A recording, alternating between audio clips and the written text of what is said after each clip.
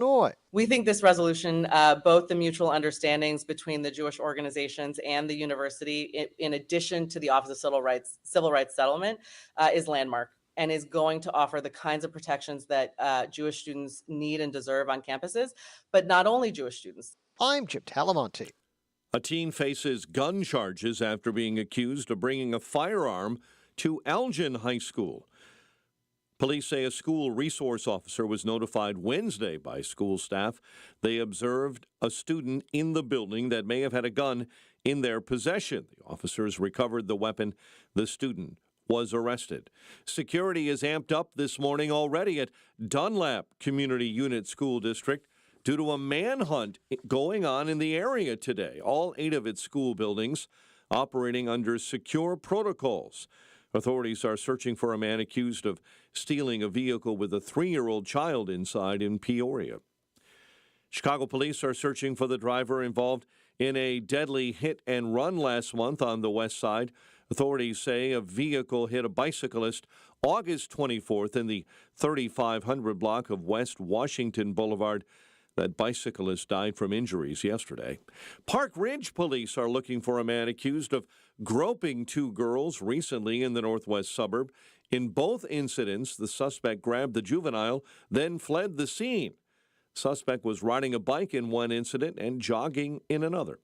A major operation to get dangerous criminals off the streets of Joliet netted 21 arrests in a single day. You will be located, you'll be arrested, and you will be held accountable. Police Chief Bill Evans says Operation Street Sweeper was a joint initiative between local and federal law enforcement. Although Joliet has seen a reduction in violent crime this year, this operation was specifically designed to address the recent increase in violent crime in the Joliet greater area, including concerning numbers of violent crimes that involved firearms. Ultimately, nearly 24 suspects were taken into police custody on various charges. Will County State's Attorney Jim Glasgow says they've seen a concerning number of illegal firearms in Joliet. That's priceless. If that's the only thing we did in this, God knows how many lives we could have saved, or the officers could have saved, by taking those machine guns off the street. Chicago sports, Cubs continue their playoff push when they host the Yankees at Wrigley this afternoon. You know who's back in town? Anthony Rizzo returns to Wrigley for the first time since his trade to the Yankees. White Sox visit the Boston Red Sox at Fenway tonight. College football, number 7 Fighting Irish will try to stay undefeated when they host Northern Illinois tomorrow afternoon. Notre Dame has never played against the Huskies. Fighting Illini go for an upset when they host number 20 Kansas at Memorial Stadium tomorrow night. The Illini lost to Kansas last year. Tonight, Northwestern returns to Martin Stadium when they host the Duke Blue Devils. Also tonight, Indiana will try to go 2-0 against Western Illinois. And get this, the Leathernecks are looking for their first win since 2021. They've lost 25 in a row. Sunday, the top pick from the 2024 NFL Draft makes his regular season debut. Caleb Williams and the Bears host Tennessee. USC announcing yesterday they'll retire Williams' number 13 jersey. NFL last night, Chiefs start their quest for a 3rd straight Super Bowl on the right foot, beating the Ravens 27-20. The news service of our friends at Crosscom Public Adjusters. If your home or business has an insurance claim, Crosscom will help you get what you need and have coming to you. They've helped thousands. CrosscomPublicAdjusters.com. A check of traffic and weather on the way next on AM 560. Charlie Kirk is excited for election 2024. Here's the good news. We are in a better spot of any Republican candidate in 20 years. Going back to 2004, we have not seen a Republican candidate be in this favorable of a spot from polling to grassroots movement in over 20 years. The Charlie Kirk Show. Afternoons at 1, right before Sebastian Gorka at 3 on AM 560. The Answer. Are your file cabinets stuffed with work orders, invoices, bills of lading, medical records, and or compliance papers? There's a solution to clear the clutter by converting your documents into accessible digital form with the help of IDT. They can scan your documents for you or provide you with the technology to transform your workspace with easy and innovative IoT smart connected scanning technology. IoT smart connected scanning not only captures your information, it connects your documents directly to your existing digital systems, ensuring seamless integration and immediate access. Plus, it works with your existing Microsoft Office 365 technology. Convert those physical files into secure, searchable, easy-to-find digital formats. Goodbye, paper chaos. Hello, streamlined, secure digital environment. Visit ready4idt.com. That's ready, the number 4idt.com. IDT, putting paper in its place. I'm worried about Mom. She's having a tough time moving around the house. Oh, I know. She still thinks she can do everything on her own. Exactly, but I've been over there every day this week, helping her navigate the stairs, cooking meals, reminding her to take her medicine. I'm always nervous when I leave. You know what? I admire you for taking care of Mom. But your family needs you too. And what if she slips and falls? A friend recommended the caregivers at Senior Helpers of Naperville Southwest. They service Cook, DuPage, Kane, and Will counties. They guarantee compatibility and they'll conduct a free safety assessment of her home. Plus, they'll provide as little or as much care as Mom needs. Senior Helpers of Naperville Southwest, offering both hourly and live-in care. Schedule a free assessment today by calling 331-281-0728. That's 331-281-0728. Again, that's 331-281-0728. And tell them AM 560 sent you. Senior Helpers of Naperville Southwest. Senior care, only better. It's 5:11. Let's get an update on the roads. Team Hochberg Traffic Center Time, a service of Progressive Insurance. Join their growing team. Go to progressive.com/careers and apply online today. That's progressive.com/careers. Two problem spots have just resolved themselves. The Eden southbound just reopened between Dempster and Gulf after an earlier serious accident between a motorcycle and an SUV. And DuSable Lakeshore Drive southbound between Hollywood and Lawrence reopened a little early.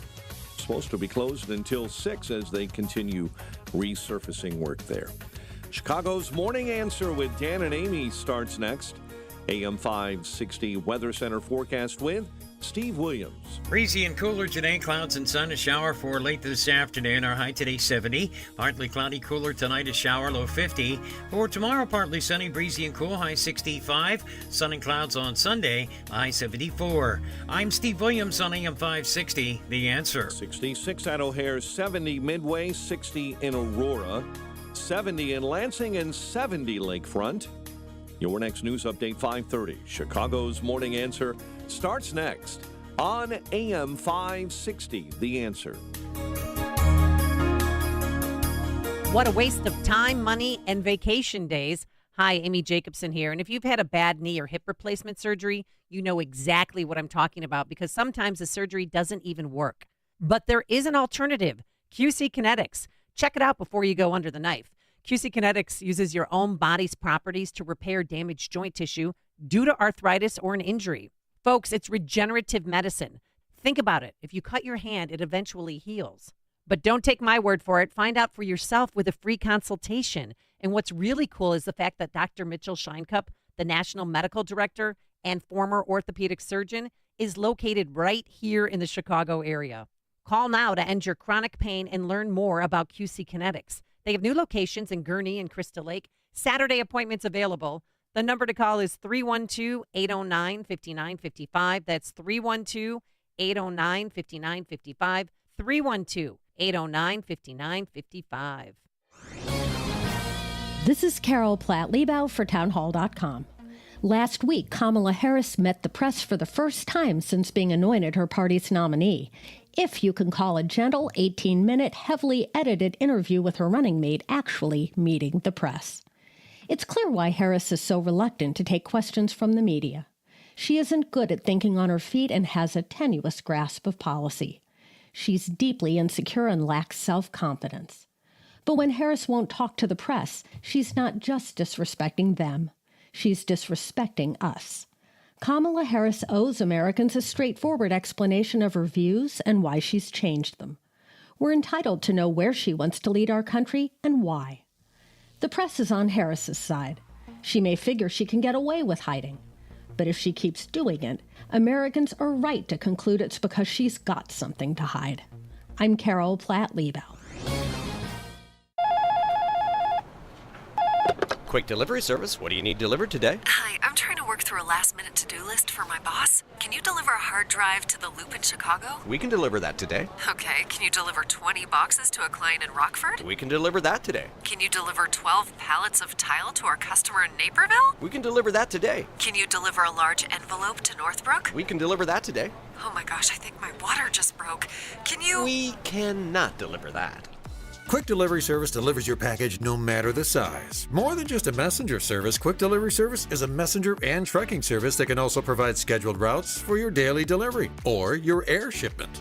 Trucks are equipped to handle the load and provide ground-level service for same-day delivery. The Quick Delivery Service team of safe, licensed professionals can provide quick door-to-door service for your special delivery. QuickDelivery.com. That's QuickDelivery.com. We deliver that today. But we don't deliver this. Don, can you read this email for me? Of course. Jeez, I wish they could do something for your eyesight. Ugh, me too. But you heard what they said. There's nothing we can do.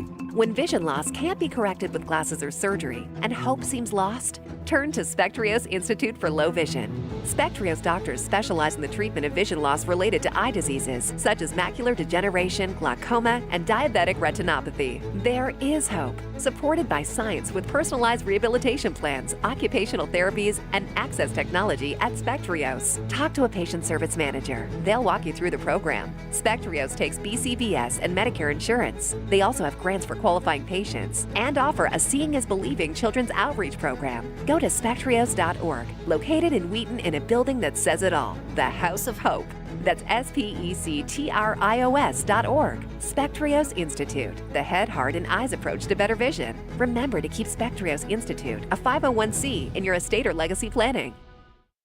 If you own or run a business and you listen to AM 560, you might not realize that the conservative programming that you enjoy is supported by advertisers. Our loyal listeners love to do business with the advertisers they hear every day on AM 560. Now, it probably won't surprise you that there are some businesses who avoid advertising with us because they don't like what we do here. And that's okay, because our audience wants to support businesses that support what we do and think like we think. We would love to have you join the list of successful companies who are already reaching new, like-minded customers. Most AM 560 advertisers have been here for years for one simple reason: they get results. Join our efforts to make a difference in the lives of our listeners who are passionate about supporting our great family of AM 560 advertisers. To learn more, just visit 560theanswer.com/advertise. That's 560theanswer.com/advertise. A great smile can make you feel happy and confident. So when you consciously conserve your teeth, that glowing smile will show through. At Best Dental Group, Doctors Economos, Gavalis, and their staff are ready to help you create that perfect look or maintain the one you have now. Along with general dentistry, Best Dental Group is a multidisciplined practice with an orthodontist, periodontist, and prosthetic specialists on site. They use the newest breakthroughs in dental technology, such as titanium implants, Invisalign clear braces, and laser treatments. Don't let fear get in the way. They can recommend sedation to make your experience as comfortable as possible. Best Dental Group is located in historic downtown Bartlett and is a multilingual office. Call 630-830-4930. That's 630-830-4930. Or visit bestdental.org. Best Dental Group, sharing your conservative values and helping you to conserve your teeth. Portions of the following show may be pre-recorded. Now, from the Signature Bank Studios, this is Chicago's Morning Answer with Dan Proft and Amy Jacobson on AM 560. The Answer.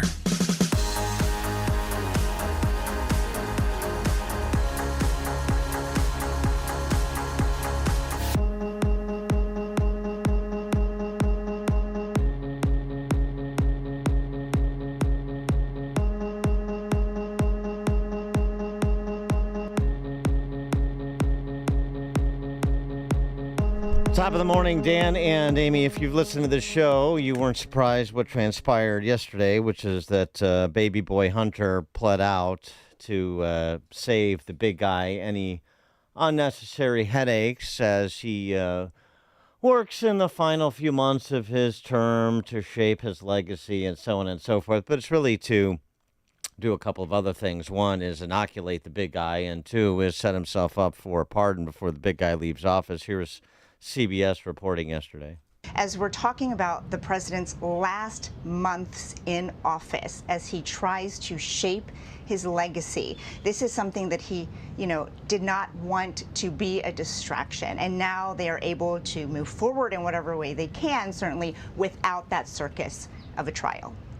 A circus that he created. 312-642-5600, turnkey.pro answer line. You could also reach us and text us on the same line. Here's real quick his attorney, Abby Lowell. Hunter decided to enter his plea to protect those he loves from unnecessary hurt and cruel humiliation. And prosecution. Yeah, no, I know. We get how it works, Abby. We've got it. Yeah, he takes an Alford plea, meaning he's pleading guilty without admitting to anything he's done. Regardless. I've never heard about the Alford plea before. You've what? I've never heard about that plea option before until yesterday. So. Yeah, it's a Supreme Court case Yeah. from this 1970, I think, whatever. But the legal minutia is not important. What's important, of course, is the reflection on the system of justice and its multi-tiers, as we talked about actually yesterday with Wisconsin Senator Ron Johnson. It's more than two tiers. It's a few tiers. And one of them is reserved for that hillbilly crime family out of Wilmington, Delaware. I love Hunter's response. Are you ready? Like millions of Americans, I failed to pay my taxes on time. No, no, really? That's not how that you're works. not being charged with No. felonies for not filing your taxes on time. You're being charged because you engaged in a scheme to defraud. And again, I know Hunter is the smartest guy that the big guy knows, but I gotta say I'm not particularly impressed. Another, didn't he go to Yale too? Oh, that's right. Yeah. I thought. Don't tell Tim Walz. I know that. Tim Walz Please, does he not might like blow Yale. A gasket. Yeah, Tim Walz does not like Yale. There's no Yeah, question. But the police spares the family another public spectacle of, airing more salacious details. I don't know what else is out there. No, that's 'cause what we've seen that's them what the before. DC press corps is saying. Well. What it spares the family is prosecution. Prosecution. That's what it spares the family. Because whatever details come out, or whatever would come out in the course of a trial, which is why this was never, ever going to trial. Mm-hmm. You have to take the hit for the old man, so we avoid a trial. We don't rope in, brother Jim, too. It's not just the big guy. And the rest of the family that was getting distributions from these ill-gotten proceeds, leveraging America's national security for their private financial gain. Let's just understand what this was.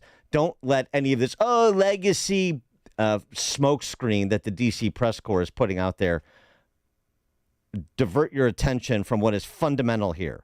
What a fundamentally bad guy Joe Biden is. What a fundamentally bad family this is. Criminal family. That's the story here. Papered over with, the ugliness in his final weeks and months ahead of and his legacy and this is successful presidency. Nonsense. And people should not let this just be, backhanded away. This is another scam on the justice system and by extension on law-abiding Americans. That's what this is. The Hunter Biden prosecution. Please. Spare me. And by the way, now he's got a December 16th sentencing date. Yeah. And so we'll just wait and see. Let's not talk this. Let's not get into this business of pardons. Here's a spokeshuman for Kamala Harris on the issue of pardons. I know Kristen Welker, the dogged reporter she is. Now the big guy has taken pardons off the table. Will Vice President Harris commit to the same? Because let's everybody say, he's not going to get pardoned. Let's let the election happen. Whatever happens, happens, and then he's pardoned. As president, Would now Vice President Harris pardon him, or is that off the table? Well, you've heard President Biden make the commitment that that wouldn't happen. I wouldn't imagine that changing with Vice President Harris. Is she committed to that? Obviously, the case is still ongoing, and we want to be really careful and respectful of the court process. I don't think that this should be politicized from the Harris No. So Understood. I mean, President Biden has taken it off the table. Has the Vice President taken it off the table? Well, I just answered. I said I think that she's not planning to pardon anyone. But again, I think it's important to understand there's no sentence or anything like that happening right now. And so, I would leave this question to the White House and to President Biden, and obviously to Hunter Biden and his personal team. His personal team. His personal team is in charge of whether he gets pardoned or not. They're Ian. These are the flunkies that you have to deal with. This is the level of intellect, frankly, in D.C. generally across the board. Excuse me. Let's see. A guilty plea has been entered. A sentencing date has been set. You could pardon him right now. Actually, you could pardon him when he got indicted if you were the president. And don't you think part of President Biden stepping down, letting Kamala take the reins, was part of that was if my son is charged, that you can pardon my son? I mean, he has two sentencing hearings on two different coasts after the election, but he doesn't need her to do it. He can do it himself. Right. Now, whatever potential unholy deal they cut on the topic. Maybe, I don't know. I mean, she could be the Gerald Ford to his Richard Nixon, I suppose, in a sense. But December 16th. I mean, and again, he could do it November 6th. He doesn't have to wait for a sentence to be imposed. But I know I wouldn't imagine Ian saying I wouldn't imagine Biden's taking it off the table. I wouldn't imagine Harris would change that. Well, what we know, Ian, and this if Kristen Welker was a real reporter. A real journalist. Well, we know Kamala's values don't change, Ian, but sometimes her positions do. You're sure on this? You don't want to put down a marker, do you? Because you want to give her some wiggle room, don't you? Jordan, Forest Park. This is really a joke. I think their logic here is let's save some legal expenses. He pleads guilty. He will be pardoned. He will be pardoned by Joe Biden before he leaves office. And don't forget about the possibility that Joe could resign after the ballots are counted in early January. And then Harris, if she wins, she pardons Joe for anything that might have come out of the Comer investigation. 100%, because if Donald Trump is your president, I don't think he or whoever he would level up to be attorney general is going to take a pass on Biden the way they did Hillary. Right. Yeah. Right. So I think that this is already in the cards that the Biden, if Harris wins, the Biden family is going to be part, all of them.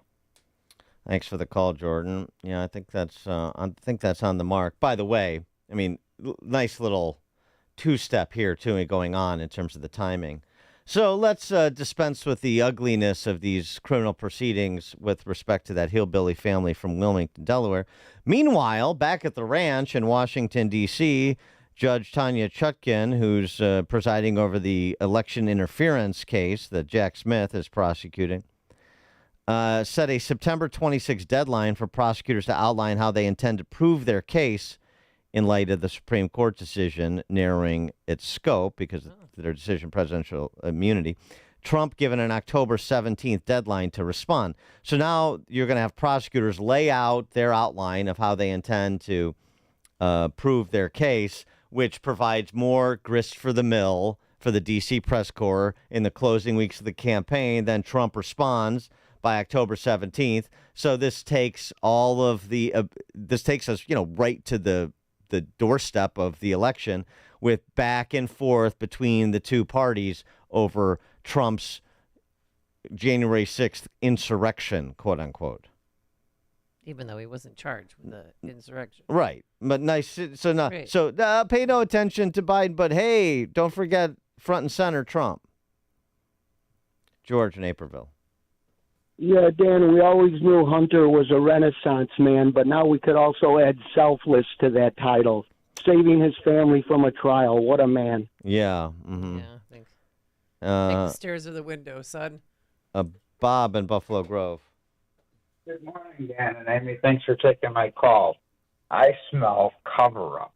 They don't want this thing to go to trial so that the prosecutors could expose Biden and find the money trail, what's going on in the Biden family. Well, thanks for the call, Bob. There's no interest in pursuing the money trail. You think David Weiss was interested in prosecuting anybody above baby boy Hunter? Of course not. This was, frankly, a collusion between prosecution and defendant family to make this go away. That's what this was.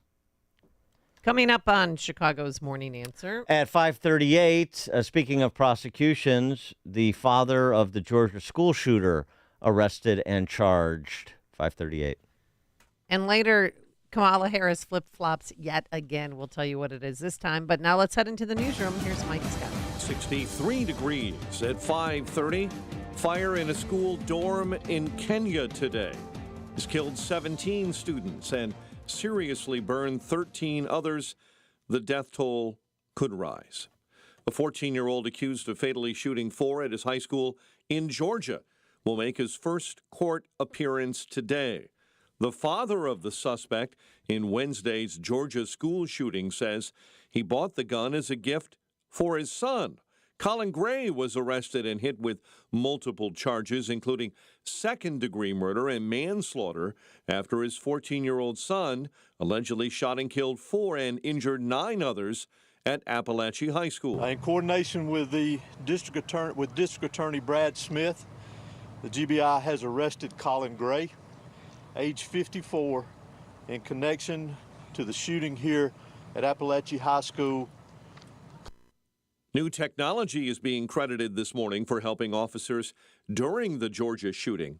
Barrow County Sheriff Judd Smith says Appalachia High School staff had just started using new ID badges equipped with GPS technology last week. So we got multiple notifications as the shooting was going on from the teachers. Gray telling investigators, by the way, he bought that long gun as a holiday present for his son in December 2023. Same year, the boy was investigated for making school shooting threats online. Vice presidential candidate J.D. Vance is calling for tighter school security after the recent shootings in Georgia. I don't like this. I don't like to admit this. I don't like that this is a fact of life. But if you are a psycho and you want to make headlines, you realize that our schools are soft targets. And we have got to bolster security at our schools. The Republican VP candidate spoke in Arizona. Hunter Biden pled guilty in his federal tax trial in an L.A. courtroom. Fox's Jonathan Hunt was there. Hunter Biden walking out of that courthouse, having pleaded guilty to all 9 counts of tax evasion and tax fraud. He held his wife's hand, Melissa's hand, as he walked out, said absolutely nothing, but left it to his lead attorney, Abby Lowell, to explain why Hunter Biden suddenly changed his plea to guilty on all counts. And it was Lowell who earlier, after everyone had arrived here at the courthouse, dropped the bombshell in court that Hunter Biden did indeed want to change his plea to guilty. The defense stating their conditions, saying that the younger Biden would not admit to all accusations in that case. The frequent flyer programs of the top 4 U.S. airlines are being investigated for unfair practices. The DOT saying it's launching a probe to make sure consumers do not face deceptive or anti-competitive practices. 2 Chicago police officers are accused of slashing the tires of a vehicle in June. Deputy Chief Roberto Nieves and Officer Jacob Geese are charged with criminal damage to property. Both were stripped of their police powers. 1 man is dead, another wounded following a shooting on Chicago's west side. The 2 men were standing on the street last night in the 1500 block of South Kenneth when someone shot them and fled in a dark-colored vehicle. Cubs continue their playoff push when they host the Yankees at Wrigley Field. Anthony Rizzo returning to Wrigley for the first time since his trade to the Yankees. White Sox take on the Red Sox. College football, Northwestern takes on Duke tonight. Also, Indiana will try to go 2-0 against Western Illinois. The Leathernecks have lost 25 in a row. Professionally, the Chiefs beat the Ravens 27-20. The news, a service of AlmostFreeTeeth.com. Overpaying for dental implants is over. If you have a BCBS, PPO, or FEP, you could save 90% off on average to get that smile back. Learn more and check if you qualify. AlmostFreeTeeth.com. A check of traffic and weather on the way next on AM 560.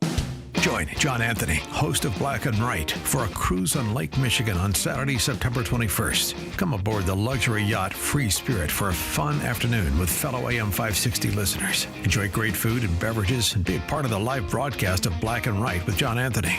Tickets are on sale now at 560theanswer.com/cruise. That's 560theanswer.com/cruise. Sponsored in part by Opum Tax Advocates and attorney Stephen A. Leahy. I'm worried about Mom. She's having a tough time moving around the house. Oh, I know.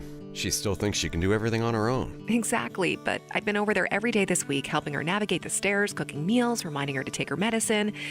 I'm always nervous when I leave. You know what? I admire you for taking care of Mom.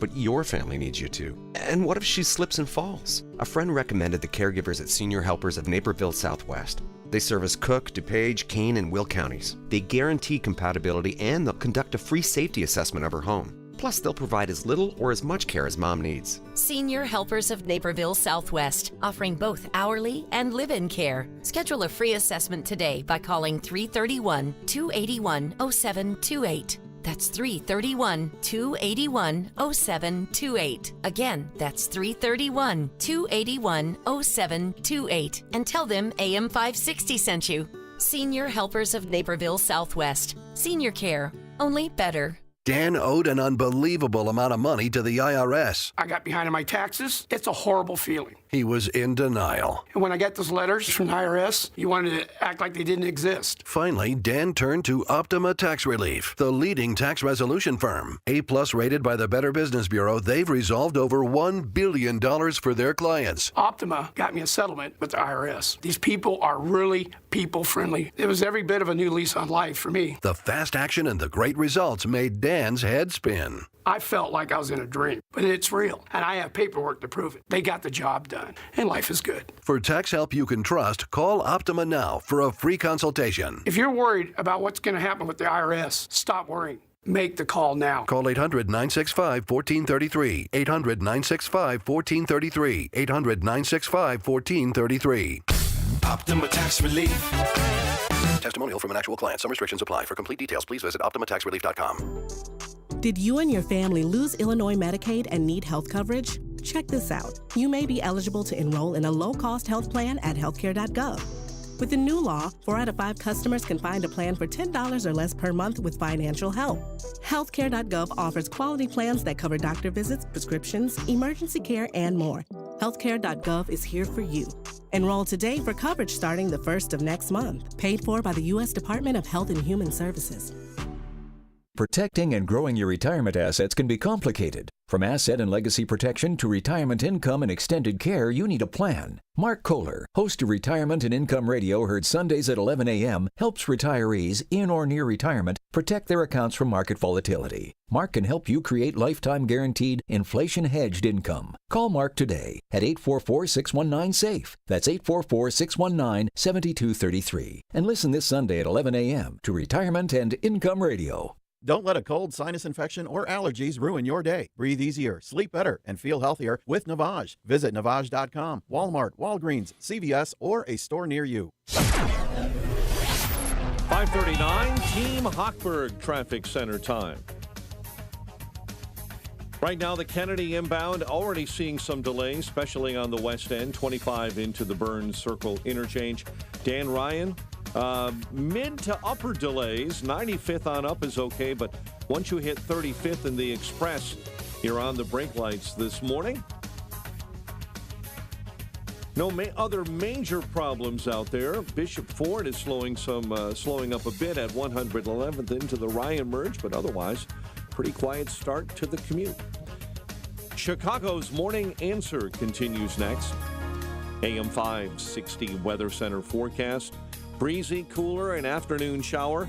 High near 70. Partly cloudy. Cooler with a shower in spots. A low of 50. 63 at O'Hare. Your next news update is at 6. Chicago's Morning Answer continues next on AM 560 The Answer. Now, from the Signature Bank Studios. Only the biggest stories, only the biggest guests, and only the biggest opinions. This is AM 560, The Answer.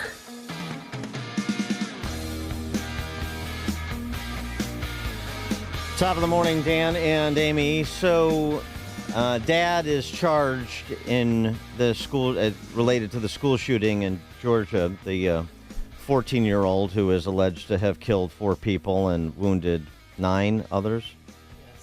54-year-old dad was charged.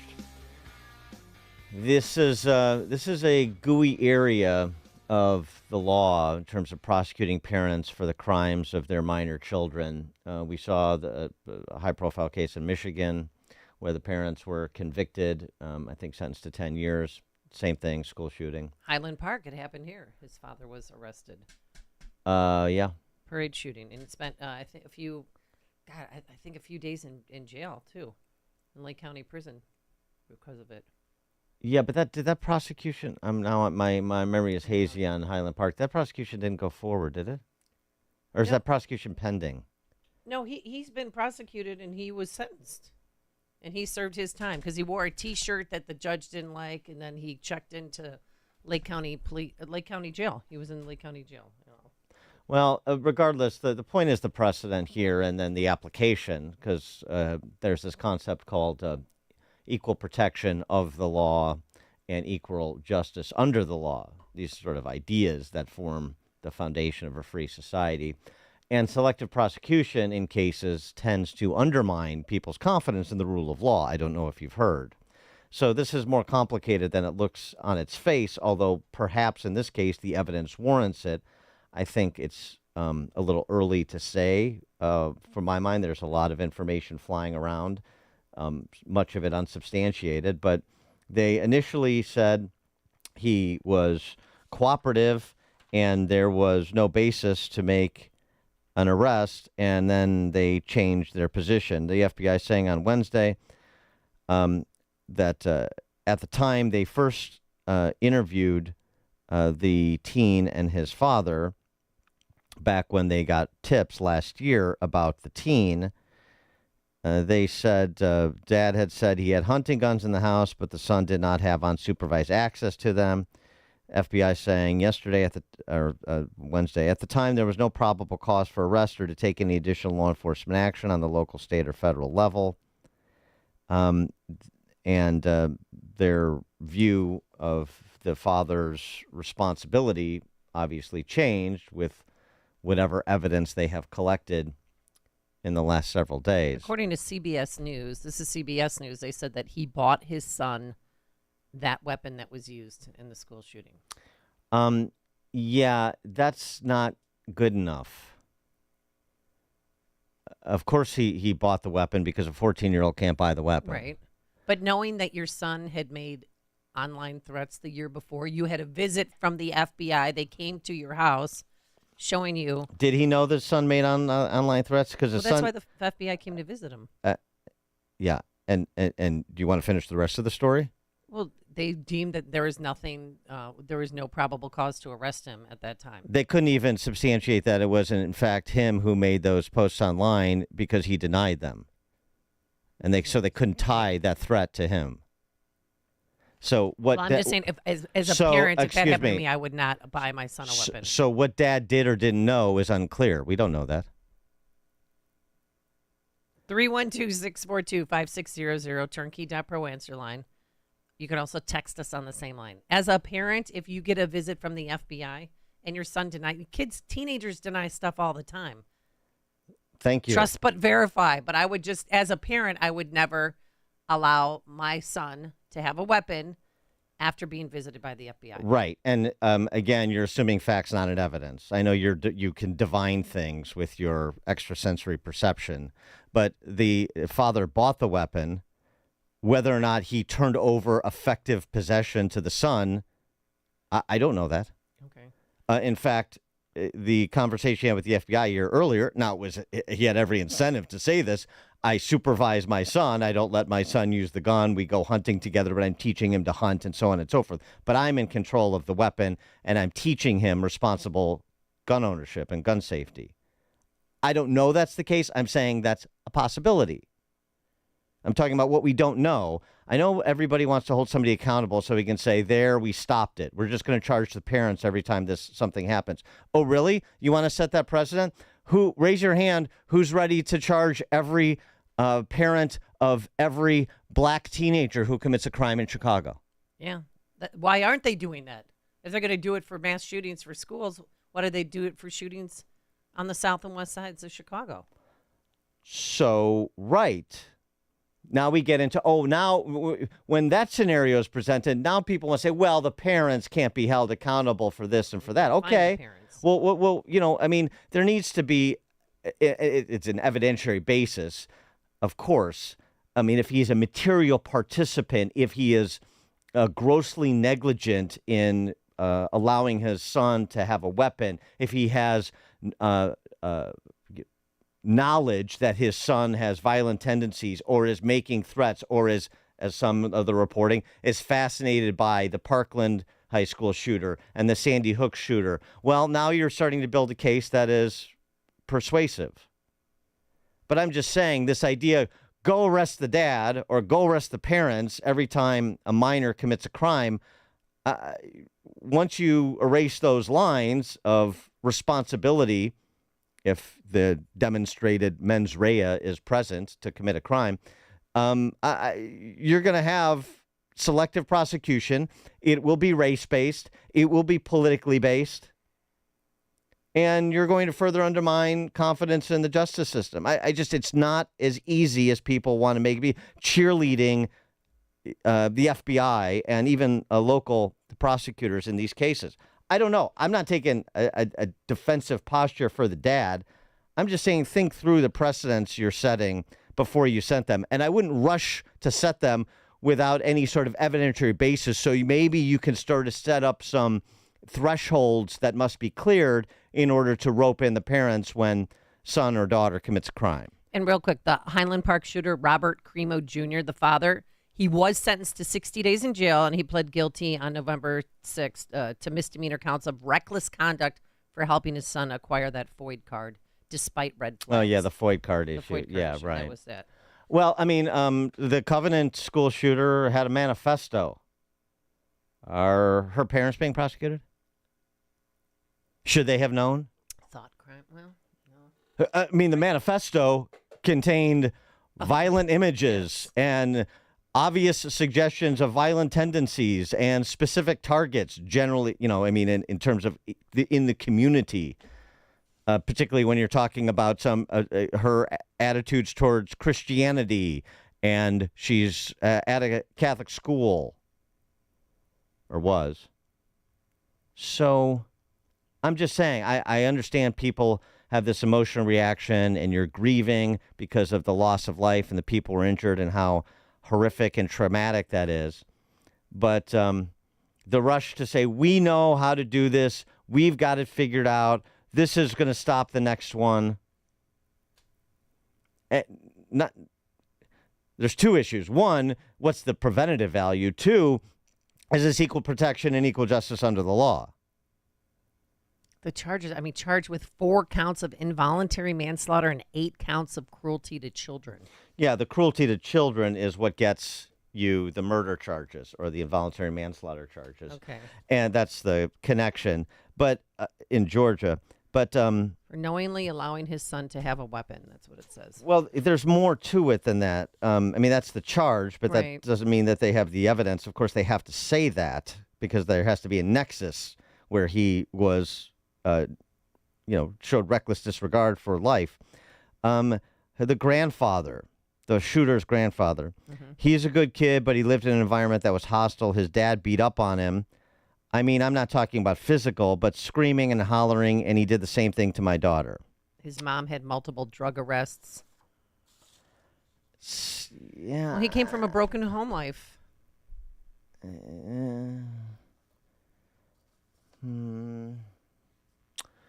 Steve and Roselle, you're on Chicago's Morning Answer. Good morning, guys. Yeah, maybe the FBI is covering their tracks here with a little CYA because you said the father was cooperative at the beginning, but then they still went after him. Well, thanks for the call. Right. I mean, yes, they did say that he was cooperative at the beginning. But again, if there's evidence that brings that picture into focus in terms of dad's knowledge or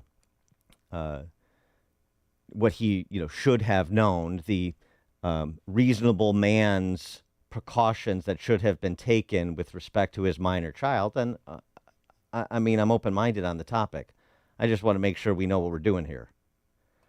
Neil in LaGrange. Hey Dan, could you explain the burden of proof that they have to come out to prosecute a parent or arrest a parent? Can you explain that? Because but you just said that a lot of it was political, but put all that aside, what's the burden of proof, or what's the technicality for a parent to be arrested? Well, I mean, it's beyond a reasonable doubt for committing second-degree cruelty to children, which you just heard Amy say, regardless of intent, and then malice murder and felony murder is the connection to the underlying cruelty to children charge. It's all optics these days. As soon as there's any time where things don't look good, then like you said, then they're playing cover your butt. You know what I mean? Yeah. Well, that's the question. I mean, they want to say we did something, and so rest easy. Well, okay. Something. Maybe. It's just so sad. A neighbor said the family was always abused. The shooter and his sister were locked out of the house repeatedly. They'd bang on the door, "Mom, Mom, Mom." They were always never had clean clothes. It was constant abuse. They said it was very sad, and they'd also come in their backyard asking for food. I'm not saying. Yeah. Again, there's a lot of things being said, and if that can be substantiated, then the picture starts to come into focus. I mean, you had one student who was effectively a witness of sorts to what happened. A bunch of these high school kids are talking to the press. Here's what she had to say, and pay particular attention to what she observed about this 14-year-old boy who killed those people. Can you bring me back? What happened? I just remember, the moment that it happened, he was at the door, and I knew they were looking for him already, but he was at the door, and they almost let him in until they backed up, and then he turned away, and that's when you hear, the first rounds of fire. So he was in class with you, in algebra class. He left. Then he came back, was at the door, and then knocking to be let back in. Why? You told me something about the doors. Yeah, they lock automatically, so you have to be let in to come back into our classroom. So I think he wanted to come to us first. Come to you first to shoot? Yes, to shoot us class. And then he was at the door, student went to open the door, and then what happened? She backed away. I think she saw him, or maybe somebody said something, but I'm pretty sure she saw that he had a gun, and so she backed away. So she was about to let him into the class, you think, to shoot the students, saw that he had a gun, did not let him in. What happened next? He turns to the classroom to what would have been my right, and he just starts to shoot, and you hear about 10 to 15 rounds back to back. What did you hear? What did you think was going on in those moments? As soon as they didn't let him in, you kind of I already kind of had a feeling it was gonna happen, and it was him. But as soon as they didn't let him in, and you hear the gunshots, you kind of know. You knew that something very bad was happening next door. Did he ever say anything? No, he never really talked. He was pretty quiet. he wasn't there most times. Either he just didn't come to school or he just would skip class. But even when he would have talked, it was one-word answers or just short statements. You told me off camera you weren't surprised that he would be the shooter. Why is that? Just because when you think of like shooters and how they act or things that they do, it's usually the quiet kid or like that's a stereotype for it to be, and he was the one that fit that description in our class. Did you ever see the gun, or did the student that go to the door see the gun, describe it to you guys? No, I haven't talked with her after this. It was all pretty hectic, but I didn't see the gun.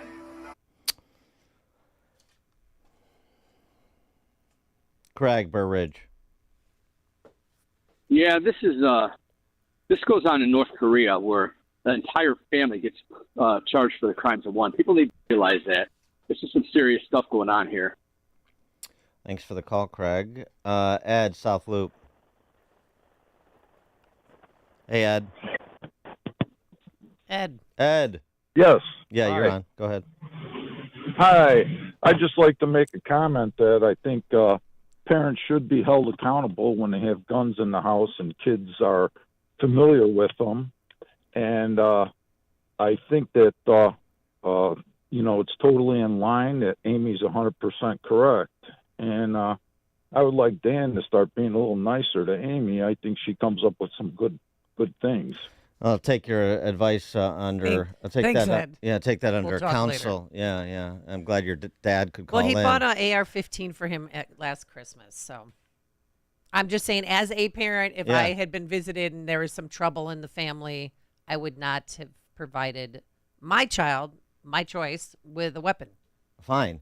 And the Ed standard. Are you adopting the Ed standard? If there's a gun in the house, then the parent is responsible for what the kid does with that gun?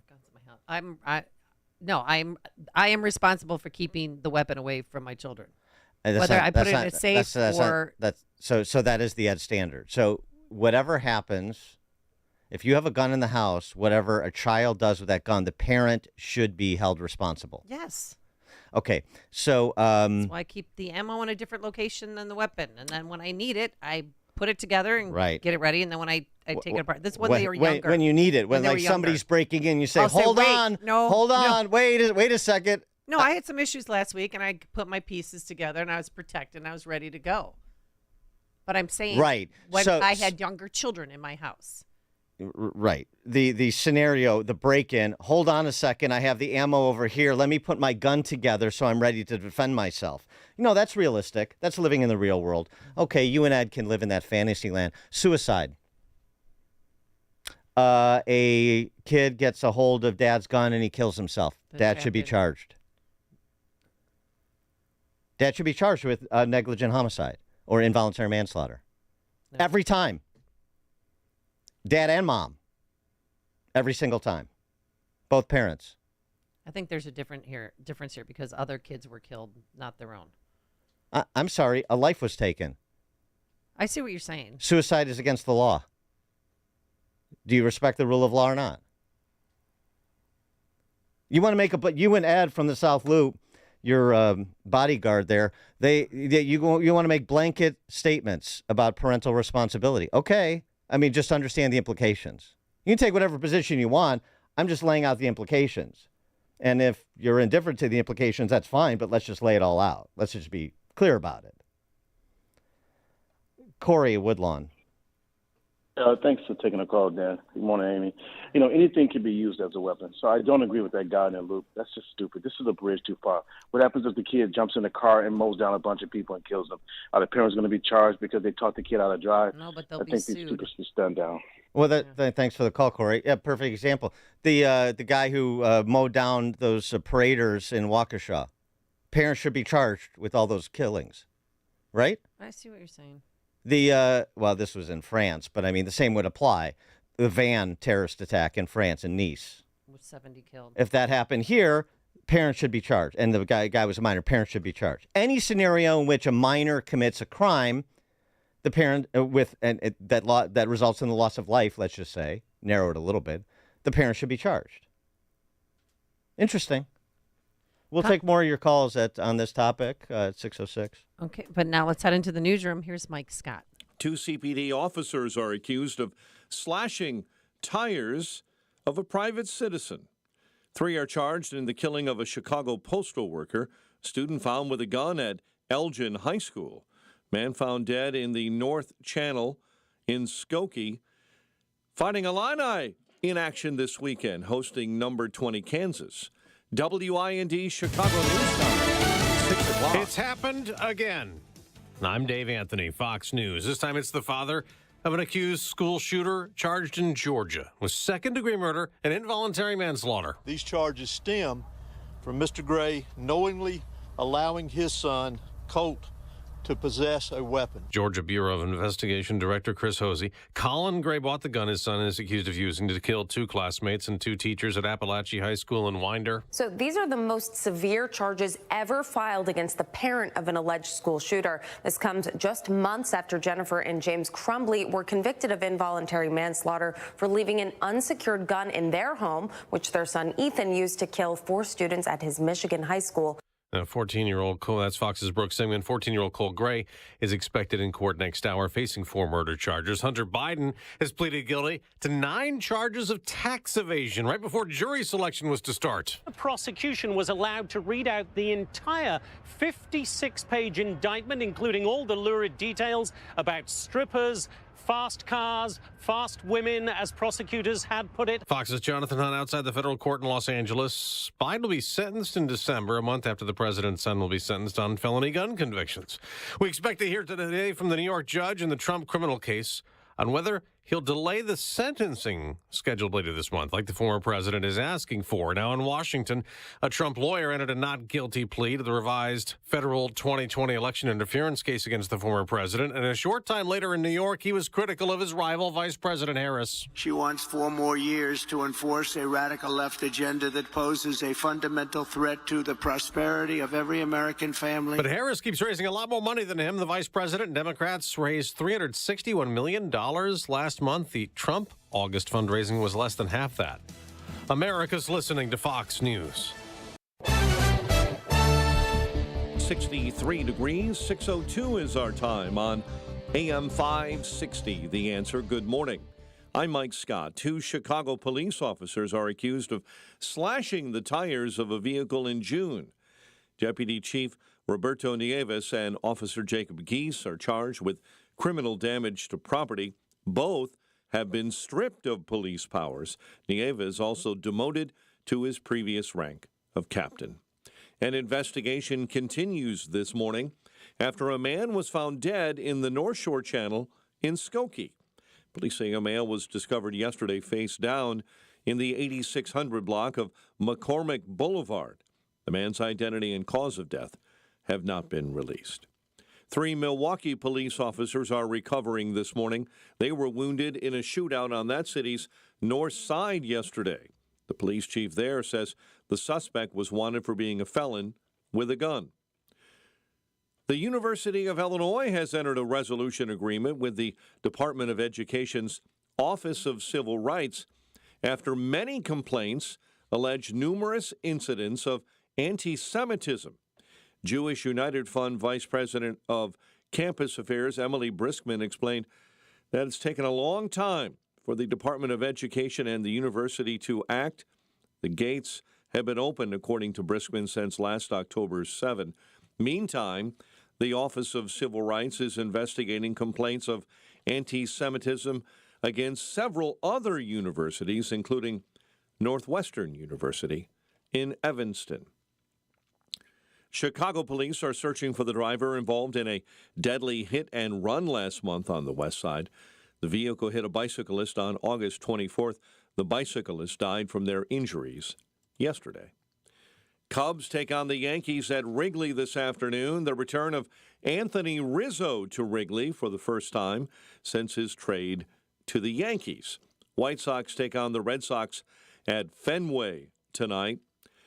Last night, the Chiefs began their quest for a 3rd straight Super Bowl on the right foot, beating the Ravens 27-20 at Arrowhead.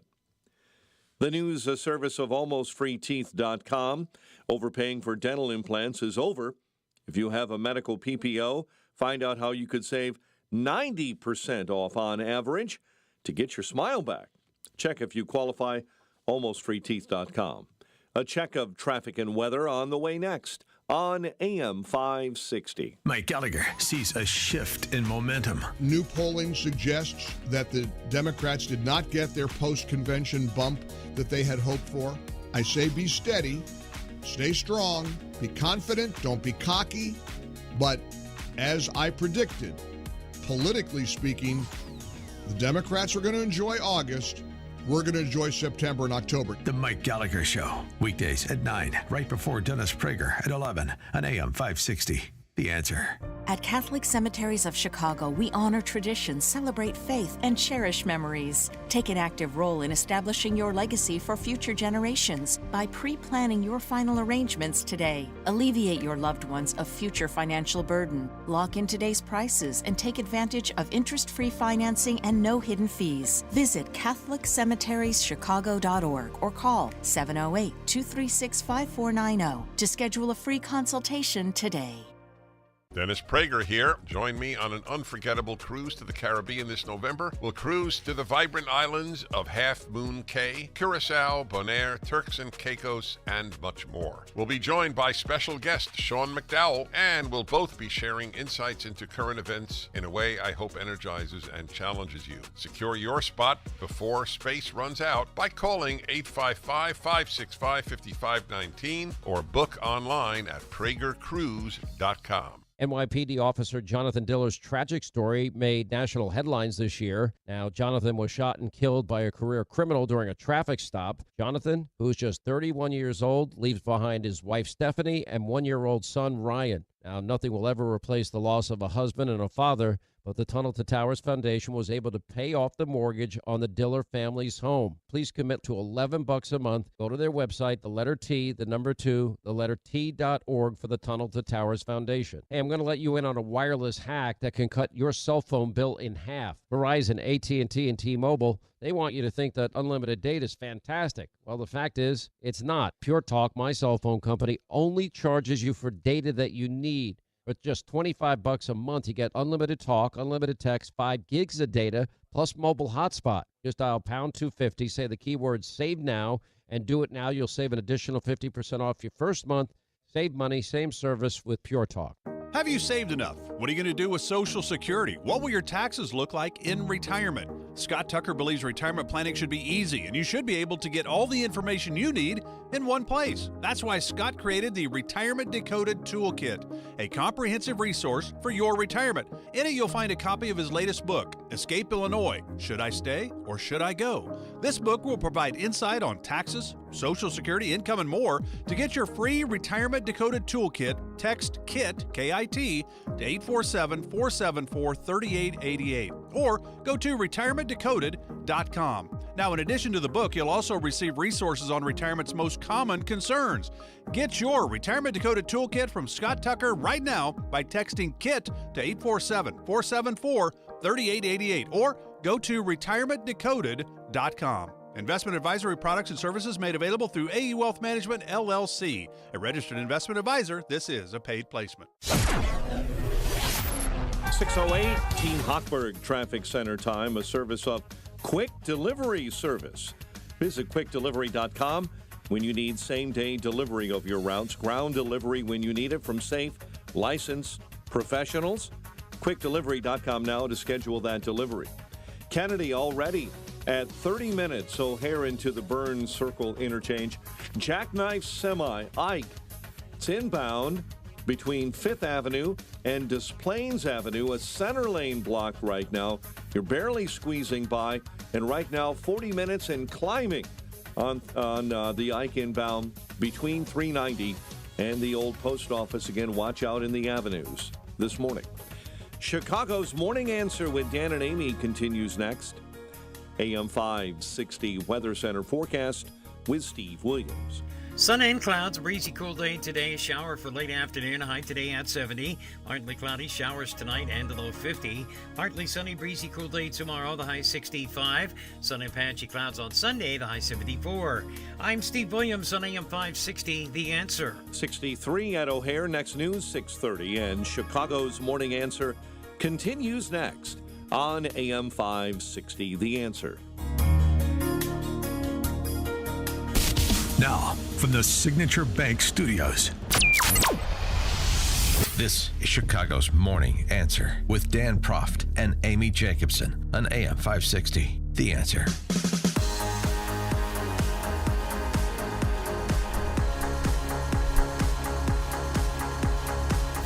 Top of the morning, Dan and Amy. We're talking about charges filed against the father of the 14-year-old accused of shooting and killing 4 people at that high school in Georgia and wounding another 9. I think he's being arraigned this morning. As well as his dad, too. Yeah. And the question that we were kicking around is the standards that are set here. How far do you want to extend parental or adult responsibility for the actions of a minor? How broadly do you want to define reckless disregard for life such that parents or adults, and I'll get to why I'm saying or adults, can be charged as, for their failure to prevent something like the mass shooting that occurred? So dad has been arrested. Why not mom? Well, the mom, she has a criminal history spanning 17 years, Dan. She has a rap sheet that includes several domestic violence. Not the dad. The mom has been charged several times with domestic violence, drug possession, property damage, traffic violations, a DUI. She also faced civil fraud charges over the purchase of a used car. But she did recently move out of the house. So I don't know why she hasn't been charged. Well, but he bought the gun, according to police. Right. So if it's true that he bought the gun for the son and he allowed the son to use the gun in an unsupervised fashion, was mom around? Was mom around when that gun was purchased? Was mom around, if to play this allegation out, when son was using the gun unsupervised?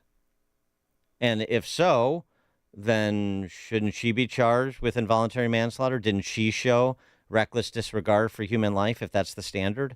Knowing, or what the reasonable person standard, she knew or she should have known about the alleged threats online, like dad should have? I mean, remember, in Michigan, both mom and dad were charged. She left as recently as April because she was in the Ben Hill County lockup. And according to her social media account, so that was last April she left the house.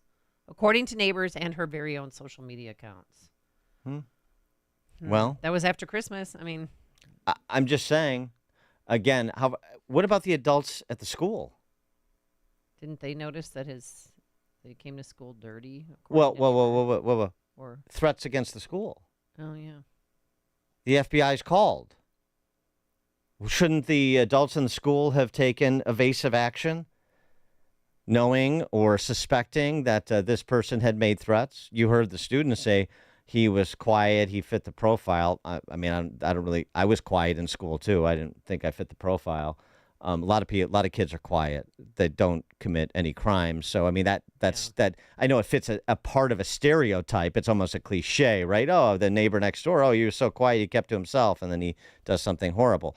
So that doesn't tell you anything. But what about the adults at the school? Should they bear criminal liability for what occurred because they knew or should have known that there was a threat present and they did nothing to change the protections at the school, to put metal detectors? No, I mean to supervise this particular student if and when he came to class. You heard the one classmate of his say he wasn't there very much. That's another problem, truancy.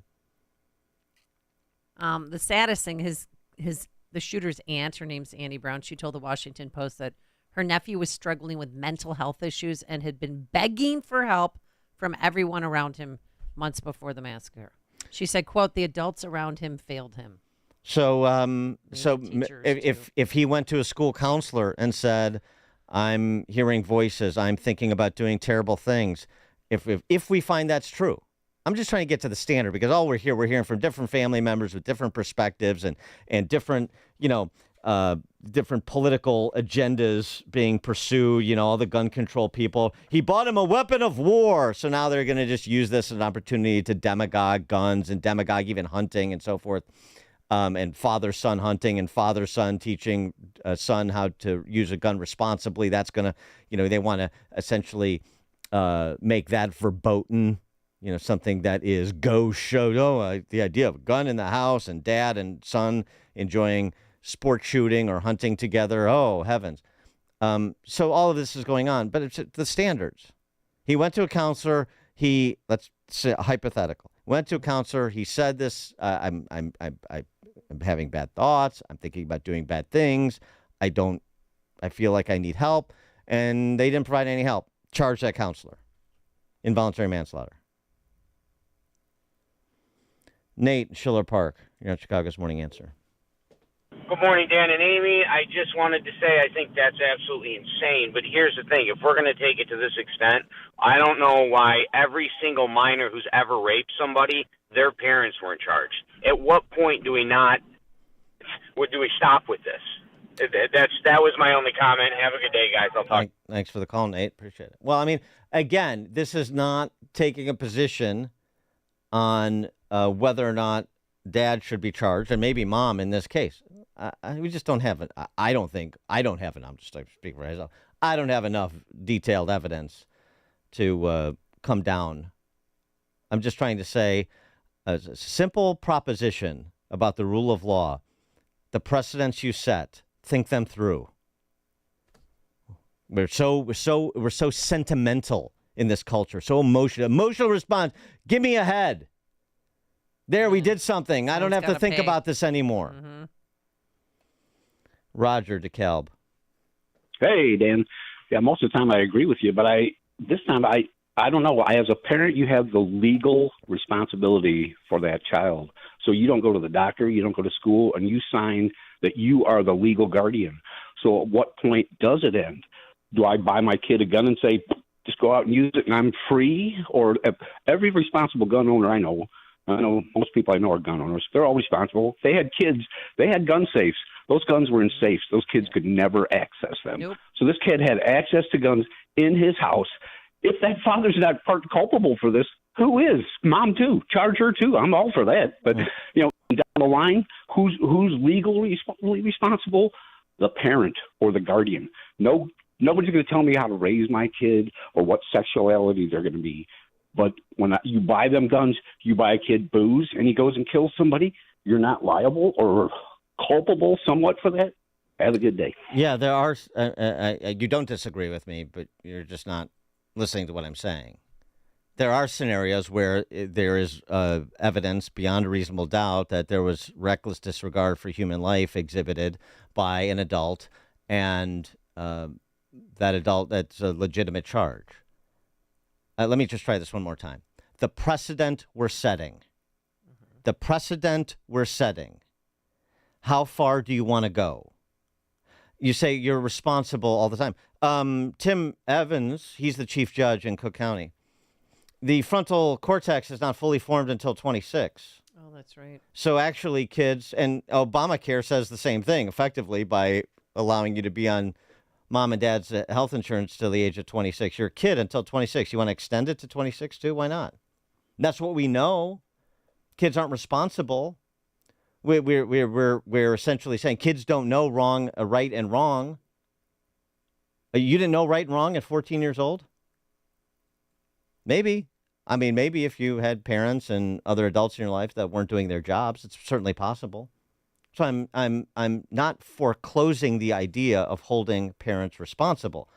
I want to understand the standard people want to set, the precedent that you're setting here, depending on the evidence that we ultimately get that we don't have now to make that judgment call.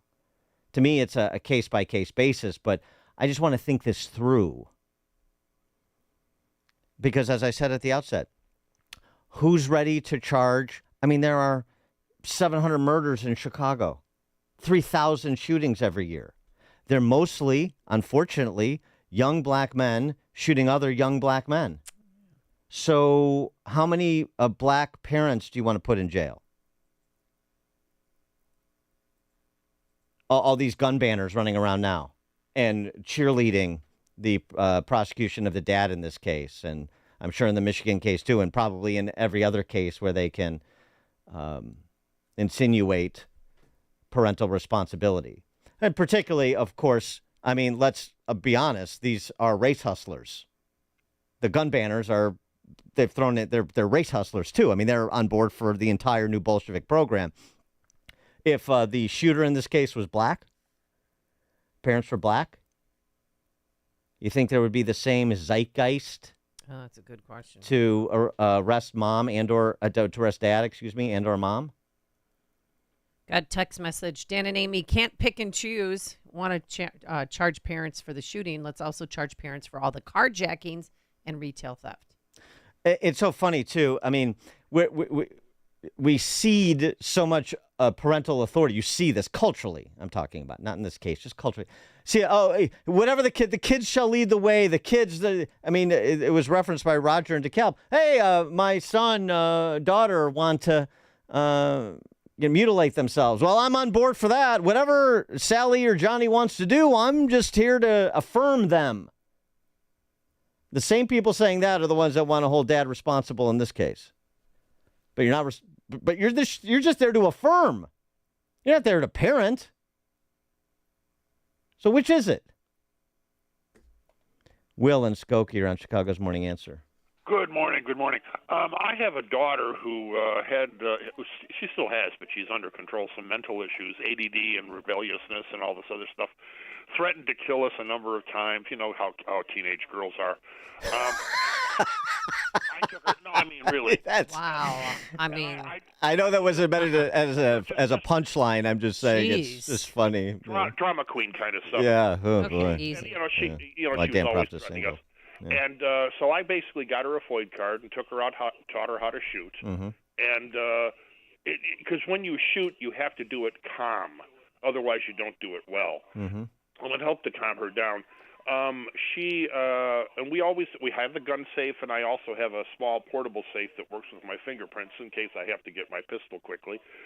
We always kept the guns, locked in the safes and stuff, so she never had access here if she ran a temper tantrum.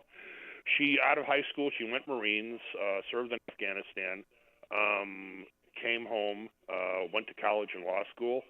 She's now a lawyer, doing very well, married. Mm-hmm. And the best part is I didn't have to pay tuition. Ha ha. Have a good one. Thanks. Thanks for the call, Glad Will. she served. Well, I mean, that's Thank you. So. I mean, the whole guns in the safe. That said too. If you have I know families, friends of mine, that they learned gun safety, shooting from their dad when they were a teenager. They didn't have gun safes because Dad demystified the gun. When you did it as a father-son exercise, and you taught gun safety, and you taught responsibility, and don't mess around with this. This is not a toy, and so on and so forth. In fact, but if they have mental health issues? Well, I'm saying there are exceptions to these blanket rules that people want to make. The precedents that you're setting. So when I first learned to shoot handguns when I was still in high school from a buddy of mine in high school, who had learned to shoot from his dad. We would go to a range and shoot. I mean, I know we weren't of age, we didn't have FOID cards and so on and so forth because we weren't 18 at the time, but I'm talking about plinking in a field and stuff like that.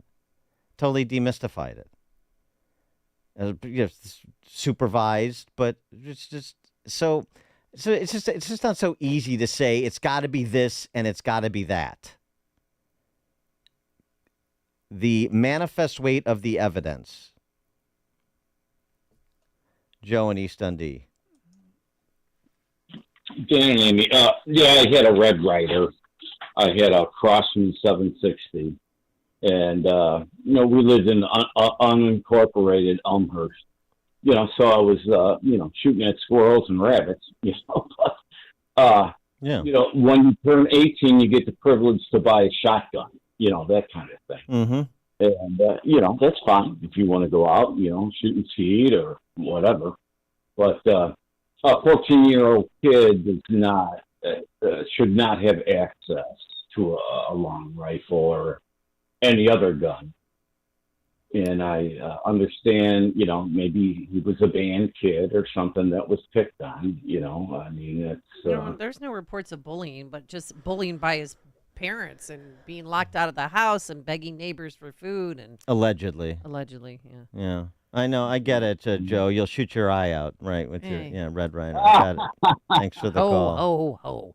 I agree with Amy on this one. The weapon needed to be secured and locked up in the house. The son shouldn't have had unfettered access to the gun. Well, we don't know that he did, by the way. We don't know that. You're just saying this thing. Why? Because law enforcement said so? Because that's what he's been charged. That's what they have to say in order to make the charge. So, I mean, it's possible. I'm sorry. In these cases that are hyper political, I want to see the proof up. Oh, here's a good text message. Dan, why stop at the parents? Charge the gun store that sold the gun and charge the owner of the property for having a tenant who sells guns and charge the delivery company who delivered the guns. Well, that's the position of that's literally the position of the gun banners on the left and their trial lawyer friends. I mean, how many efforts to sue gun manufacturers have we seen? Many, many, many. That's one, if they can't do it through legislation, then they do it through litigation. This is nothing new. Monica and Lyle. Hi. Yeah, I was just thinking, it's always when these school shootings happen that everybody raises holy hell. We have shootings in every bad neighborhood in this country, and nobody says a blessed word. How many times on the news have we heard over and over again all these shootings, but nobody seems to give a damn when it's a black student involved? When it's a white student, psychology, liberals, everybody starts yammering about all this stuff. We got to ban guns. We got to ban guns. I mean, it's kind of getting ridiculous on that sense. Thanks for the call, Monica. Wait a minute. Peter didn't shoot my son. I did. Peter was just taking the blame for me. He's a good friend. Mr. Brown, what exactly are you saying? I'm saying that I, Cleveland Brown, a black man, shot Cleveland Brown Jr., another black man. Wait, where did everybody go? You want to make the media go away? Just mention black-on-black crime. Thank you, Seth MacFarlane. The 11-year-old, the story we mentioned yesterday, the 11-year-old who was admitted to killing the former mayor of a town in Louisiana and his adult daughter, 82-year-old man and a 31-year-old woman. And he's 11? He's 11. Hey. No reporting on the parents being charged. Anybody want to talk about that? Why aren't we talking about that?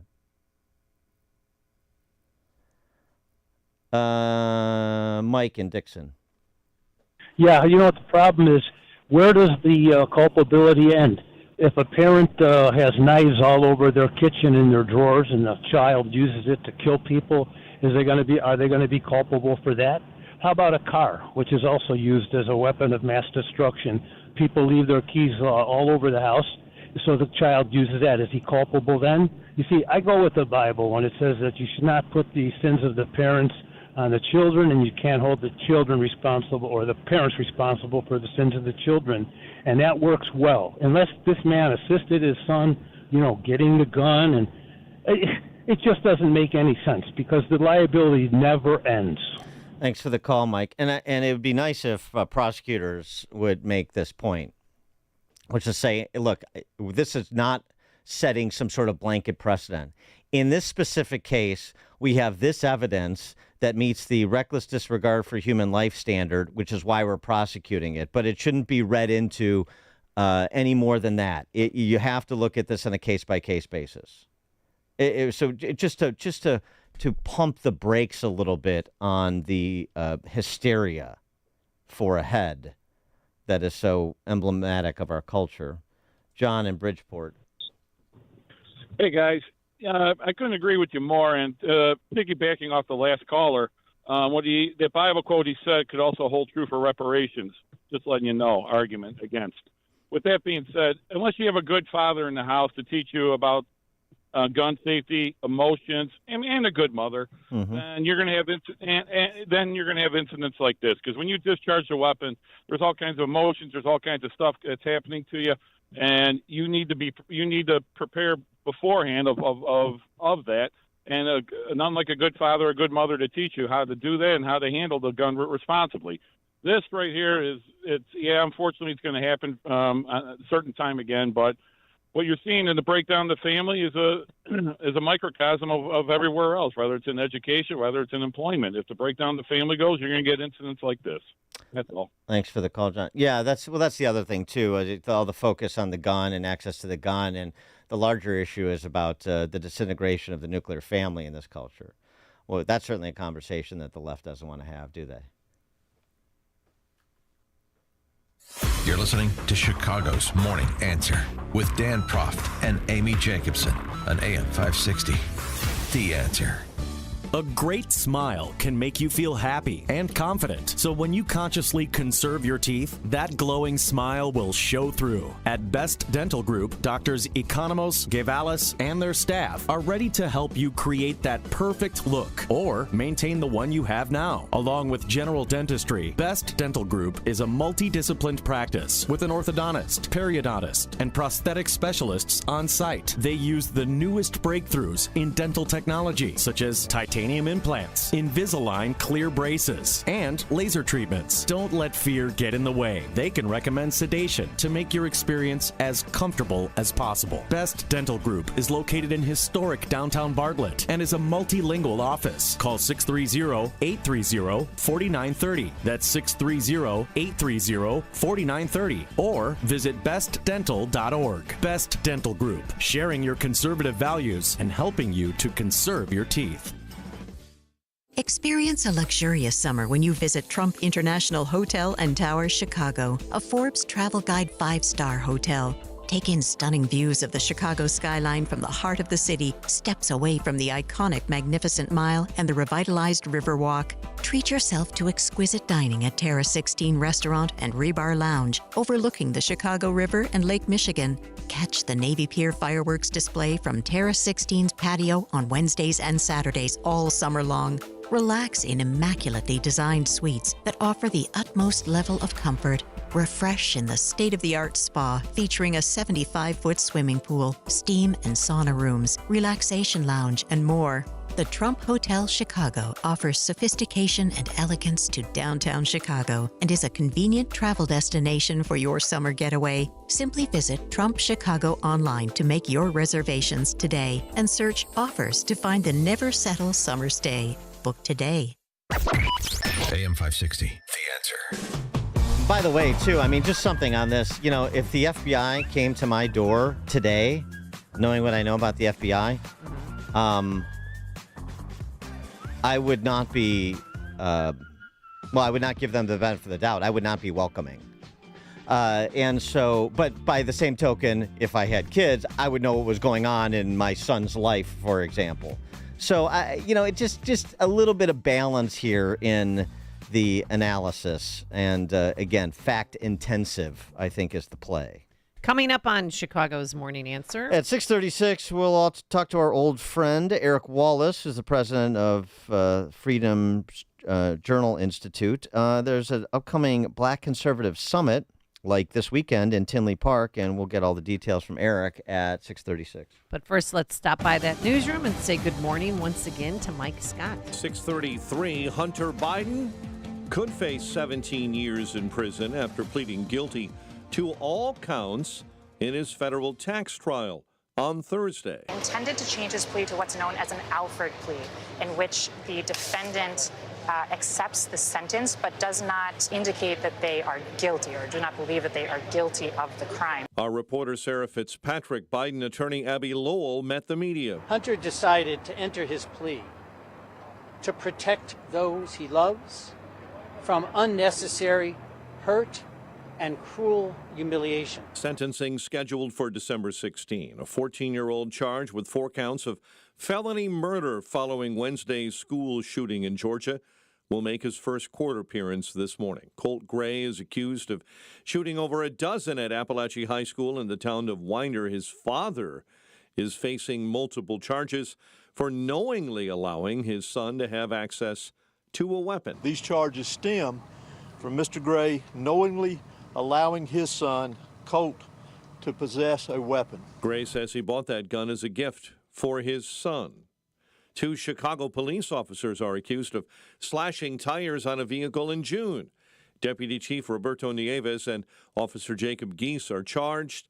Both were stripped of police powers. Nieves was demoted to his previous rank of captain. A man is in custody following an hours-long standoff with police near Macomb, prompting a lockdown at Western Illinois University. Authorities say Macomb officers were serving a search warrant Wednesday when they were shot by the suspect inside of a home. This morning, police tell us they're expected to make a full recovery.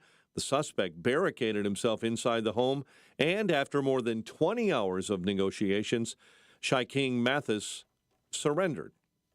The University of Illinois has entered a resolution agreement with the U.S. Department of Education's Office of Civil Rights after complaints of numerous incidents of anti-Semitism. Jewish United Fund Vice President of Campus Affairs, Emily Briskman. This has been in conversation with the university. The legal process takes a long time. Universities generally move very slowly, as does the Department of Education. The Office of Civil Rights is also investigating complaints of anti-Semitism against Northwestern University. Security amped up today at Dunlap Community Unit School District, all due to a manhunt going on in the area right now. All 8 of its school buildings will be operating under secure protocols. Authorities are searching for a man accused of stealing a vehicle with a 3-year-old child inside in Peoria. Cubs continue their playoff push when they host the Yankees at Wrigley Field this afternoon.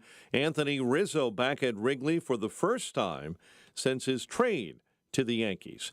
White Sox visit the Red Sox at Fenway. Fighting Illini in college football go for the upset when they host number 20 Kansas at Memorial Stadium tomorrow night. Tonight, Northwestern back at Martin Stadium on the lakefront when they host the Duke Blue Devils.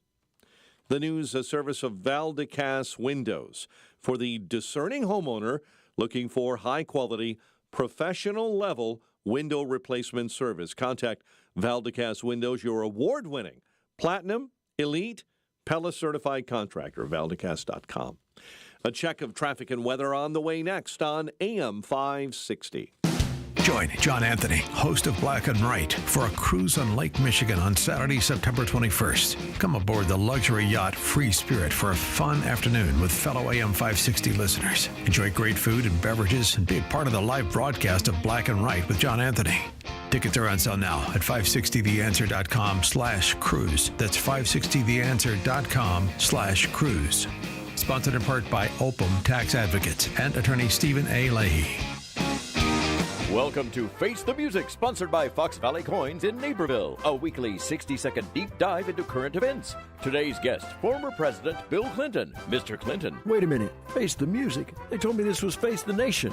Or was it Face the Press? Shoot, if I'd have known it was Face the Music, I'd have brought my saxophone. Mr. President, what advice would you give the candidates in the upcoming debates? Always be sincere when you lie. Look right into that camera and tell them, I did not have... Let's not go there. Let's go to Fox Valley Coins, the winning answer to fixing your broken economy. Banks worldwide are stocking up on gold and silver. You should too. Buying locally from Fox Valley Coins is your safe alternative. Shop in person for guaranteed precious metals and walk out with real value in your pocket.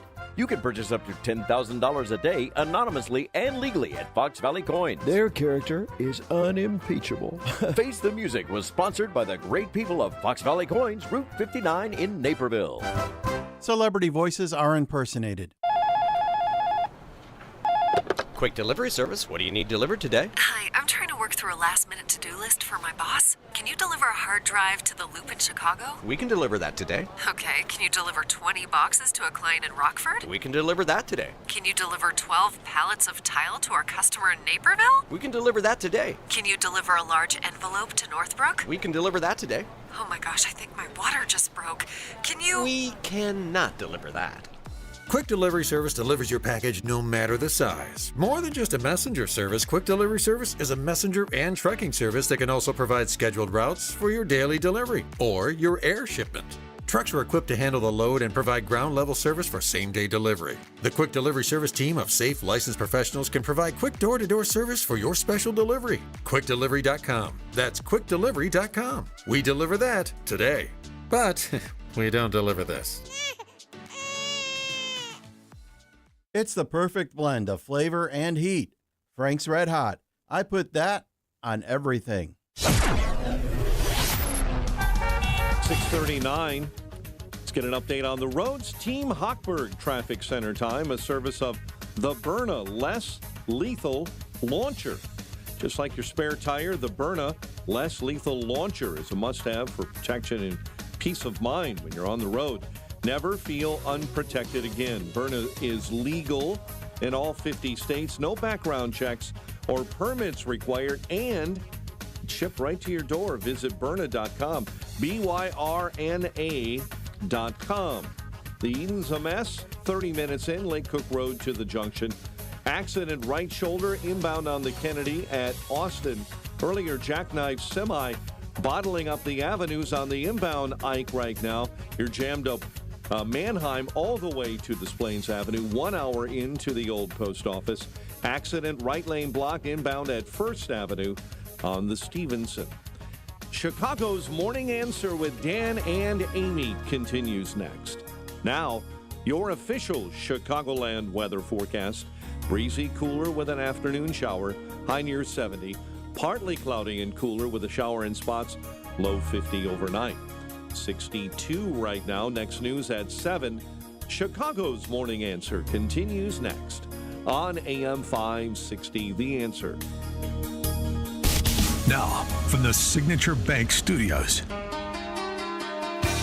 If you're looking for the latest news, insight into what it means, and the sharpest opinion, there's only one station in Chicago where you can turn, and it's this one. We're AM 560, The Answer.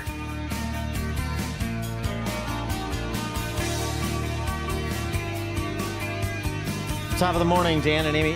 Maybe we'll get more color on this for Open Mic Friday, but I was remiss in not mentioning you hanging out with Jody Davis, the king of Wrigley Field. Yes. I was in a scramble to raise money for ALS for Mongo.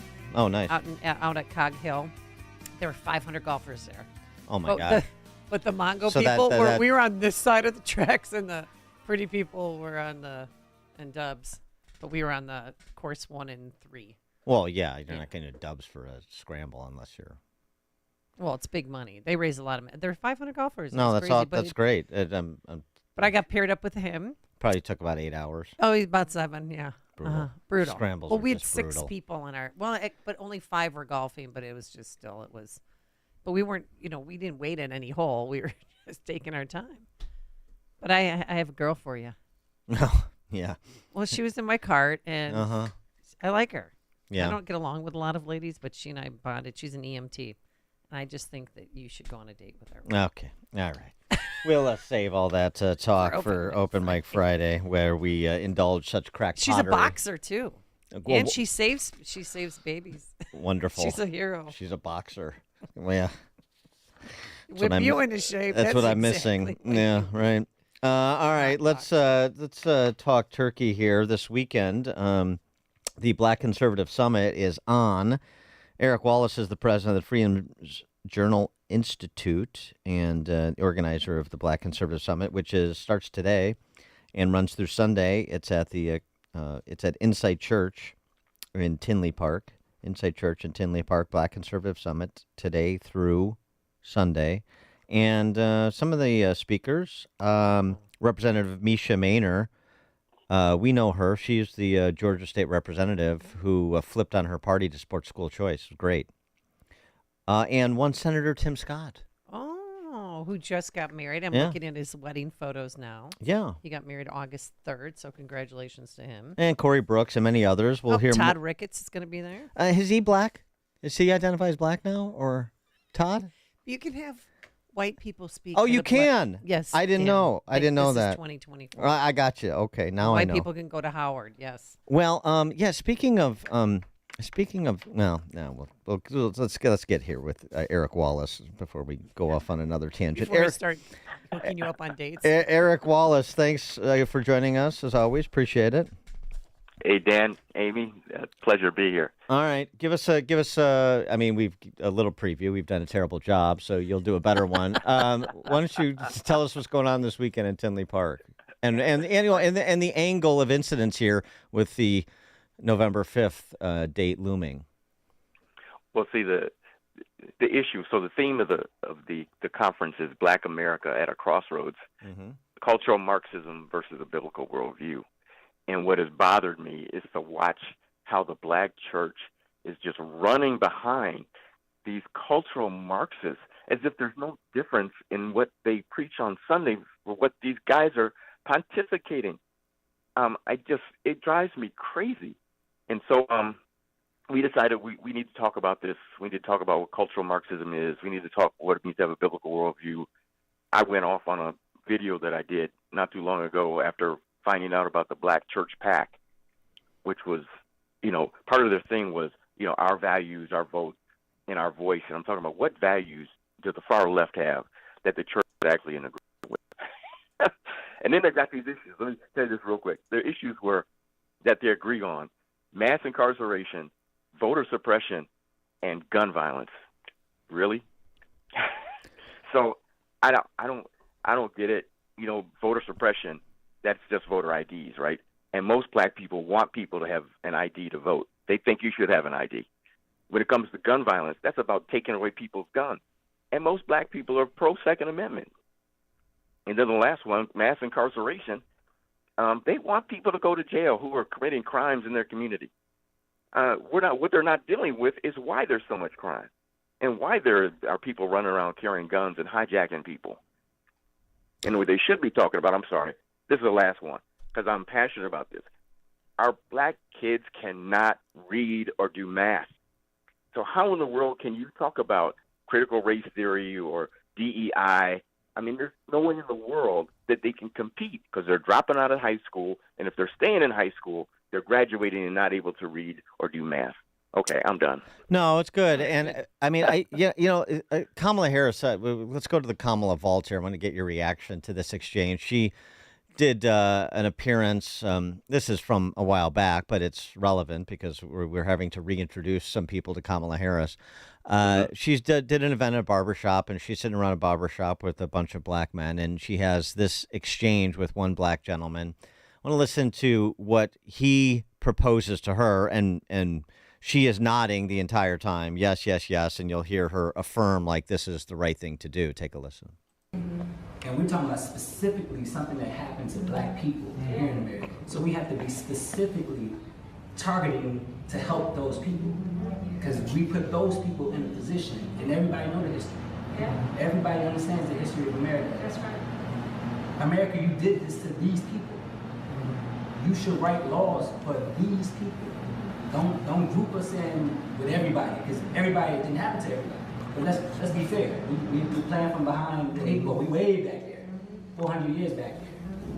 We're not asking y'all to give us nothing. We actually write the law. Those of us who are willing and able to do the work, will do the work. That's right. That's what we need. That's right. So that's what we need. It's laws specifically for Black people because of slavery, essentially, is what he's saying, and Jim Crow. Okay. And I mean that includes, but is not limited to reparations. And we've seen that in the Biden administration, the Biden-Harris administration, not with reparations per se, although she previously supported it, which is how she earned the nickname Reparation H from me. And in addition to that, we've seen like even with the legislation where they carve out, subsidies or benefits for Black farmers, particular sector, they have to also divide up by race, even if you're similarly situated in terms of what you're doing professionally. And it seems to me that exchange is where the majority of Black America is. Tell me I'm wrong. Well, I wouldn't. So what I want to say, that's where the Black leadership is. I'm not sure how many in the Black church actually understand what they're saying when they're going along with that. I think it's ludicrous. I mean, there's nothing that white people can do today that Black people can't do, and that we haven't already done. right?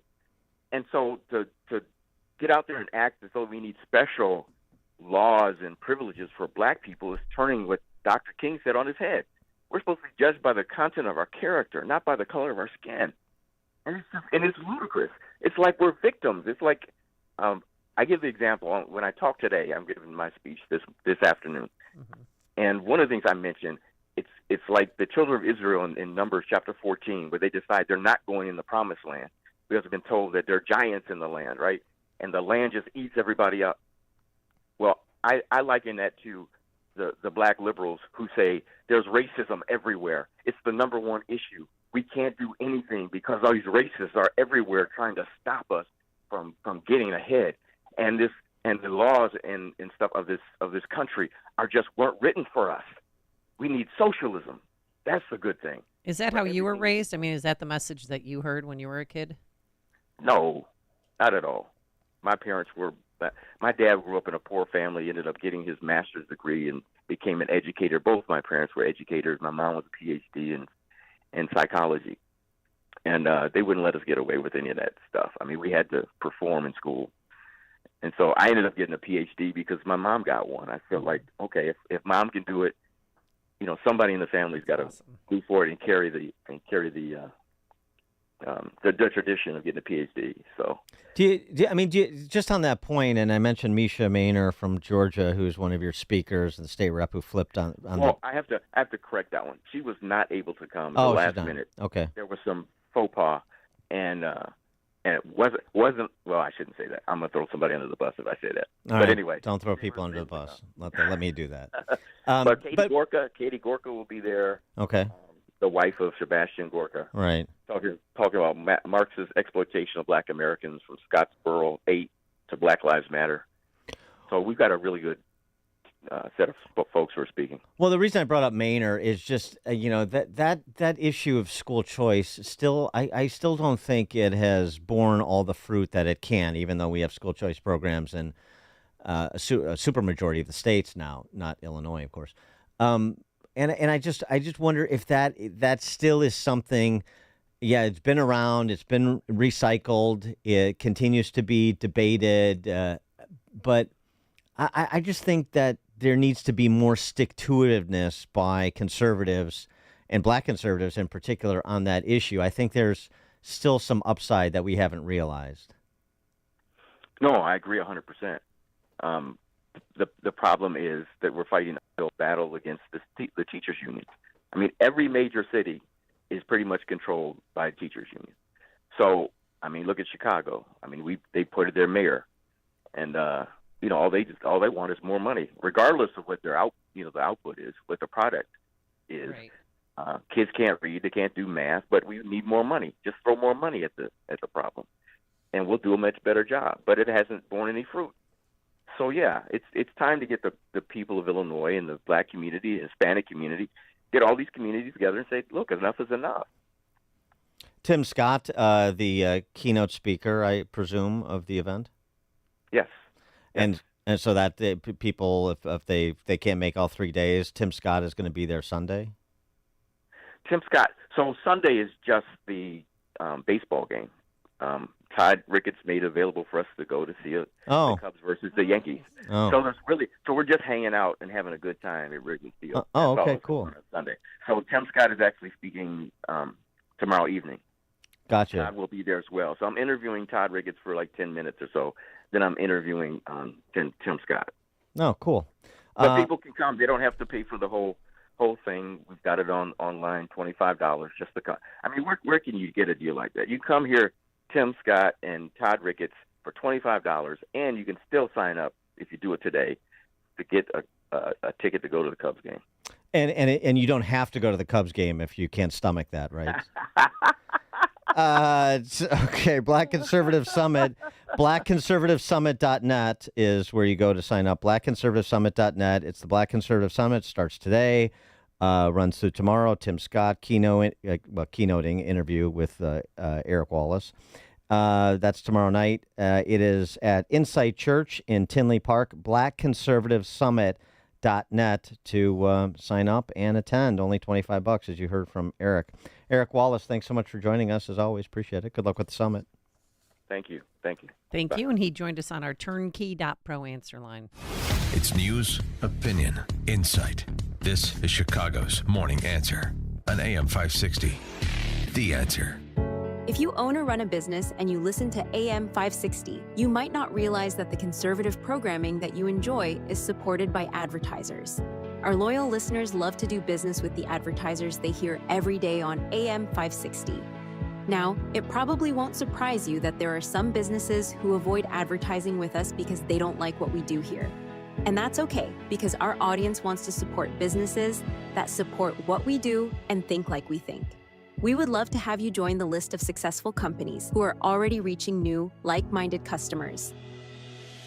Most AM 560 advertisers have been here for years for one simple reason: they get results. Join our efforts to make a difference in the lives of our listeners who are passionate about supporting our great family of AM 560 advertisers. To learn more, just visit 560theanswer.com/advertise. That's 560theanswer.com/advertise. Are you a business owner with a strategic mission, a drive to succeed, and a plan for growth, but you just need the right bank? Hi, Mike Gallagher here, letting you know that Signature Bank is all about going the distance for commercial banking customers. It's what Signature Bank does every day. Their team understands that accessibility is key to their culture. In times like these, you want a bank that is there for you to weather the bad times and capitalize on the good. And with Signature Bank by your side, you can't go wrong. It's a true partnership. That's why Signature Bank in Chicago is my bank. That's right, I'm a customer. I believe in what they have to offer, from innovative tech and customized solutions to help your business grow and thrive. Reach out to my friends at Signature Bank. Call 773-467-5630, 773-467-5630, or visit them online at signaturebank.bank. That's signaturebank.bank. Signature Bank makes commercial banking personal. Member FDIC, equal housing lender. I'm worried about Mom. She's having a tough time moving around the house. Oh, I know. She still thinks she can do everything on her own. Exactly, but I've been over there every day this week, helping her navigate the stairs, cooking meals, reminding her to take her medicine. I'm always nervous when I leave. You know what? I admire you for taking care of Mom.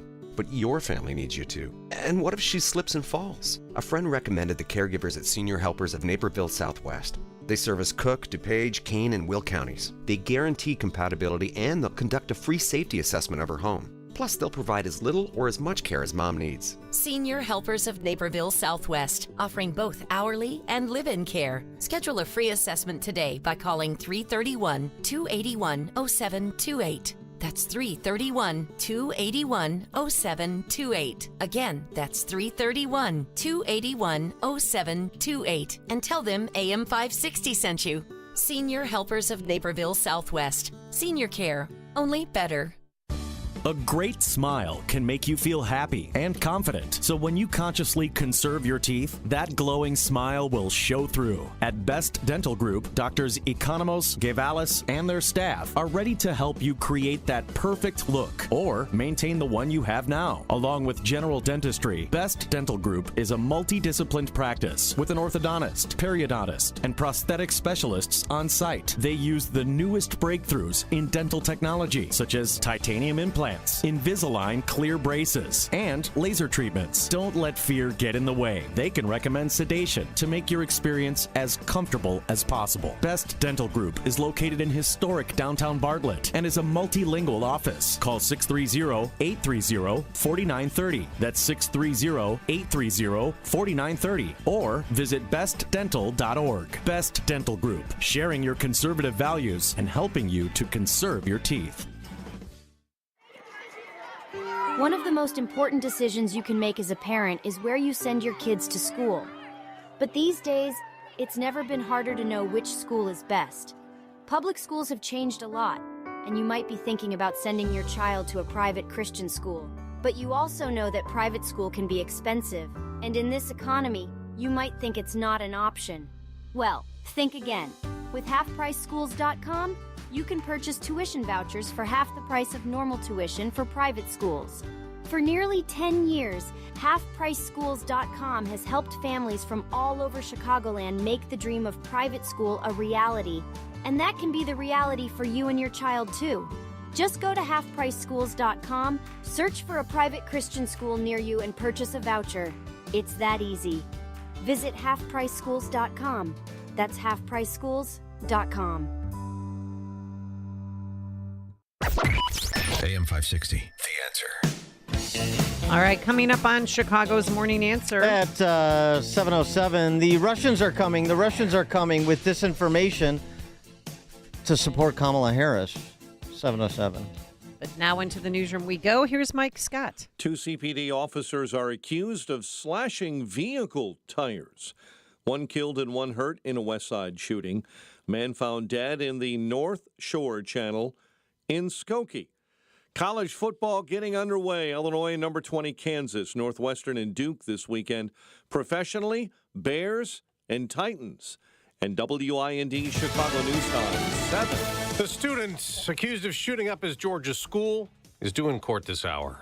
I'm Dave Anthony, Fox News. 14-year-old Colt Gray. He is facing 4 charges of felony murder for killing those 4 individuals with an AR-style weapon that law enforcement said his father gave him as a Christmas gift. Fox's Dana Marie McNichol in Winder, Georgia, says the father, Colin Gray, is facing the most severe charges ever filed over an alleged shooter: involuntary manslaughter, second-degree murder, and cruelty to children. The 14-year-old was on the FBI's radar last year after tips came in about alleged plans for a school shooting. Local police visited their home and questioned the father and son. And during that meeting last year, the son denied making threats, and the father told Jackson County deputies he knows the seriousness of weapons and what they can do and how to use them and not use them. Hunter Biden faces a second sentencing after the president's son pleaded guilty to tax evasion in federal court in Los Angeles right before jury selection started. His attorney, Abby Lowell, says Hunter Biden decided to change his plea to guilty on all 9 charges to protect those he loves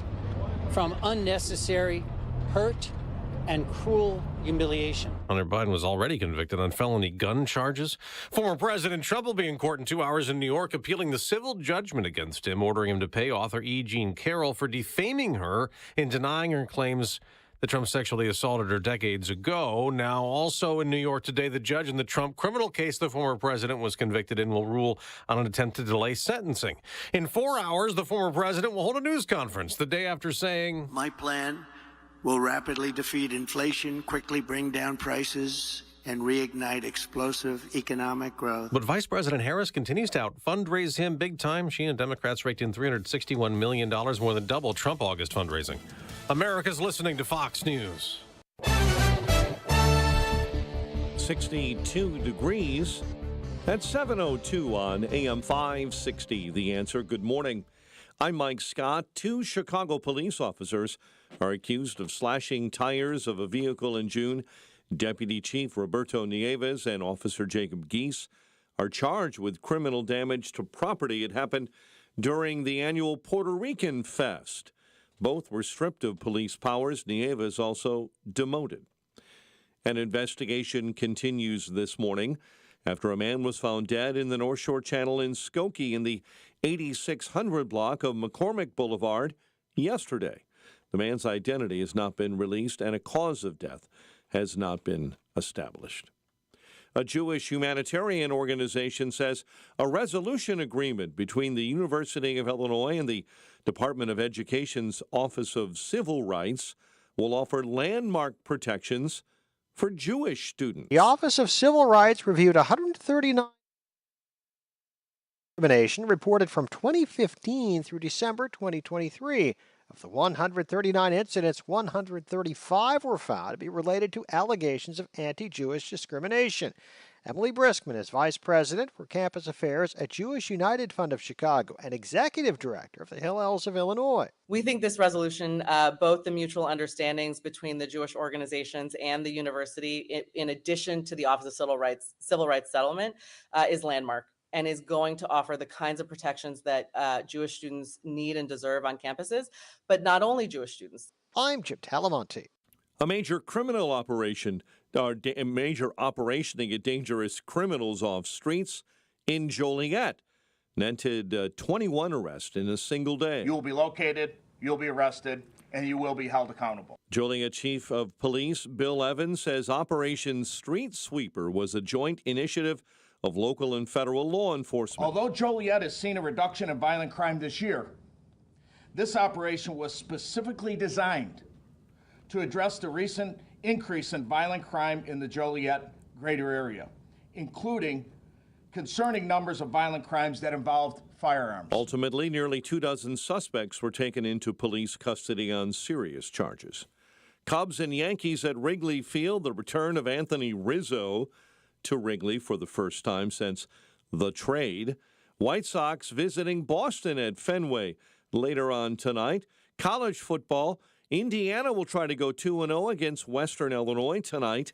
The Leathernecks have not won a college football game since 2021. The news, a service of Valdecast Windows for the discerning homeowner looking for high-quality and professional-level window replacement service. Contact Valdecast Windows, your award-winning Platinum Elite Pella Certified Contractor, Valdecast.com. A check of traffic and weather on the way next on AM 560. Dr. Sebastian Gorka sees no spine. Are you planning to present a final hostage deal to the both sides this week? We're very close to that. Very close to what? Getting that American citizen's body delivered home in a pine box? Is that what you're close to, Biden? I mean, he is checked out. He's at the beach. America First with Dr. Sebastian Gorka. Afternoons at 3, right before Sean Thompson at 4 on AM 560.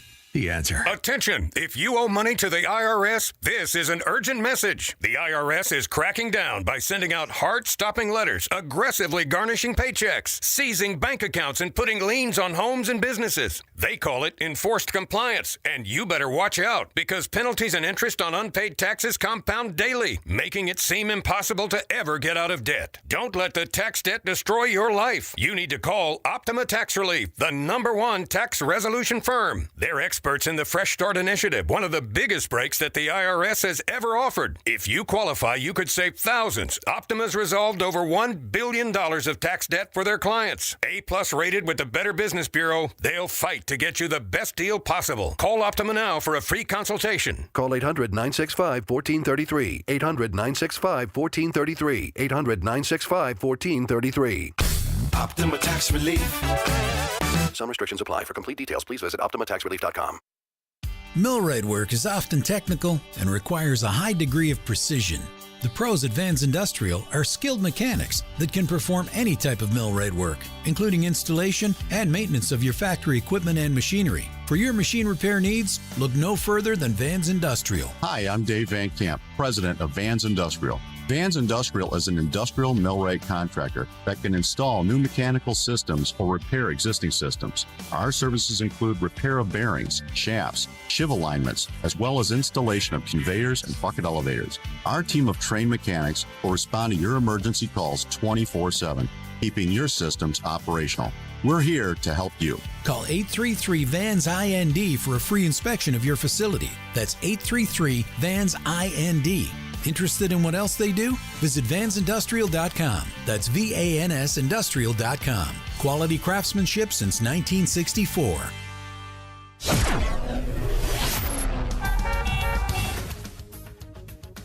7:07, Team Hochberg Traffic Center time. A service of Crosscom Public Adjusters. Handling an insurance claim for your home or business is difficult. Crosscom will help you maximize your claim and get what you need. They've helped thousands. CrosscomPublicAdjusters.com. Outbound Eden's accident reported between Montrose and Cicero. They've cleared an accident on the inbound Kennedy at Austin, but still 1 hour into the Burns Circle interchange. Jackknife semi being worked on the inbound Ike. In the avenues, you're jammed up from Manheim to Independence. And delays on the Dan Ryan this morning. Stop and go inbound between Pershing and the Burns Circle. Chicago's Morning Answer with Dan and Amy continues next. Now, your official Chicagoland weather forecast with Steve Williams. Breezy and cooler today. Clouds and sun. A shower for late this afternoon. Our high today 70. Partly cloudy, cooler tonight. A shower, low 50. For tomorrow, partly sunny, breezy and cool. High 65. Sun and clouds on Sunday. High 74. I'm Steve Williams on AM 560. The Answer. Watch out for a high swim risk as well today with rip currents and high waves along the Chicago lakefront. 62 right now. Next news 7:30. Chicago's Morning Answer continues next on AM 560, The Answer. Now, from the Signature Bank Studios. This is Chicago's Morning Answer with Dan Proft and Amy Jacobson on AM 560, The Answer.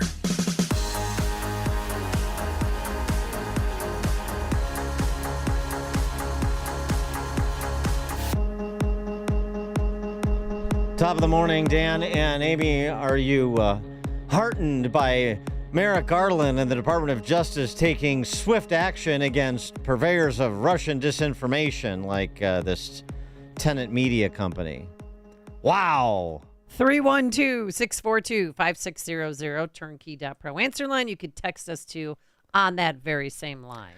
The FBI...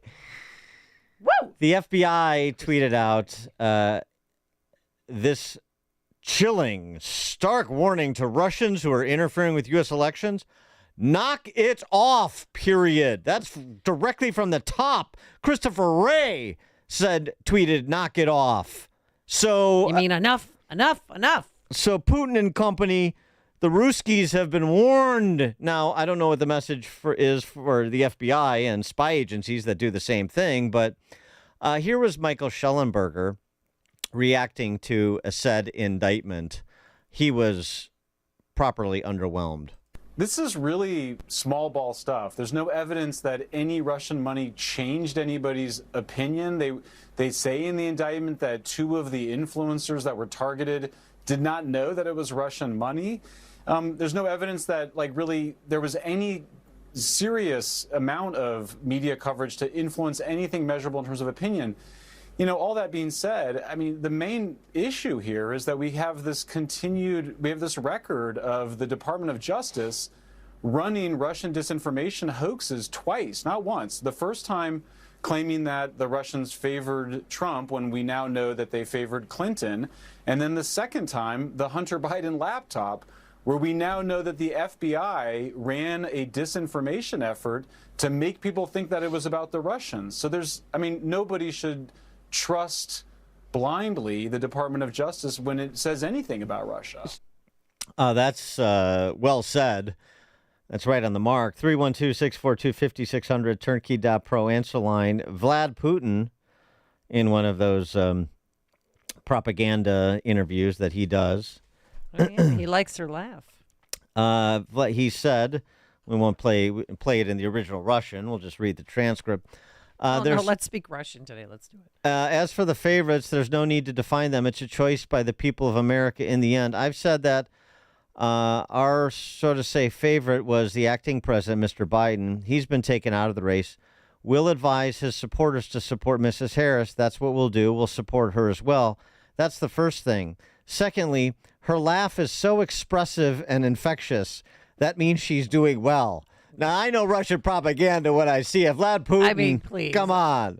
Tough Vlad, going to say it tickles her in pink that she's got an infectious laugh. I think that's decidedly tongue-in-cheek. He's, they're in the business of sowing dissent, of mixing the pot, if you will. But I just love all this. And he was complaining about the sanctions that Trump put on, and maybe if Trump is reelected, is not reelected, that some of those sanctions will be relaxed under Kamala. And of course, you can't take anything that Vlad Putin says at face value either. I'm not naive. You can make the same argument that he's propping up Harris as a misdirection play to help Trump, and it's all collusion. And so, it just never stops. Here's the bottom line. With all this Russian collusion and Merrick Garland pounding his fist on the table and Christopher Wray with his mean tweets in Russia's direction. What a joke.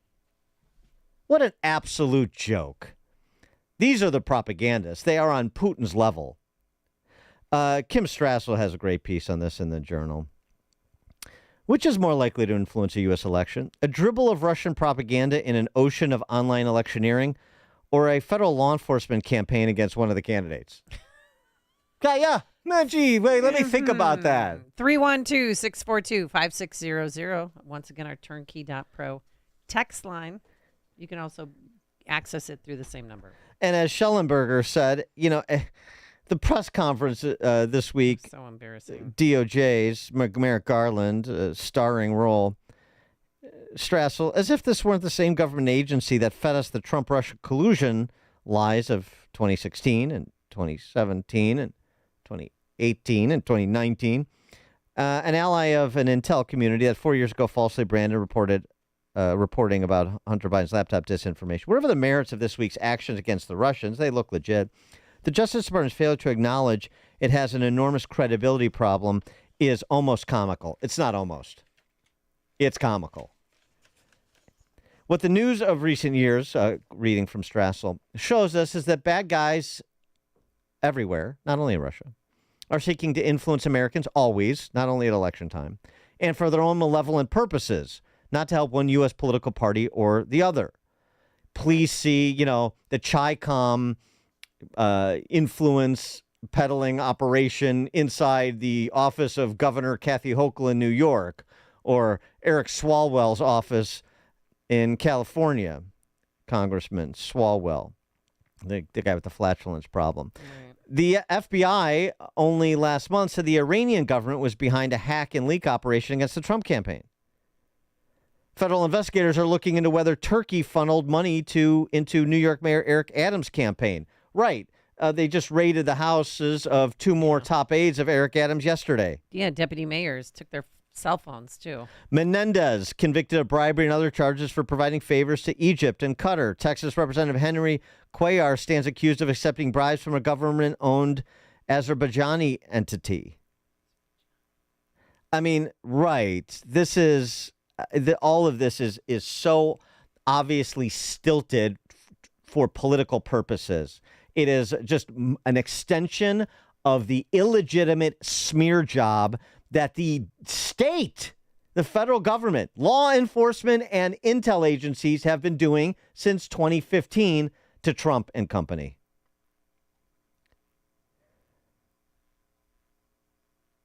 As Attorney General, going from back to Strassel, as Attorney General Garland acknowledged, the recent Russian operation, backed by the state media operation Russia Today, which is prepared to make Dana Bash the highest paid journalist in the world, worked to amplify U.S. domestic divisions in order to weaken U.S. opposition to core Russian interests, most notably support for Ukraine.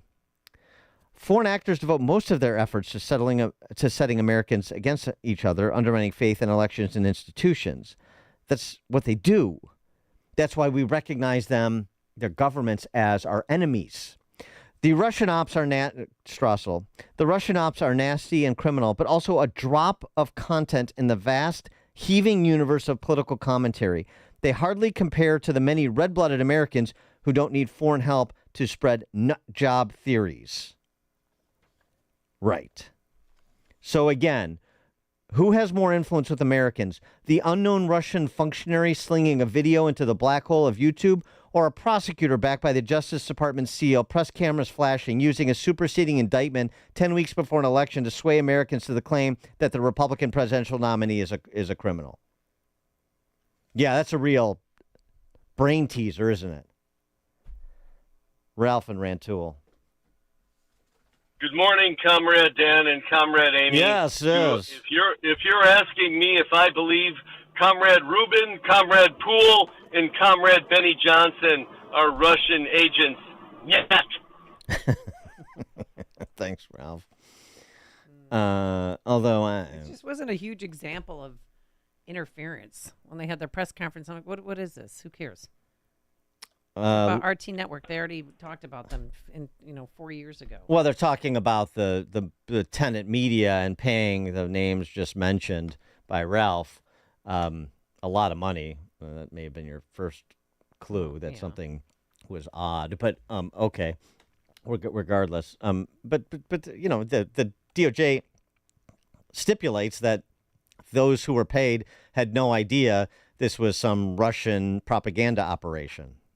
So what do you really have? I mean, Right. Strassel captures it perfectly in terms of the proportionality here. Lee and Hammond. Yeah, if you want to, probably half the powers in the world are trying to influence our government and our elections. Right at the top of the list would probably be like China, Israel, Saudi Arabia. But if you really want to look at somebody that's actually detrimentally affecting our government and our elections, how about looking at like an international criminal like George Soros? Thanks for the call, Lee. Well, I mean, and it goes both ways, too. It's not like America doesn't engage in trying to influence the electoral outcomes or the policy decisions of foreign governments. This is, part of statecraft, really. I'm not saying that we should turn a blind eye to it, of course, because we have to act in our interests. But I mean, all of this hand-wringing, like these are the vanguards of our democracy. Again, just reiterate, because I just love this juxtaposition. Who has more influence with Americans? The unknown Russian functionary slinging a video into the black hole of YouTube, or even a popular podcast, I'll add, parenthetically, or a prosecutor backed by the Justice Department seal, press cameras flashing, using a superseding indictment 10 weeks before an election to sway Americans to the claim that the Republican presidential nominee is a criminal. Yeah, right. Real close call.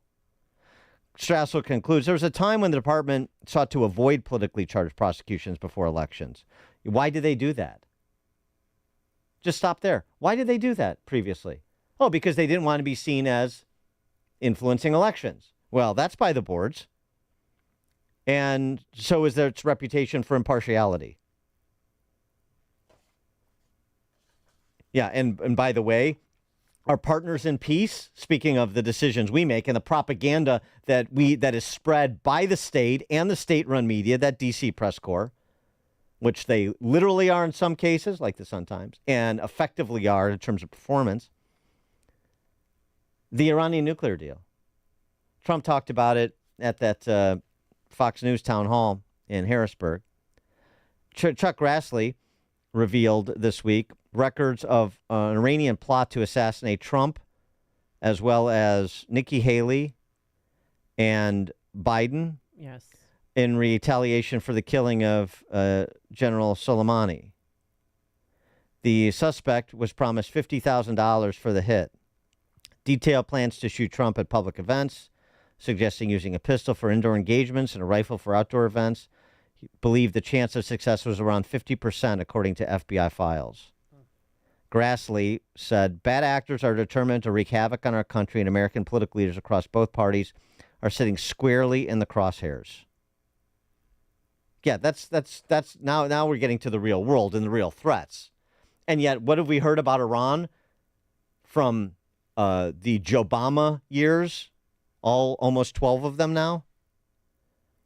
Here is Trump in Harrisburg when I was POTUS. When I left office, America was safe, Israel was safe, the Jewish people were safe, and the whole world was at peace. Under my leadership, we obliterated the ISIS caliphate, 100% done. We did it in 4 weeks. It was supposed to take 5 years. I did it in 4 weeks, and it was done, over. I withdrew from the horrendous Iran nuclear deal and imposed the toughest ever sanctions on the regime. Iran was weak. Iran was broke. They had no money, and they wanted to make a deal. As president, I withdrew from the anti-Semitic United Nations Human Rights Council, which is terrible. Absolutely terrible.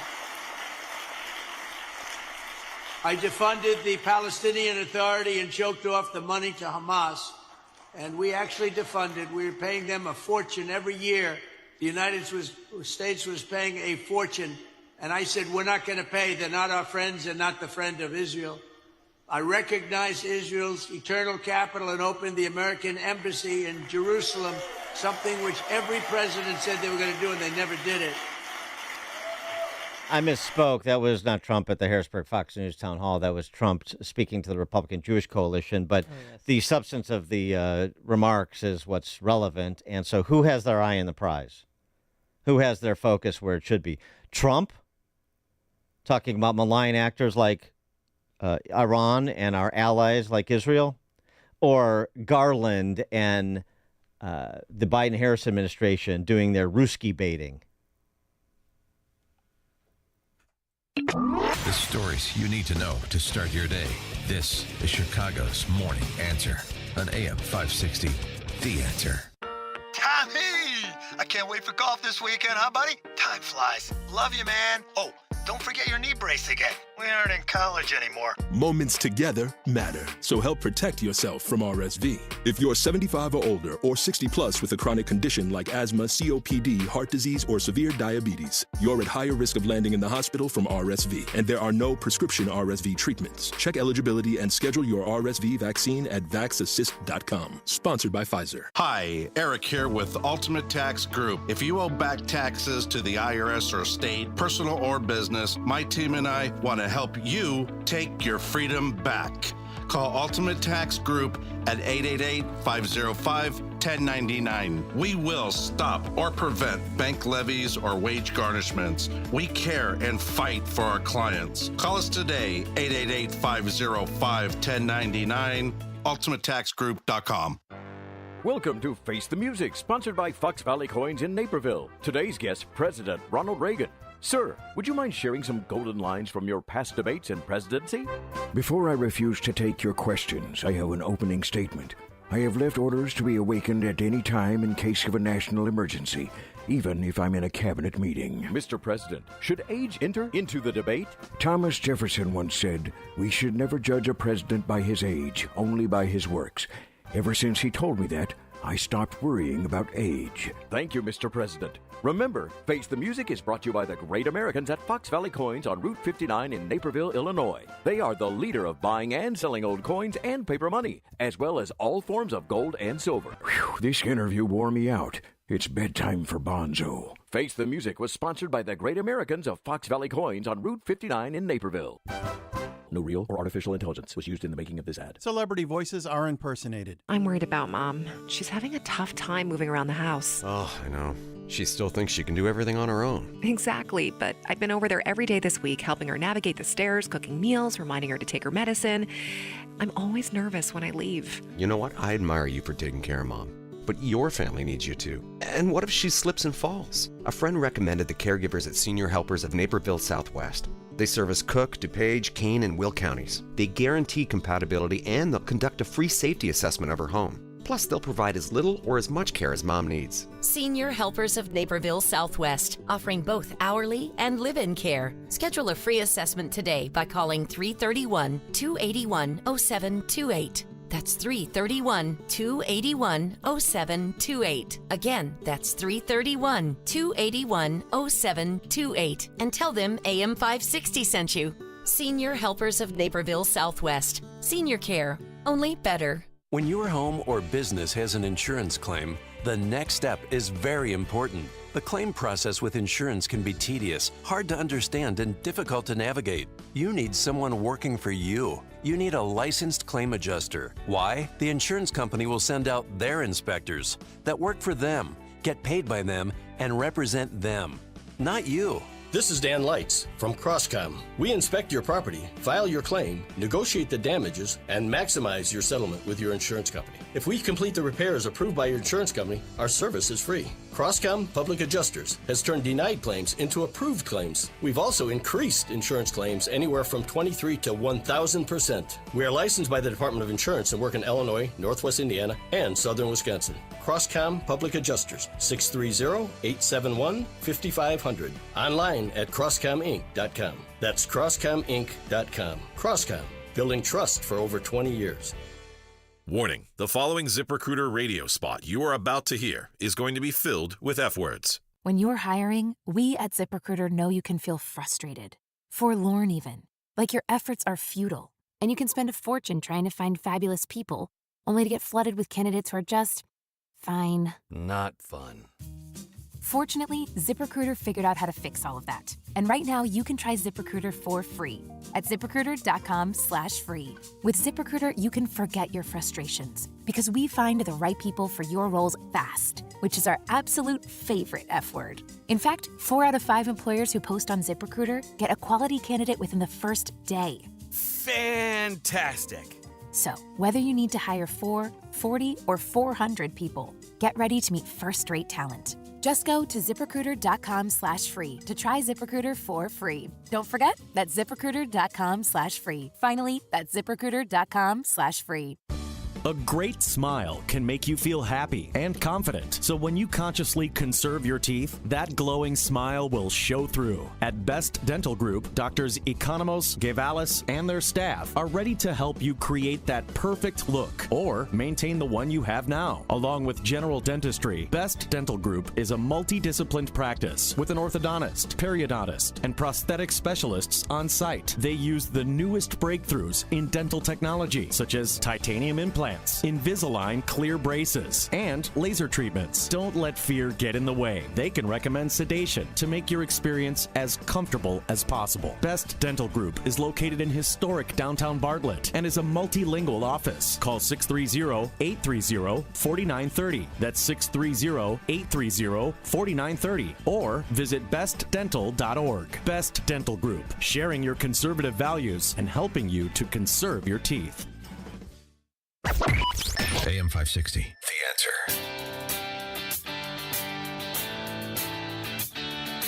All right. Getting a lot of emails about this woman I want to set you up with. Oh, boy. All right, coming up. Well, I think we should talk about it. Coming up at 7:37, we're going to talk not about that. We're going to talk to Helen Raleigh, senior contributor to the Federalist, about, well, sort of what we were talking about, Chinese communist spy games. That's 7:37. But now let's head into that newsroom. Here's Mike Scott. What's her handicap? Oh, honey. Okay. Well, that's a red flag. That's a red flag. But she's athletic. She can learn. It's a red flag. That's not a red flag. It is.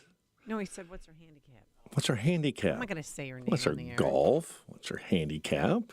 Playing at Dubs or at least playing at Conk Hill. 7:31 on AM 560. The Answer. A fire in a school dorm in Kenya has killed 17 students and seriously burned 13 others. Police say the death toll could rise.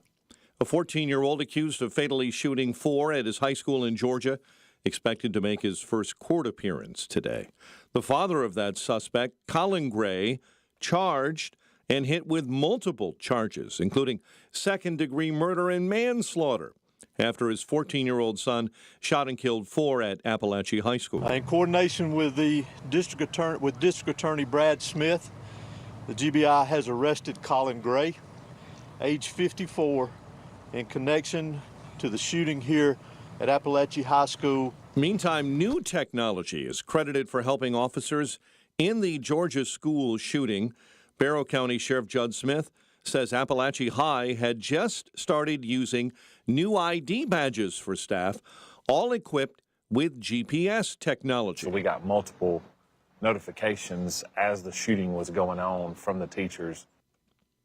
Meantime, Vice presidential candidate J.D. Vance called for tighter school security after the recent school shooting in Georgia. I don't like this. I don't like to admit this. I don't like that this is a fact of life. But if you are a psycho and you want to make headlines, you realize that our schools are soft targets.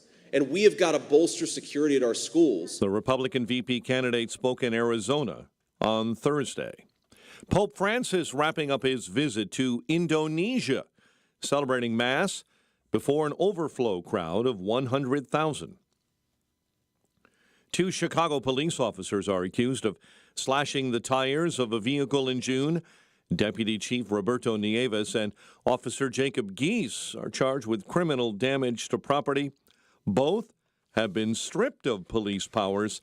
Nieves also demoted to his previous rank of captain.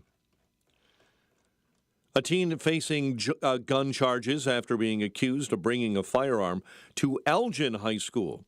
Police say a school resource officer was notified Wednesday by staff that they had observed a student in the building who may have had a gun. Officers recovered the weapon without incident.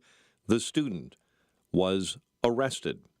Major operation to get dangerous criminals off streets of Joliet, netting 21 arrests in one single day. You will be located, you'll be arrested, and you will be held accountable. Will County State's Attorney Jim Glasgow. That's priceless. If that's the only thing we did in this, God knows how many lives we could have saved, or the officers could have saved, by taking those machine guns off the streets. Glasgow says they've seen a concerning number of illegal firearms in Joliet.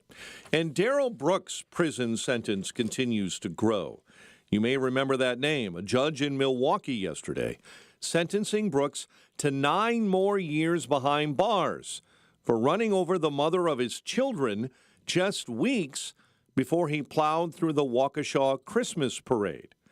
Investigators say he used the same red SUV in the attack on his children's mother as he did in the Christmas parade attack. By the way, he's already serving 6 consecutive life terms. Chicago sports. Cubs and Yankees at Wrigley this afternoon. Anthony Rizzo back at Wrigley for the first time since his trade to the Yankees. Chicago starting the weekend 4 games back of the Mets and Braves for the final National League wild card spot. Sox and Red Sox at Fenway later on tonight. College football, Fighting Illini take on Kansas this weekend. Notre Dame will take on Northern Illinois.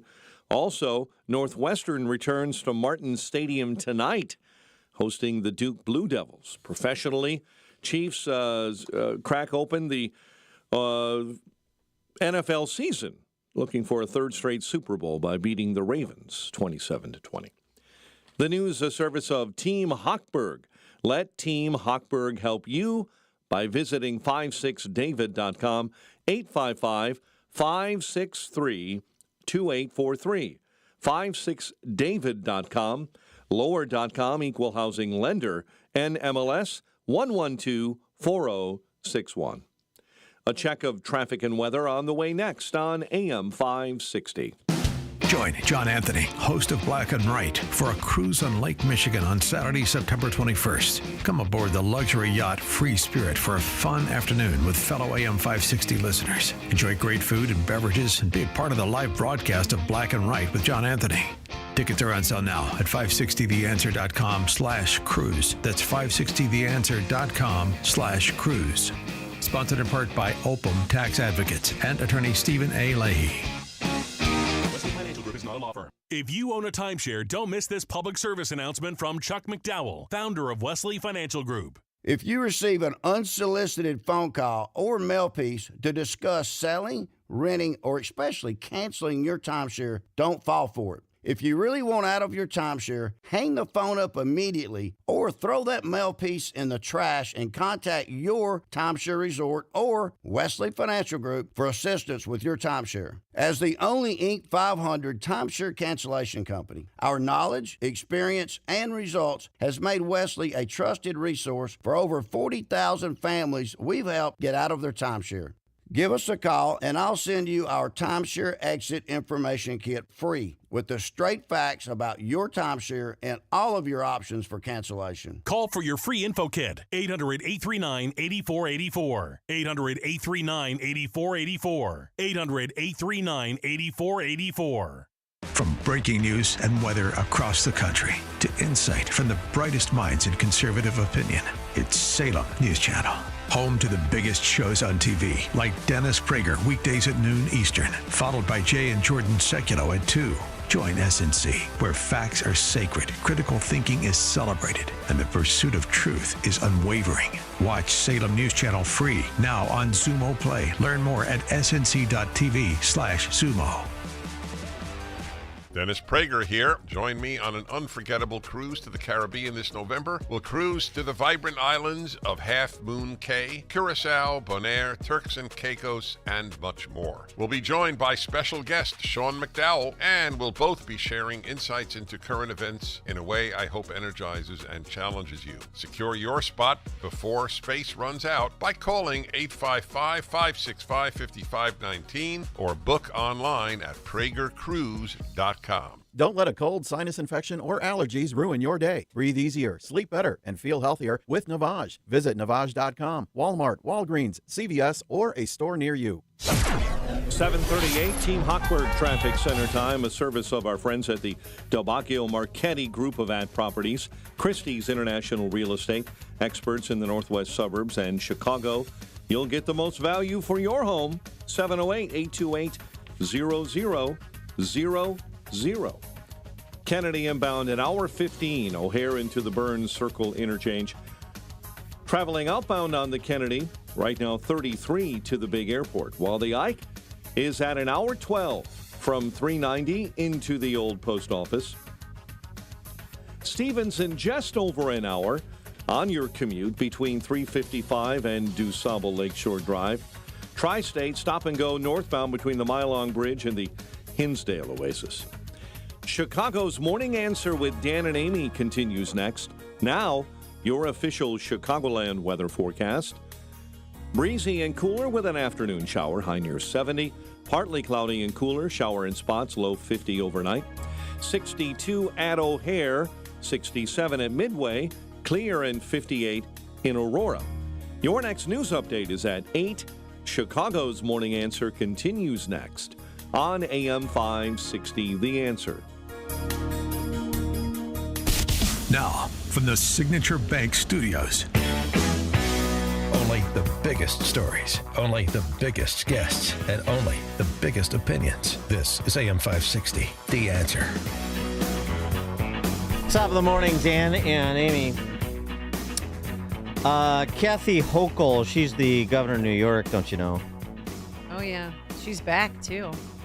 Well, I don't know what angle you're taking on this, but she's encouraging people to get a COVID shot. Oh, yeah. She did the PSA with outside of CVS in New York and telling us how easy it is to get your Fauci ouchie to stay updated. Hi, everyone. Kathy Hochul is reminding everyone it's time to get that COVID shot. I know a lot of us want to forget about COVID. We all know somebody who's contracted it and not feeling good these days, so here's how we prevent it. Just stop by your local drugstore, your pharmacy, your own provider. Get the shot now. Every year you should be thinking about getting that. It doesn't take any time at all. In fact, we're going to show you how fast it is. Let's time my visit here today. Let's get started. Oh, yes. Nice to meet you. Nice to see you. Hi. She's so personable. Hi, nice to meet you. So painful. Here for your vaccine today? Yes, I am. Good to see pharmacist Danielle here. She'll help you around here. All right, thank you. Hi, Governor Hochul. My name is Danielle. Hi, Danielle. How are you? I'm good, thank you. How are you? Doing a lot of these or not so many? Oh, yeah, we're doing plenty, which is great because we want to protect our community. Oh, yeah, Yes, we protect do. our Yes, we community. do. Yeah, right. Word of advice to everybody, wear the right clothing. Gotta go up really high on the arm. Thank you. All right, Governor? Thank you, All right, Governor. here we go. 3, Mom? 2, 1. Tell me when you've had enough. Yeah, I've had enough. And then she passes out. And she's rushed to the ER with myocarditis. No, I mean, it's just the whole thing is just so. It's enough. Please. Enough, as terrible. KJP says. They're terrible. And the timing couldn't be more comical unintentionally. One, you got Nipple Rings Gambino there, who's going to be testifying before House Committee on Tuesday about his duplicity during COVID, particularly as it pertained to sending sick people, elderly sick people, back into nursing homes that cost lives. Yeah, Janice Dean's lost both of her in-laws. I hope she testifies. So there's that piece of it. And then the other piece of it is there's a big trouble in Albany. I mean, you just had like a senior level advisor and her husband arrested for being agents of the Chinese Communist Party. And you know that they were advising on COVID policies. Well, Linda Sun, she was the deputy chief of diversity officer under Cuomo and deputy chief of staff under Governor Hochul. She and her husband arrested. Meanwhile, in New York City, you got, as we just mentioned, senior aides, 2 more senior aides of Eric Adams had their homes raided by the FBI as they investigate some sort of alleged kickback scheme between the Adams campaign and the Turkish government. And as Kimberly Strassel outlined in her piece that we were referencing a bit ago, I mean, Menendez and Egypt and Qatar, his pay-to-play with Egypt and Qatar, and Henry Cuellar with that Azerbaijani concern. And, oh, by the way, Hunter Biden just pled out to tax evasion charges yesterday, and it all relates to influence peddling schemes that were selling America's national security for personal Biden enrichment all over the place, mainly to our enemies like Russia and China. For more on these matters, pleased to be joined by Helen Raleigh. She's a senior contributor to The Federalist, Federalist.com. She's also the author of Backlash, How China's Aggression Has Backfired. Helen Raleigh, thanks for joining us. Appreciate it. Good morning. Good morning. So, I mean, this is just another sort of instance of Chinese Communist Party insinuation into the halls of power in this country. I mean, we've seen this with Confucius Institutes at the collegiate level, in particular espionage cases like this one appears to be out of New York, spy balloons. I mean, at some point, we're going to have to potentially take real stock as to how compromised we are by people who want to compromise us. Definitely. We're going to see more of this, unfortunately, because as we know, the United States and China are engaging in this strategic competition in every area, ideologically, economically, from military standpoint. So China is going to send more spies to the United States. And unfortunately, from this Linda Sun case and the several other cases, especially involved with the high-level Democrat politicians. Remember Dianne Feinstein? Mm-hmm. She has a staff, a Chinese spy on her staff, for over 20 years. And let's not forget about the Representative Eric Swalwell from California, that he had a relationship with another Chinese spy during COVID. Not during COVID. We find out during COVID that she helped him raising money, and they supposedly had a relationship. So all these incidents are a reminder that where our national security is constantly under threat from adversaries. What is your take on the incredible spike in the number of Chinese nationals and as it goes, single men of military age coming in through our porous borders, actually by invitation? I mean, is that just people mainly seeking escape from the repression of the Chinese Communist Party and a better life in America? Are they being sent here with a wink and a nod from the party to do this sort of infiltration work, or what's your general take on that? Well, from what I read about, and actually people I talked to, that I think a majority of them are not sent here by the party, because China is struggling economically since COVID. Because China had when you complain about our COVID policy, the Chinese people had it a lot worse, because they had a zero COVID lockdown for nearly 3 years. So there was a lot of, a business filed a bankruptcy. The economy is really struggling, and there's a lot of discontent from the people. So definitely the majority of them really wanted to leave because they do not see hope in China. But we cannot rule out maybe the small number of them would try to take advantage of the open border policies under the Biden-Harris administration, try to infiltrate it into the United States and causing harms. So we do not know how many, because we do not even know how many people, cross the border illegally, because the Biden administration certainly didn't care. Wow. And going back to Linda Sun, do we know what information she was, or will we ever find out what information she was giving to China from Kathy Hochul's administration, or what exactly was her role? Right. So here's what we should understand, the uniqueness about China's espionage activities. So it's not just about collecting information. That's very traditional, and some of them do that, collect like a critical military, economic information and send it back to China. But from the indictment, it seems what Linda Sun does is less about the collecting information, more about using her high-level influential positions to influence China's U.S. policies towards China, or create access or blocking access. For example, one of her indictments said she blocked access for Taiwan representative to meet with high-level New York state officials. That's definitely something beneficial to Beijing. And also she allegedly illegally used the governor's invitation to invite high-level Chinese officials to create access for them to have conversations and meetings with New York state officials. So that's something we should understand. This is called China has a secret organization called the United Front, and their main goal is to conduct oversee influence campaign. And they aim to cultivate influential people like Sun, and using her to help promote China's favorable impressions, public opinions, policies about China. At the same time, silence critics. So this is another aspect about the Chinese espionage that's very unique to China. Yeah, I mean, there's like sleeper agents. I mean, the Soviets did the same thing. Okay. Right? I mean, isn't that what they are? It seems China's using this more obviously and more though.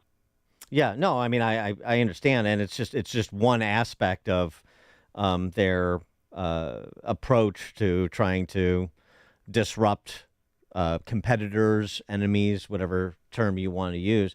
The other thing, though, in your piece about this over at City Journal that I liked is the reference to, and excuse me if I'm mispronouncing his name, but Shun Sin. Is that close? If I'm not, just correct me. But you know who I'm talking about. Yeah, I'm sorry. His name is Chen Xuesen. Okay. And so, but I mean, tell us his story too, because this is sort of the balance that we need when we're thinking about policy, is to really think this through. And the example of his life is something that we need to keep in mind as we're also trying to combat the malign activities of the Chinese Communist Party. Definitely. So I think we definitely should not, because of these incidents, look at all Chinese Americans suspiciously, because the story of Chen Xuesen is very illuminating. He came to study in the United States prior to the Second World War. He's like a math and physics genius, and he studied at Caltech and MIT, and he actually joined the Manhattan Project, helped build the atom bombs. So after the Second World War, he did not want to go back to China. He wanted to stay in the United States. He had a great job offer at Caltech, and he applied for U.S. citizenship. But because of the McCarthyism, the Red Scare, his citizenship application was denied, and he basically put a sort of house arrest. He was under constant U.S. Government surveillance. So eventually he was so desperate, he basically reached out to Chinese embassies in United States that he wanted to go back to China. So in 1955, the U.S. did a high-level prison swap, basically sent Chen back to China. In exchange, brought several U.S. pilots who were shot down during the Korean War back. As soon as Chen returned back to China, she helped China build the atom bomb, the hydrogen bomb.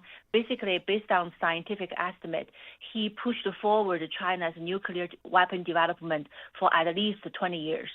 And not only that, he's also helped China develop like a space program, ballistic missile program. He basically was considered the father of rocketry in China. And so Chinese officials, American officials later realized that sending Chen back to China was the stupidest thing that the United States has ever done. Yeah, I mean, it's one of those things. We want the best and the brightest to come to America. It doesn't matter where they're from. We want, but this is why you have to have sensible policies with respect to immigration and border security and all the related aspects of that. But I like that. It's good to know those stories too, so we don't forget that we still want to be a beacon for people who want to build a better life and contribute to this country. And advance the cause of freedom. So very good piece. The Beijing spy games over at City Journal. Helen Raleigh is the author. She's a senior contributor to The Federalist, Federalist.com, and the author of Backlash, How China's Aggression Has Backfired. Helen Raleigh, thanks for joining us. Appreciate it. Thank you for having me. Thank you. And she joined us on our turnkey.pro answer line. Listen to Dan and Amy on your smartphone. Download the AM560 mobile app today at 560theanswer.com/mobile. Welcome to Face the Music, sponsored by Fox Valley Coins in Naperville, a weekly 60-second deep dive into current events. Today's guest, former President Bill Clinton. Mr. Clinton. Wait a minute. Face the Music? They told me this was Face the Nation. Or was it Face the Press? Shoot, if I'd have known it was Face the Music, I'd have brought my saxophone. Mr. President, what advice would you give the candidates in the upcoming debates? Always be sincere when you lie. Look right into that camera and tell them, I did not have... Let's not go there. Let's go to Fox Valley Coins, the winning answer to fixing your broken economy. Banks worldwide are stocking up on gold and silver. You should too. Buying locally from Fox Valley Coins is your safe alternative. Shop in person for guaranteed precious metals and walk out with real value in your pocket. You can purchase up to $10,000 a day anonymously and legally at Fox Valley Coins. Their character is unimpeachable. Face the Music was sponsored by the great people of Fox Valley Coins, Route 59 in Naperville. Celebrity voices are impersonated. In theaters now, Reagan returns to office. We are the greatest country in the world. We have just forgotten it. You can run from a bully for so long, but after a while, you're going to have to stand up to him. I am about to start the biggest war of this century. You told me you wanted to make a difference in this world.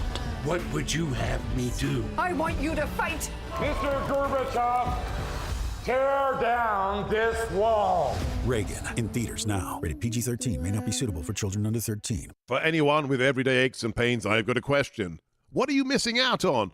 Probably a lot. So let me tell you about Relief Factor. Relief Factor is a drug-free daily supplement that helps your body fight pain naturally. It doesn't just mask pain, it helps reduce or even eliminate it. In about 3 weeks, you'll discover what it's like to feel better. Go to relieffactor.com or call 1-800-4RELIEF and save on your first order. That's 1-800-4-RELIEF. Madame Giselle senses a change in your future. Is it a promotion? I see a door opening.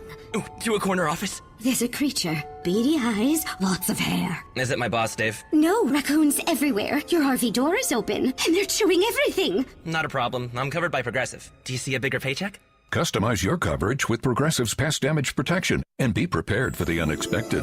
Progressive Casualty Insurance Company and Affiliates. Pest damage protection available for RVs less than 6 years old. $250 deductible applies to any claim. I'm Shalom Klein. Join me each week for the Get Down to Business radio show. This show is packed with ideas that will inspire as you search for best practices to grow your business. Whether you are an experienced entrepreneur or just learning the ropes, Get Down to Business will tackle the issues affecting your everyday work life. Get Down to Business is covered by Tom Mirabali, independent producer for Blue Cross and Blue Shield of Illinois. Listen each week to Get Down to Business with me, Shalom Klein. Heard Sunday afternoons at 6 right here on AM 560.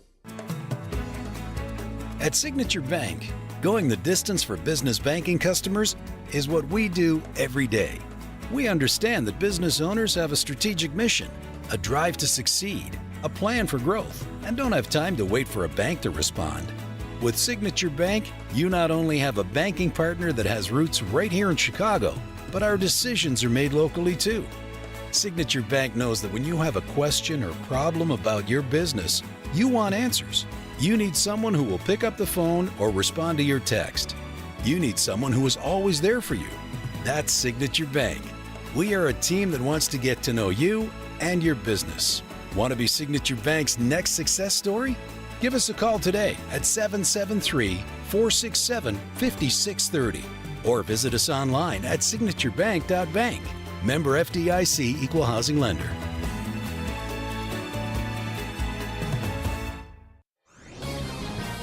This is Carol Platt-Liebau for townhall.com. Last week, Kamala Harris met the press for the first time since being anointed her party's nominee. If you can call a gentle 18-minute, heavily edited interview with her running mate actually meeting the press. It's clear why Harris is so reluctant to take questions from the media. She isn't good at thinking on her feet and has a tenuous grasp of policy. She's deeply insecure and lacks self-confidence. But when Harris won't talk to the press, she's not just disrespecting them. She's disrespecting us.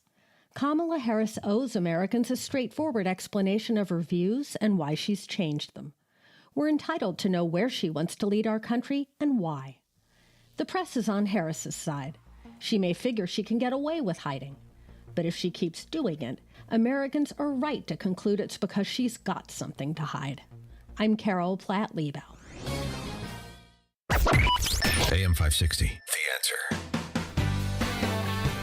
All right, coming up on Chicago's Morning Answer. At 8:08, the August jobs report is out, lower than expected, which is good news if you're looking for a 0.5% cut in interest rates. We'll start there with Jim Perry at 8:08. And later, Open Mic Friday, and I want to play for you the description that Fonnie Willis gave of her breakup with her lover boy and how they ended up on the same scene the other day. It's quite interesting. I know you love breakup stories, Dan. Yes. But now let's head into the newsroom. Here's Mike Scott. A student found with a gun this week at Elgin High School. Park Ridge police looking for a man who groped 2 girls. WIND Chicago News Time, 8. From a freshman in school to a murder suspect in court. I'm Dave Anthony, Fox News. All right, good morning, sir. Are you Mr. Colt Gray? Sir. And yes, sir, is about all the 14-year-old said in Winder, Georgia, 2 days after the shooting at his school that left 2 of his classmates dead and 2 teachers. In essence, you are charged with 4 counts of felony murder. And the judge also told the boy, I want to make sure that you are aware that you have the right to remain silent. You don't have to say anything at all. Then the boy's lawyer asked for no bond, and Colt Gray was led out of the court in handcuffs. In a half hour, it'll be his dad's turn in the same courtroom. Georgia law enforcement officials hold 54-year-old Colin Gray responsible for the tragedy that struck Appalachia High School this week, charging him with the most severe charges ever filed over an alleged school shooter. That's involuntary manslaughter, second-degree murder, and cruelty to children. Fox's Dana Marie McNichol in Winder, Georgia. Colin Gray bought the gun his son is accused of using as a Christmas present. Now, earlier this year, Jennifer and James Crumbly were convicted in Michigan of involuntary manslaughter in their son Ethan's school shooting that left 4 students dead. Former President Trump's due in court in an hour in New York City, appealing the civil judgment ordering him to pay millions of dollars to author E. Jean Carroll. He denies he defamed her while also denying Carroll's sexual abuse allegations that date back decades. We just got an update to the economy on hiring and unemployment. We got 142,000 jobs added, created, restored, however you want to define it, in the month of August. That was worse than the 160,000 expectation. The unemployment rate smack in line to the expectation, coming in at 4.2%. Fox Business Network's Lauren Simonetti, both those numbers are improvements from July. On Wall Street, not much reaction before today's trading. Futures are mixed, not moving much.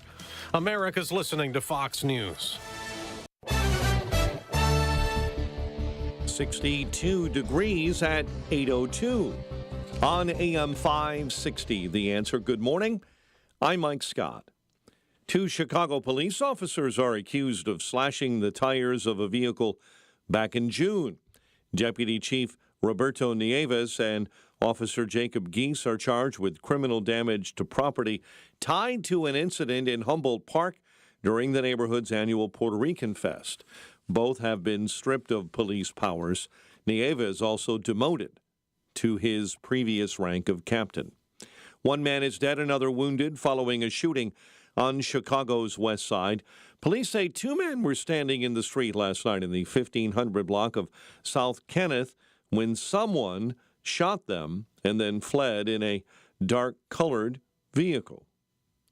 Park Ridge police are looking for a man accused of groping 2 girls recently in the northwest suburbs. Both were juveniles. The suspect riding a bike in one incident, jogging in another. It was a major operation to get dangerous criminals off the streets of Joliet, netting 21 arrests in a single day. Operation Street Sweeper was a joint initiative of local and federal law enforcement. Seen a reduction in violent crime this year. This operation was specifically designed to address the recent increase in violent crime in the Joliet greater area, including concerning numbers of violent crimes that involved firearms. Joliet Chief of Police Bill Evans. Chicago sports, Cubs and Yankees at Wrigley this afternoon, White Sox and Red Sox at Fenway. Sunday, it's the Bears and Titans at Soldier Field. The news, a service of Team Hochberg. Let Team Hochberg help you by visiting 56david.com. They've helped thousands of AM 560 listeners with the best rates and service. 56david.com, lower.com, equal housing lender, NMLS 1124061. Time for the AM 560 Business Beat, a service of Signature Bank. Visit signaturebank.bank for all your commercial banking needs. Now the latest from the Fox Business Network. I'm Elizabeth McDonald, and this is the Fox Business Report. Wall Street will be reacting today to the August employment report. Investors are also watching the global economy. The Eurozone's summer report found weak economic growth. Broadcom reported strong demand for its artificial intelligence chips, and its earnings topped estimates. But expectations on Wall Street are even higher, so a partially disappointing outlook for the current quarter is dragging down the stock. Broadcom shares are down more than 8%. Broadcom is also dragging down NVIDIA. Shares are 1% lower. Apple's iPhone event is Monday. The company will reveal the latest smartphone features, including new colors and updated cameras.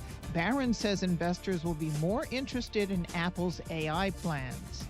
That's your Fox Business Report. I'm Jenny Cosola. Invested in you. AM 560 News Time 8:05. A check of traffic and weather coming up next on AM 560. Make sure that you never miss a day of Dan Proft and Amy Jacobson when you subscribe to the Chicago's Morning Answer podcast, presented by Signature Bank. Listen to the entire show each day on demand with limited commercial breaks. You can subscribe today for free at 560theanswer.com and click on podcasts or search for Chicago's Morning Answer on Apple Podcasts, Spotify, Google Podcasts, or wherever you listen to podcasts. Ad paid for by America First Tax Group. Attention, if you or your business is behind in filing your tax returns, or if you owe over $10,000 in back taxes to the IRS, please listen carefully. The IRS does not joke around and will not stop their collection efforts. If you're tired of the IRS letters, levies, liens, or wage garnishments and would like to get a fresh start, we can help. Due to the financial hardships in the country, the IRS is making it easier than ever to settle tax problems for those who owe more than $10,000. We can help settle your delinquent tax problems, end all collections, and may even reduce your back taxes significantly. Even if you can't afford to pay your back taxes, you can still get the help you need. We've helped thousands of taxpayers just like you, but you must call 800-390-6201 today to stop your tax problem from getting worse. The information is free and the help is real.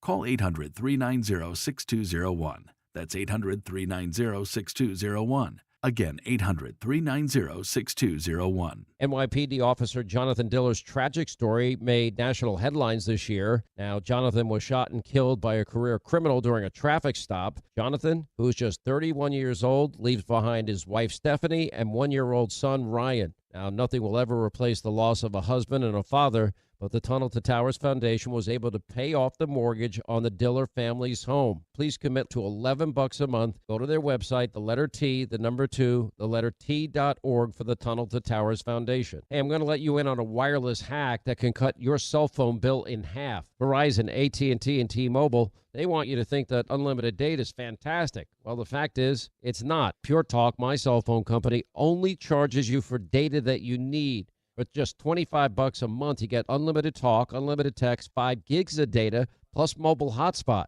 Just dial pound 250, say the keyword save now, and do it now. You'll save an additional 50% off your first month. Save money, same service with Pure Talk. It's 8:08. Let's get an update on the roads. Team Hochberg Traffic Center time. Still tough sledding on the inbound Edens, 30 minutes in from Lake Cook Road. It's an hour and 20 from O'Hare into the Burns Circle interchange on the inbound Kennedy commute. Stevenson jam solid, First Avenue to Kedzie. It's 1 hour into DuSable Lakeshore Drive. Dan Ryan, 38 minutes into the Circle, while I-57 and the Bishop Ford are jamming into the Ryan Merge. Chicago's Morning Answer continues next. Now your official Chicagoland weather forecast with Steve Williams. Breezy and cooler today. Clouds and sun. A shower for late this afternoon. Our high today 70. Partly cloudy, cooler tonight. A shower, low 50. For tomorrow, partly sunny, breezy and cool. High 65. Sun and clouds on Sunday. High 74. I'm Steve Williams on AM 560. The Answer. Partly cloudy and 63. Your next news update, 8:30. Chicago's Morning Answer continues next on AM 560. The Answer. Now, from the Signature Bank Studios. This is Chicago's Morning Answer with Dan Proft and Amy Jacobson on AM 560. The Answer.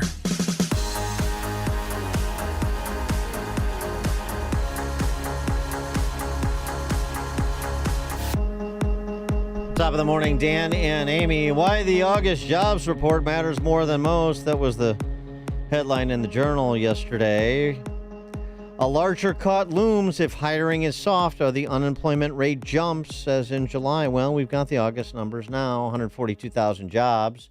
That's under expectations. And so hiring is soft. And so maybe a 0.5 point reduction coming at the Fed September 17th and 18th meeting. Wouldn't that be exciting? Interesting, though, sort of counterintuitive.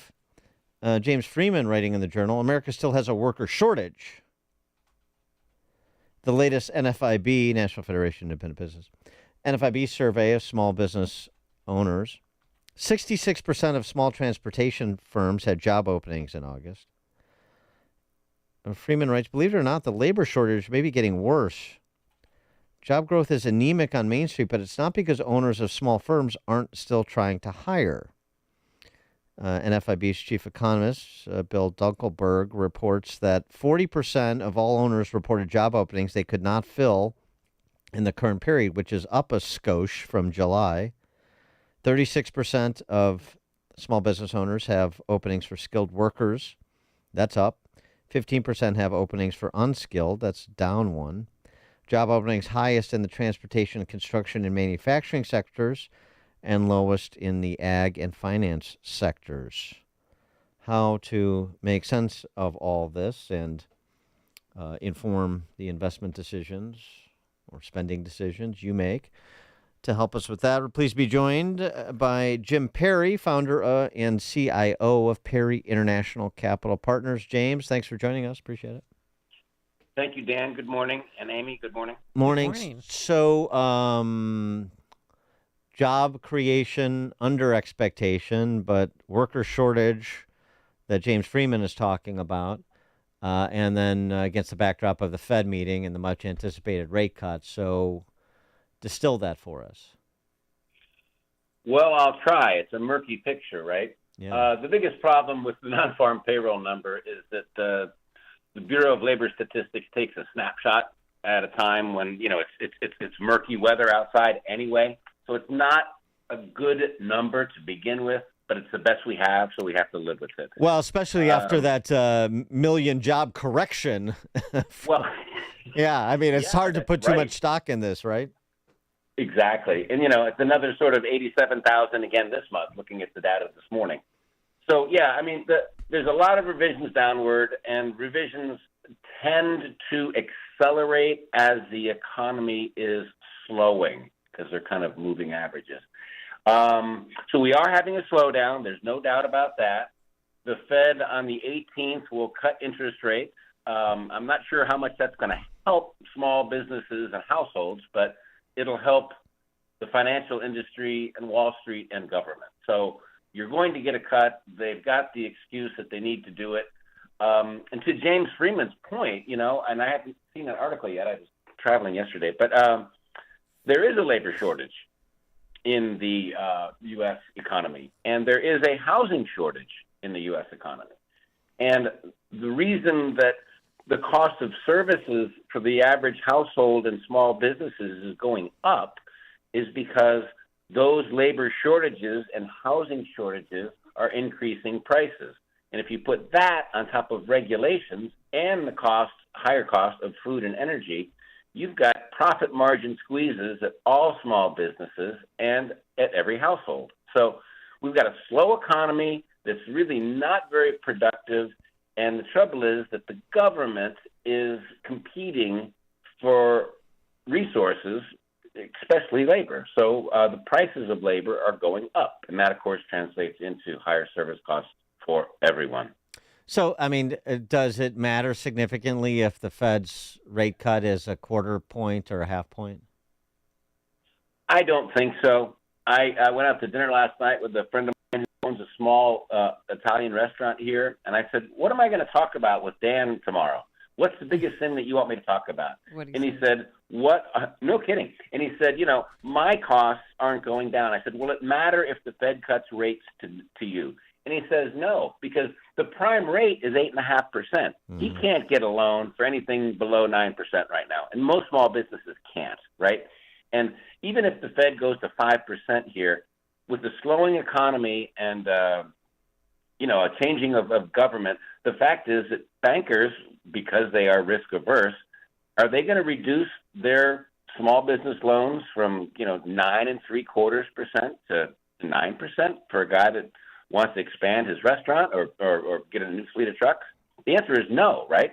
The economy is slowing down. So the credit spread between the yields to real money, to real businesses in this country, they're not going to go down that much.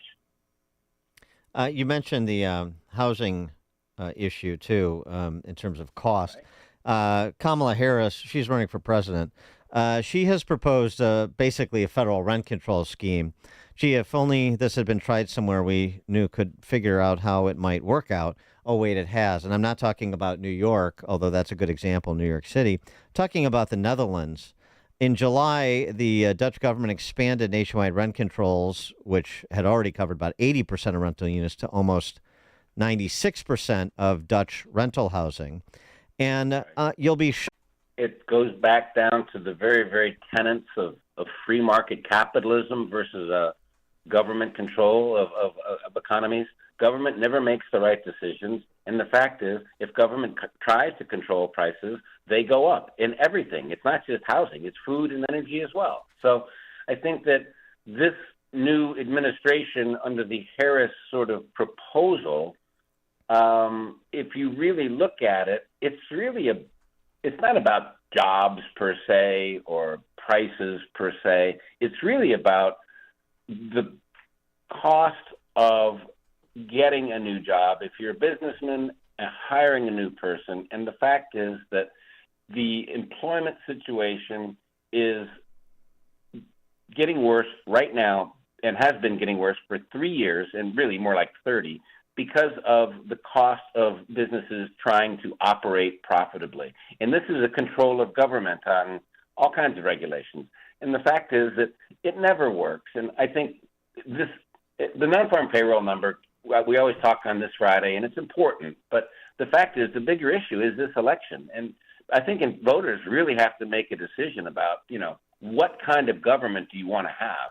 And it comes down to jobs. And if the corporate tax rate's going to go from 21% to 28%, and Trump brought it down in 2017 from 35 to 21, and he wants to go to 15. Right. It's not really about corporate taxes and how much money the government brings in. I mean, what's the number? The government brought in 2023 $5 trillion, call it, right? And only 10% of that is corporate taxes, $500,000, right? So changing the tax rate from 21% to 28% reduces your revenues by 3%, but it probably costs you, upwards of 1 million jobs, right? So the job market and the housing market react to reality, and the policies that you're getting out of this potential new administration, really it's about something other than pure economics. And of course, when that happens, it doesn't work. Well, right, and so I mean, just on the capital the structural tax issue. So just setting aside the absurdity of the unrealized capital gains tax, just setting that aside for the moment. I mean, even if you get a rate cut or a couple of rate cuts, well, what happens on the other side if Kamala is elected and she increases the capital gains tax by 50%, which is what she's proposed? Right. I'm preparing a presentation package for a trip I have to take over to Europe here in the next week or so. And the key issues are jobs, prices, and the effect of new policies on markets. And it cannot be underestimated that the potential new Harris administration will be bad for markets. If you just look at the S&P 500, which is up 15% this year, and, sort of 30% from the October lows, it was making an all-time high in July during the Republican National Convention and then the run-up to it. And then the Democratic convention happened, and the market traded down into August, and it kind of bounced back up because of the sort of kumbaya feeling about the whole new deal. But the fact is, markets have changed their sentiment, and the election is so close, and I'm not a political guy, especially when I'm talking economics, but, the market is under pressure right now, and the Fed knows it because the new administration and all of these capital gain taxes and unrealized gain taxes, it's gonna kill portfolios. It's a redistribution of wealth theme. The possibility of an October surprise economically. The Wall Street Journal opined on this too, just sort of giving categories. A financial panic in America. It's talking about you still have the concern about stability in the banking industry, potentially a recession in China, political paralysis in Europe.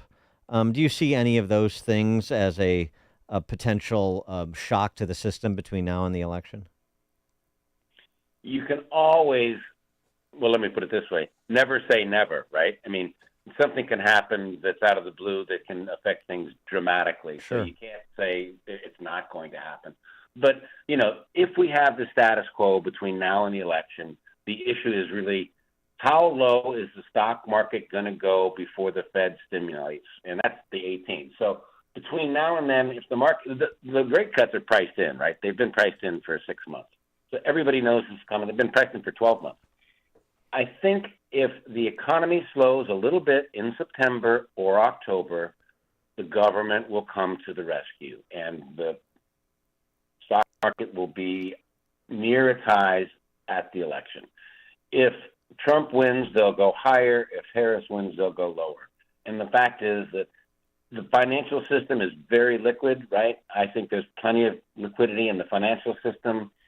I'm kind of curious, and this is kind of an outlier, but if we have a labor shortage and a housing shortage, and home prices are at all-time highs, and stocks are at all-time highs, and the labor force has never been larger, right? It's never been larger, and household incomes have never been higher. So I'm trying to figure out where the crisis is. What's the reason that we have to cut now, other than let's make sure everything's okay through November? Now, maybe the Fed sees something I don't see. Maybe the labor market's lower, but I think there's a labor shortage too, and hourly earnings are going up. So I don't think there's going to be a big problem because I think the government comes to the rescue before the election. But I mean, thinking about it just more expansively, is there anything that any gathering clouds on the horizon that are concerning to you? I mean, yeah, real wages are going up, but they're really still not keeping pace. Personal savings is way down as compared to 4 years ago. Credit card delinquency is up by 50% as compared to 4 years ago. So, I mean, there are things that, and this is why, 2/3 of the country thinks that the economy is on the wrong track, because it is for them. So there's still something, there's some churn there, and I don't pretend to know where the exogenous shock will come from either, but is there anything that you see that people aren't talking about, sort of these traditional categories of what might happen that we should be concerned about, even beyond November 5th? Yes, I do think there are some. I mean, obviously China and Russia and Iran, these are exogenous issues that are uncontrollable, really. You don't know where these guys are going to go. But if we think about the economic story, I think that we've really had a bifurcated economy, right, for sort of 3 years. The interest rates are still actually pretty low. 5.5% is, over the 30-year period, they're below average. So corporate America has plenty of capital, right? And the government has got plenty of capital. I mean, they're issuing bills left, right, and center here, and they're not paying interest on them. So I think that the biggest problem is, and then maybe the Fed sees this, and maybe they're 100% right, but small businesses are closing, and households are under significant pressure because, as you said, these real wages are not keeping up with price increases. And Dan, to be honest with you, I think the number one issue in the country, that 2/3 of households and small businesses, what's their biggest concern? It's inflation, right? So what bothers me is that the Fed was promising us, 18 months ago, the number one objective is to get inflation down to 2%. Well, it's twice that, really. And the fact is they're giving up on the inflation fight and throwing more liquidity into the system. And I think that that's going to hurt households. It's going to hurt small businesses. And I think that the financial sector, Wall Street, and the government, they're going to be thrilled with lower rates, right? So you've got this sort of like two-sided picture that the Fed seems to be flipping from trying to help households and small businesses and all of a sudden saying, well, gee, the government's got this big interest expense and Wall Street's not lending, and if we cut rates, the economy will grow. Well, not really. I mean, the biggest problem with small businesses, when you ask them, it's not about the cost of money. It's the cost of regulations, right? That's the thing that's hurting everybody. So at the household level, it's about people. You talk to the average sort of suburban household, and you say the first thing they say is everything's too expensive. Everything's too expensive. Yeah, Utilities, services, insurance, school. It's the services. So I'm kind of mad, actually, that the Fed has pivoted and everybody seems to think it's a great idea, and half the country, or 2/3 of the country, thinks it's a lousy idea. So, well, yeah, let 2/3 of the country eat cake. That's the attitude of the political ruling class. That hasn't changed you're much. right. Yeah. Jim Perry, founder, CIO, Perry International Capital Partners. James, thanks as always. Dan, thank you very much. I appreciate it. Have a good week. And yes, thank you. And I love listening to your conversation. And he joined us on our turnkey.pro answer line. It's what Chicago is talking about. It's Chicago's Morning Answer with Dan and Amy on AM 560. The Answer. Welcome to Face the Music, sponsored by Fox Valley Coins in Naperville. Today's guest, President Ronald Reagan. Sir, would you mind sharing some golden lines from your past debates and presidency? Before I refuse to take your questions, I have an opening statement. I have left orders to be awakened at any time in case of a national emergency, even if I'm in a cabinet meeting. Mr. President, should age enter into the debate? Thomas Jefferson once said, "We should never judge a president by his age, only by his works." Ever since he told me that, I stopped worrying about age. Thank you, Mr. President. Remember, Face the Music is brought to you by the great Americans at Fox Valley Coins on Route 59 in Naperville, Illinois. They are the leader of buying and selling old coins and paper money, as well as all forms of gold and silver. Whew, this interview wore me out. It's bedtime for Bonzo. Face the Music was sponsored by the great Americans of Fox Valley Coins on Route 59 in Naperville. No real or artificial intelligence was used in the making of this ad. Celebrity voices are impersonated. AM 560. The Answer. Open mic! Open mic Friday! Call it now! Open mic Friday! Yes, it's that time of the week, Open Mic Friday, taking your calls, 312-642-5600. That's also our text line. With comments, compliments, concerns, criticisms, general crack pottery, we will take it all, 312-642-5600. And we start, as we always do, with Turnkey.pro founder David Kolsak. David? Hi, good morning, Dan and Amy. I don't know if people know that you can listen to your show and watch it on YouTube, but I do that. I find it a better way to watch you because I can pause it or whatever and when I'm doing in the morning. But I noticed you're wearing a Lost hat today, and I didn't know if that was for the Lost TV show or just if you felt lost. But I'll answer your question. It's a golf course and a state of being. It can be both. It can be more than one thing. It's for Lost Dunes in Bridgman, Michigan, which is a great track, and it's because yes, I'm nomadically wandering the Earth's crust looking for truth, David. For love. Yeah, and yeah, that too. Oh yeah, that too. I forgot. Oh, yeah. I always forget. I that. got him a little hottie set up, and he's not taking me up on my offer. Okay. All right. Okay. David, the floor is yours. I have to say I'm feeling a little bewildered or lost right now as well. So I'm feeling a little bit overwhelmed by the amount of insane things that we're seeing, and that things just seem to get more frenetic, and it's just really all over the place. So this is a little all over the place today. I believe we're in an information war, and like they say, the fog of war is difficult to see through, and it's even more difficult to know who your enemy is. It's not like the opposing sides are wearing different uniforms, so it's easy to tell. It's confusing to try to make sense of the world today as I lay this out. So we've got illegal immigrants that have more advantages than our own citizens. They get free loans of up to $150,000 in California for homes. Basic income that's more than most Social Security recipients get after contributing to that system for their entire lives. You've got hundreds of hotels and shelters which are being provided to the illegal invaders. It's a lot of free stuff for people who literally broke into the country. Why wouldn't they come? I mean, I saw an interview on the streets of Chicago this week where a woman said that they get 6 months free rent, $15,000 in food stamps, and a credit card loaded with $5,000 every month. On top of that, they get priority over citizens for housing. That should make everybody angry. What did we get when they shut the entire country down for COVID? $600. I mean, they're spitting in our faces, which begs the question, why do we pay our taxes? Wasn't the Boston Tea Party about taxation without representation? So I digress. And then these illegal invaders commit crimes like these Venezuelan gang members taking over apartment buildings with automatic weapons in Colorado. They get to act like warlords because the police won't do anything in the face of being a sanctuary city. Where's the National Guard? Where are the good guys? And then you've got the Hells Angels supposedly going out there to Aurora, Colorado to be vigilantes. But, if they act and take some action and take some of these Venezuelan guys down, the Hells Angels guys will be the ones who get put in jail as they're the citizens, not the illegal immigrants. Remember that these gang members came from prisons and that they're used to running prisons and being able to control other inmates and take from them what they please. It's just all insanity. You've got the National Guard in New York City holed up in a hotel getting ready for sentencing day for Donald Trump, I think. It's rumored that the New York police are going to call in sick because they all know it's going to be mayhem in the streets.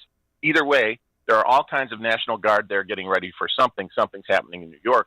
Where's the real justice? We put grandmas in jail for being near Congress on January 6th or praying quietly outside abortion clinics, but rapist thugs go free because they can't be held because it's a sanctuary city or prosecutors decide not to prosecute. So dangerous people go free and normal people get punished. More insanity. And we've got so much corruption in how the government spends our money. There's no transparency, but we know they care more about people from other countries than those who are here and paying their taxes like good little lemmings. They say actions speak louder than words, and the actions of our government clearly say they hate us. We can't build a wall for $6 billion, but we can send $200 billion to a proxy war in Ukraine. We send billions every year to other countries when we could just have use it on our roads and bridges and our military. What's more is that they seem to lose money or have it stolen from them through their convoluted bills and executive actions. The White House can't find $6.2 billion that it sent to Ukraine. California can't track $24 billion spent to combat homelessness. The Pentagon's unable to track $2.3 trillion of military spending. Didn't that happen just before 9/11 too? And the U.S. Treasury can't track $5 trillion of pandemic spending, and yet the IRS will come after you if you pay someone over $600 and don't send them a 1099. Again, it's just more insanity. So, and then you've got the Democrats who are literally unhinged. Think about this. They stole an election with their mail-in ballots, voting machine hacks, and regular mules and ballot harvesting. They covered up Biden's dementia condition. They tried to hide it for years. And then they put Kamala in without garnering a single vote. They have no platform but to smear the other side and tell you lies that we won't tax tips and they'll build a wall and they'll fix everything that they purposely broke during the first term. And the media helps with its messaging. It's more madness. And all of this comes after the 2020 election where they censored all of social media. Remember the letter about the laptop from hell? They admitted to suppressing that. They label everything as Russian disinformation, as you alluded to this morning. They run cover for the Bidens. Not only do influence elections, they actually interfere in them. And you've got Italy's Giorgia Meloni, the president of the Conservative Party over there, saying openly that the only reason leftists around the world are in power is because they steal elections. And on top of that, they manufactured a global biological crisis, killed millions of people with their virus and vaccines, and nobody's held accountable. With all that's come out, they still push vaccines in fear. I know people who run to the doctor still to get tested for COVID and line up to get a shot. Yeah, Kathy They've really Hochul. done a number. Yeah. Number 12. Exactly. No, I think we're on number She 7. got saline. I think she got saline. Anyway, now they're going to throw their political rival into prison. And don't forget, they tried to assassinate him, and then they gaslit the public saying that it didn't happen at all. If you asked Alexa a couple days ago for a reason to vote for Donald Trump, it told you that can't provide content for a political party or a specific candidate. But then if you asked Alexa for a reason to vote for Kamala, it gave you a whole list of reasons to do so. There was so much pushback from people that they had to fix that bias at Amazon.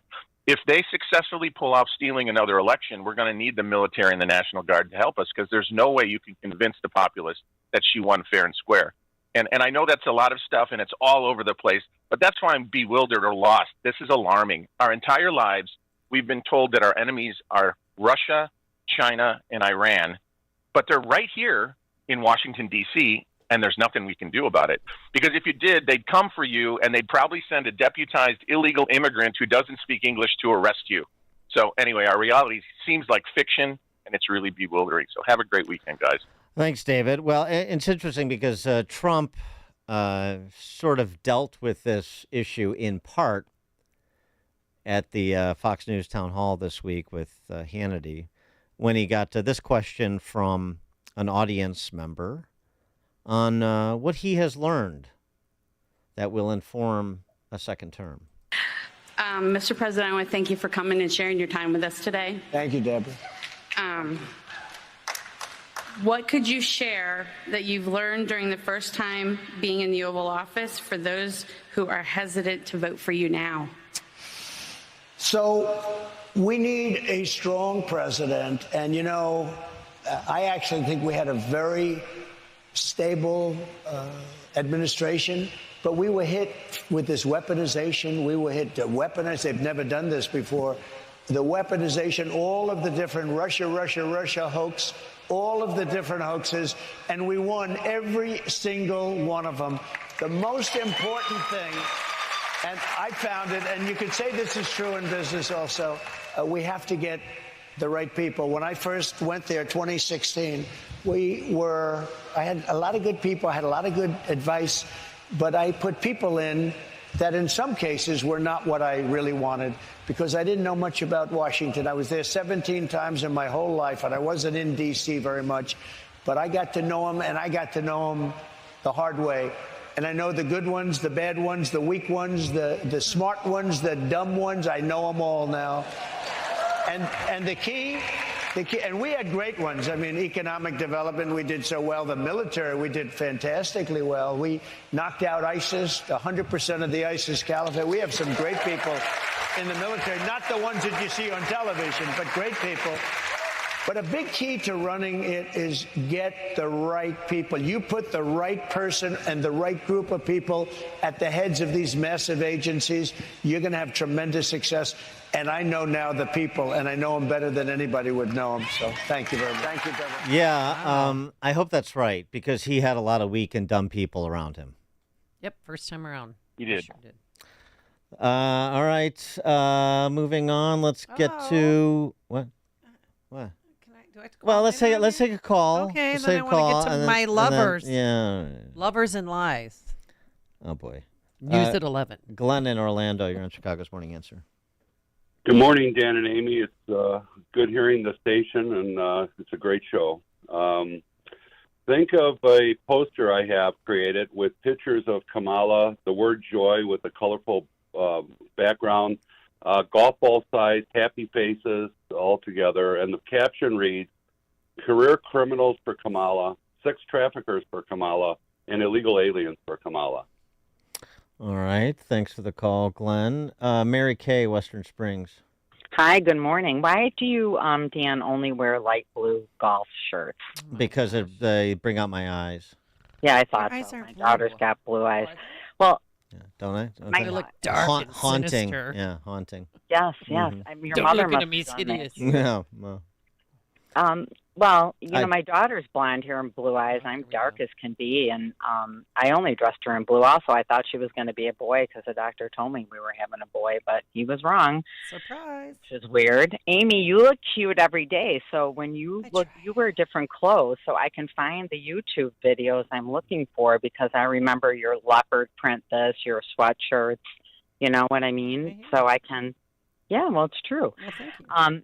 And now, if rates go down, if interest rates go down, Amy, we can start AMK, our business, Amy K, whatever we're going to call it, and we can move to Utah or Florida. Which way are you going, east or west? what is your business exactly? It's a coaching business.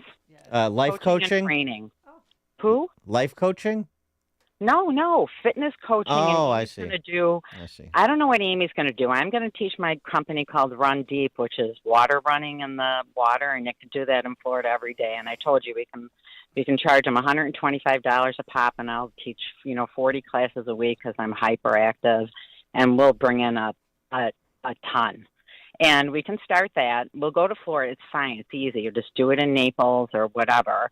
And let's see. All right. What did I want to say? All right, I'm selling my car. Can I advertise real quickly? Oh, Tom sure. From Blue Island. Tom from Blue Island bought my last car because he worked on my house. He Uh-huh. did. I sold him my 08 or 07 Lexus, and that's what he drives now. How And much you sell to him for? What, And is it a somebody call CarMax and see if they want to sponsor this segment. Go ahead. I'm sorry. I already Okay. did it. Oh. I Okay. tried CarMax, but Tom paid me $1,500 more. All right, and I'm Oh, nice. selling a 2011. Fleece Tom. Yeah. Yeah. Well, he works on my house, and he has trouble paying me sometimes. All right, so that's the deal. Okay. All right. All right. He has, I he know. has trouble Same with- paying you to work on his house. He pays you to work on your house. No, but I Oh. pay him, and he doesn't charge me enough in the first place. but Okay. then All I right. pay All more. right. Back all to right. the car. You're Yeah. selling a 2011 Let's go. what? Yeah. 2011 X3 325i or something like that. It's $20,000. It's on the market. I'm going back to an 07. How many miles on it? 77. 20 grand. $20,000.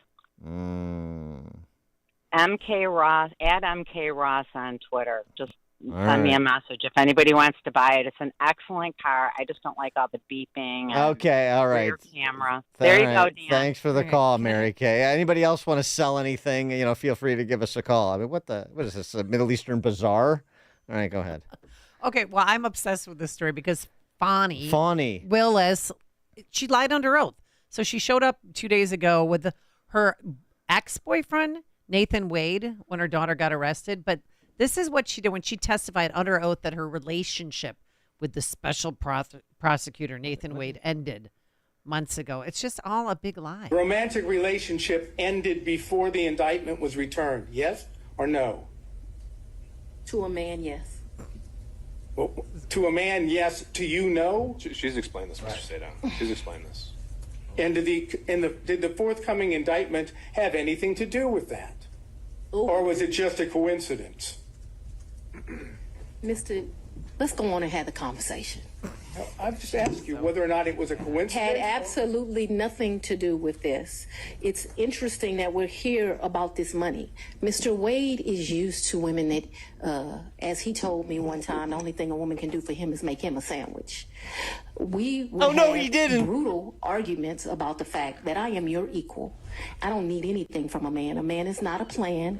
A man is a companion. Man is not a plan. I have that And so T-shirt. there was Yeah. tension always in our relationship, which is why I would give him his money back. I don't need anybody to foot my bills. The only man who's ever foot my bills completely is my daddy. So you did have a Is there man with anything a else plan. you'd like to add to that? No. Sure. But I'm sure we'll talk about it further. No, we're not going to talk about it further. All right, no back and forth, Mr. Why are we sawing sawdust about This this? woman is a hot mess because she lied and then she's on camera. She's still with the man because a man is not a plan, but she's still with the man. Didn't we cover this yesterday? You can call Nathan Wade and say, "Hey, I need you to show up. I got my daughter's in trouble." Blah blah. My good friend Nathan Wade, who's not a man with a plan. He's just a friend because I don't need no man.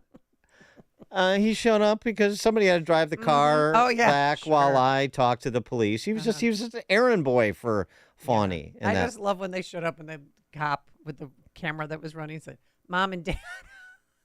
Well, no, one could mom and assume. ex-lover. Yeah, because Fawny's just I don't need no man. Except, well, I had one. That's how I had my daughter. But anyway, okay. All right. Thank you for listening. Excuse me, Eduardo, Tampa Bay. Yeah, good morning. U.S. Is the most stressful country. There's 70% more people gambling. This person in Georgia was obsessed with the Parkland massacre. Yeah. So we have definitely a problem with mental illness, and the people on the left, they want to think it's gun control. So it's not. It's mental health. That is the big key. Thanks for the call, Eduardo. I agree. I mean, according to the shooter, the Georgia shooter's aunt, that he was begging for help and that he'd been suffering mental illness issues, she said, for a long time. Well, I'm looking forward to more information on that score and whether he was on any medications and so forth. I mean, this has to be colored in. This is all bits and pieces reporting in the wake of the horrific school shooting. So, but I mean, you do have family members speaking out, offering their perspective. So it's certainly part of the conversation. It just needs to be substantiated to fill in the blanks here best we can. Karen Beecher. Hey, Karen. Karen. Oh, good morning, guys. Dan, I've been smiling all morning thinking of you as a quiet student in school. I picture you more like my son, who was quiet until a teacher said something stupid, and then he had to correct them. But anyway, too, I wanted to thank you for reminding us all to stop with the knee-jerking and to really think out these issues. We got to start deep diving, connecting dots, and think about what is the outcome. What are the possible outcomes? So thank you for my little smile, and thank you for the reminder of stop the knee-jerking. Thanks for the call, Karen. It's what I do. I make women smile. Oh, my God. You know what it is? My joy vibe. Oh, yeah. Mm-hmm. It's really coming through. Yeah. Like, exactly like the Harris Walls campaign. Yeah, exactly. It's the Joy same and authenticity. vibe. Yeah, same That authenticity. CNN interview had no joy and vibe to it, by the way. Prime Minister. Oh, boy. In Ogden Dunes, Indiana. Fake news you can rely on. Watch out for that Mary Kay. It's all city miles, if you know what I'm saying. Oh, my God. That's so Oh, easy on the speed boy. humps. All right. They're not bumps. 1 week ago, August 30th, a day that will live on in infamy, that is the date that the duly elected prime minister, fair and objective, the prime minister was censored off the air by minions of the Fox radio network. And why, you ask? By the way, Amy, did you hear about the ex-murderer and his two half-brothers? Why was I was supposedly made overly spicy comments over your precious radio waves.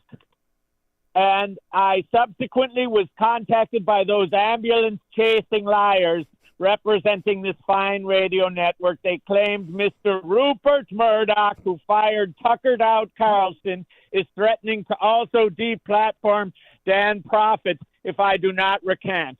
So only to save Dan, I'm making this formal apology. The liars were especially upset that I correctly predicted Joe Biden would drop out while Proft insisted the opposite.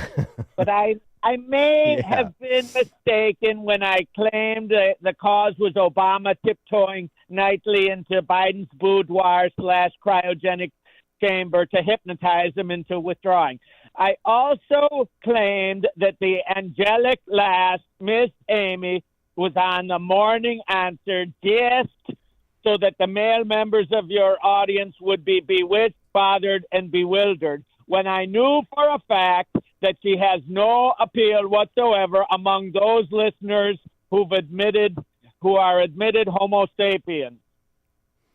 And worst of all, I took the great name of your fine conservative network in vain when I claimed that while the 29-year-old was sleeping with the 61-year-old Willie Brown, that he said, quote, Kamala Harris is a politically bipartisan nymphomaniac.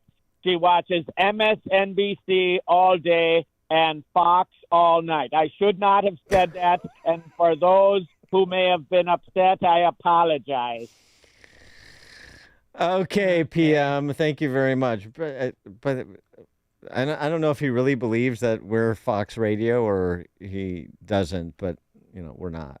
So Rupert Murdoch or the Murdoch boys have nothing to say about Salem or AM 560. Anyway. Bill and Dyer. Yeah, conspiracy theory about Hunter Biden pleading guilty. Yeah, okay. He's pleading guilty because the only way Joe can pardon him before he leaves is if he's guilty. So if Joe wants to leave, Joe wants to resign, the only way out for Hunter is if he pleads guilty now. Well, thanks for the call, Bill, but that's not exactly right. I mean, the sentencing hearing is December 16th, so that's obviously before January 20th when Biden would leave office. But actually, the presidential pardon power predates conviction. He could have pardoned Hunter Biden when he was indicted. Right. But he chose not to. So there's something else afoot. I think certainly pushing it past the election is part of it, and that's, I think, that window between November 5th and January 20th is, I think, when you'll see action taken. Can I mention something? No, you can't. Yeah, I think I'm going to. So, you know how I think I've said before, too, it's like the difference between like living in Southwest Florida and Chicago. Yeah.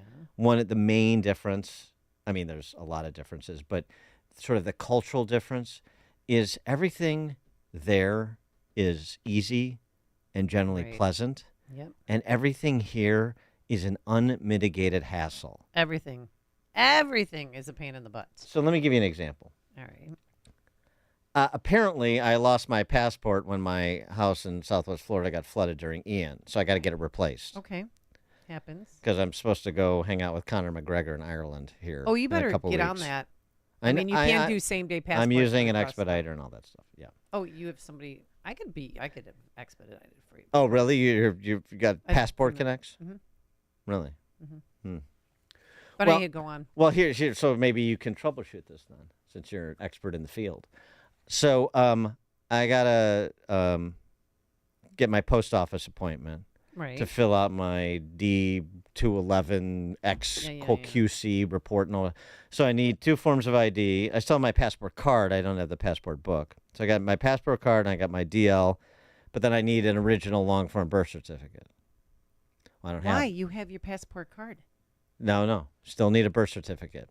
So Are you kidding? I never need a birth certificate. Yeah. I mean, the first time I applied, you can't even see mine. The lost is the same thing as starting over. It's like the lost is like a new application. Got it. So I need a birth certificate. Well, where's your birth certificate? Oh, I don't have it on me. I don't carry it in my wallet. Well, I know your mom passed away. Does your dad have it? I think it may be in documents in Florida, but I think those got washed away too. Anyway. So now you got to call the hospital where you were born. No, you got to go. You go to the Kirk County Clerk's office. Oh. Because I was born at West Suburban in Oak Park. Oh, I'm sorry. So I go to the post office. They say, even though my expeditor said you just needed those 2 forms of ID, they said no, you got to get a birth certificate. So I go. Then you can just go down over to Maybrook, which is pleasant. So I go over to Maybrook and I wait in line for half an hour and get up, and the guy who reminded me of the scene from Uncle Buck, where he does the visit to the principal who had yelled at his niece, and he says at the end, here's a quarter, go get a mole or go get a weasel or something to gnaw that mole off your face. That's what the guy looked like. And so he pulls it up finally. The computer said, "Well, okay, so is the Naples address still a good address? Yeah. Well, okay, so we'll mail it there. But you're not going to be there, right? So first of all, I'm here. Why do you think I'm getting my birth certificate? Just because I want to make sure all my paperwork is in order? No, because I'm getting a passport and I'm on the clock. So how long is that going to take? 3 or 4 weeks. So 3 or 4 weeks translated from Cook County to real world is probably 6 to 8 to 10 to 12 weeks. Anyway, none of it matters because it doesn't work for me. Well, can't you just print it out? We can't print them out same day here. You have to go down to Clark Street in Chicago where they can print out. So do we not have the technology in Maywood that we have in Chicago to be able to print out birth certificates same day and pay your little fee, whatever? I mean, it's just everything is just difficult. And nobody, like the right-handed, never talks to the left-hand. It's so unorganized, and that's how school systems run. That's how the cities run. That's how the counties run. Because everything here is Soviet. And by the way, you go into that Cook County Clerk's office in Maybrook, and you think you're you think you're in a scene from I don't know, something Yakov Smirnoff would describe. I mean, you think you're in some sort of Russian government bureau. The whole thing. It's a racket. It's depressing. Yeah, that's Illinois for you. It's depressing. It's perfect. All right, I had to get that off my chest. Well, did you go down then and get No, I didn't have time. Yes, I had to play River Forest. Oh my God, he doesn't have time. So now I got to go down. I can be a personal assistant if you want to pay. Fine. I need money. Well, but I have to go get my birth certificate? Yeah. Because I have to present my IDs. And so now I got to drive down there. Oh, and then you got to shoot my way in and shoot my way out. Then you got to pay for parking. Of course. Parking's like $30 now. Yeah, of course. Everything. And then your car's probably going to get hit or scratched or dinged. It's a rental. Who cares? Well, actually, I have to pay for that actually, too. You'd have to pay for that. Of course. Act like you don't care. It's just that. I know everything's a racket and a hassle. Wally, North Carolina. Hey, I've got a idea for a parody on a song. Culture Club had this Comma Chameleon. How about Kamala Chameleon? Yeah. Because she just changes with the wind wherever she is and whatever she needs to say. I just think I can't put the words together, but I thought of that. That could really work for her. Yeah, there you go. You know what? I forgot to tell you though. We'll call Boy George on that. She flip-flopped again on another issue. Guess what it was? Plastic straws. Yeah, darn right there. Yeah. She's not for banning them anymore, even though she used to be. Do you ban plastic straws? I think we should. Yes. I mean, look, I'm going to be honest. It's really difficult to drink out of a paper straw when if you don't gulp it down immediately, it starts to bend. Oh, you don't have to tell me, sister. So we got to perfect that a little bit more. Oh! That's why Putin loves that infectious laugh. Yeah, she's not. They've made so much progress on climate change. She can keep the straws. Okay. Kevin in Texas, Austin, that is. Amy, Dan, thank you for the laugh with the Uncle Buck reference. Yes. I think the team you're looking for is Kafka-esque.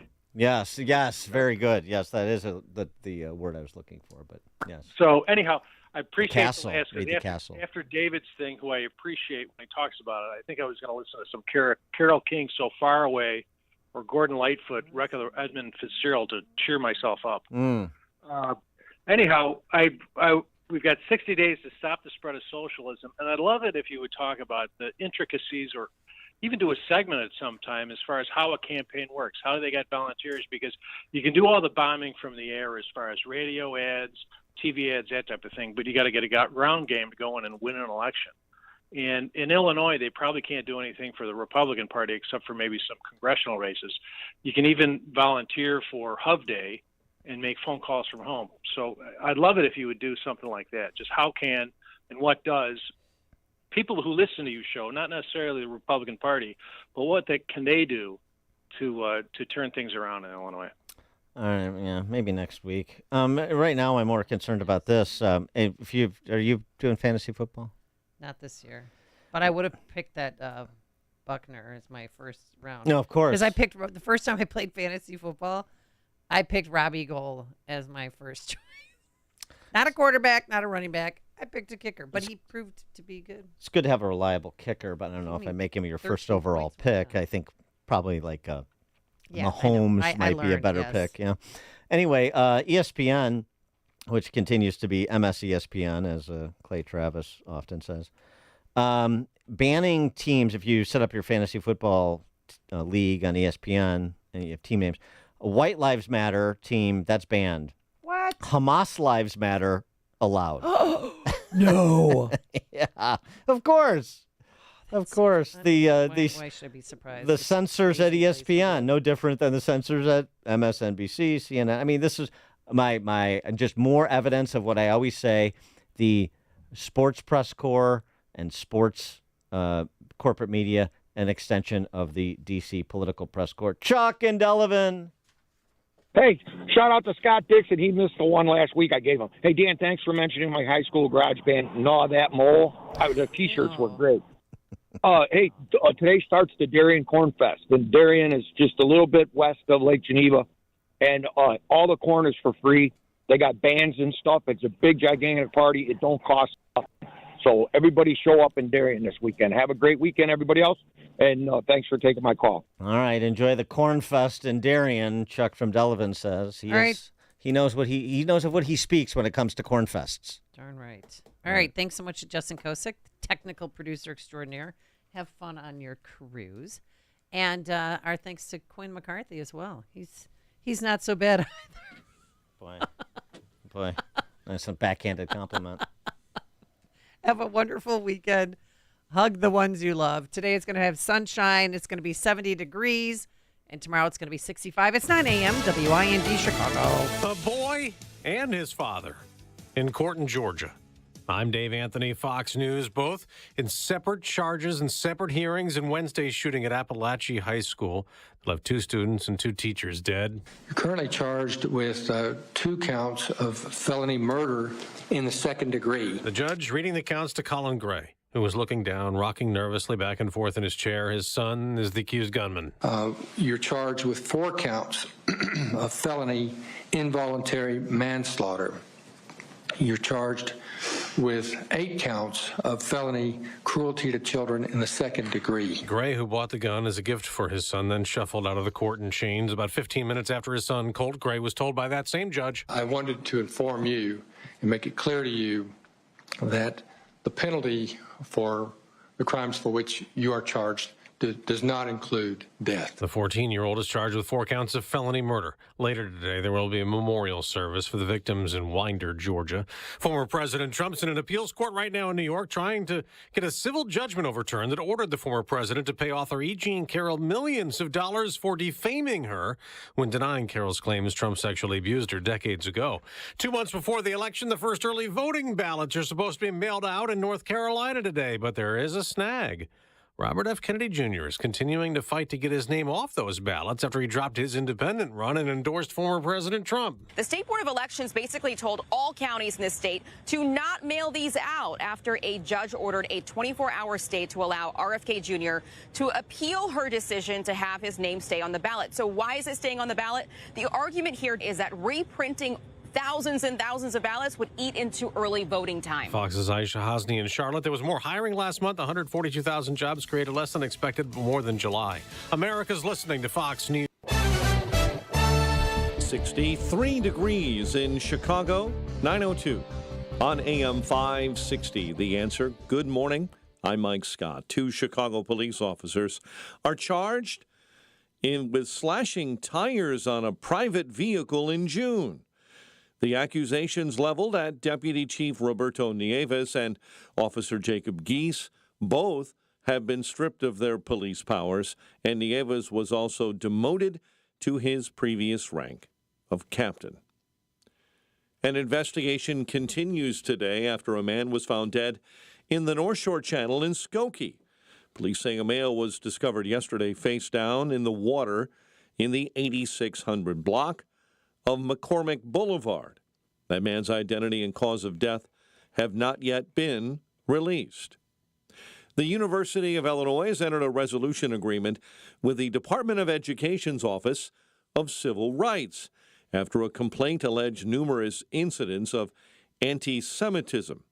Jewish United Fund Vice President of Campus Affairs, Emily Briskman, says it took too long for the Department of Education and University to act.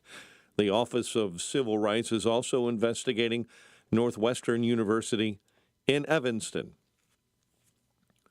Chicago sports, Cubs and Yankees at Wrigley Field this afternoon. It's Anthony Rizzo's return to Wrigley Field. White Sox and Red Sox at Fenway tonight. College football tonight, Northwestern and Duke at Martin Stadium. Other college football action this weekend. The Fighting Illini go for the upset when they host number 20 Kansas. Tomorrow, professionally Sunday, Bears and Titans. The news, a service of Quick Delivery Service. Visit quickdelivery.com. Ground delivery when you need it from safe, licensed professionals. Go to quickdelivery.com right now to schedule your delivery. A check of traffic and weather on the way next on AM 560. If you listen to the mainstream media and the Democrats, you'd think it was a sin to be black and conservative. Well, John Anthony blows up that perception every week on Black and Right. Join John tomorrow afternoon at 4 when he pushes back against the left and its regressive, progressive agenda that tries to dictate how people should think or feel about politics. Listen to Black and Right tomorrow afternoon at 4, right here on AM 560. The Answer. Jerry Padgett, the second enlisted in the U.S. Navy and deployed multiple times to Iraq and Afghanistan until Jerry was catastrophically injured in an improvised explosive device blast. Now, Jerry received a new smart home thanks to our friends at the Tunnel to Towers Foundation. Now, the home is in the foundation's Let Us Do Good Village. It's in Florida, and Jerry now lives more independently thanks to the specially adaptive technologies. Commit to $11 a month, the letter T, the number 2, the letter T.org. Hey, I'm going to let you in on a wireless hack that can cut your cell phone bill in half. Verizon, AT&T, and T-Mobile, they want you to think that unlimited data is fantastic. Well, the fact is, it's not. Pure Talk, my cell phone company, only charges you for data that you need. With just $25 a month, you get unlimited talk, unlimited text, 5 gigs of data, plus mobile hotspot. Just dial pound 250, say the keyword save now, and do it now. You'll save an additional 50% off your first month.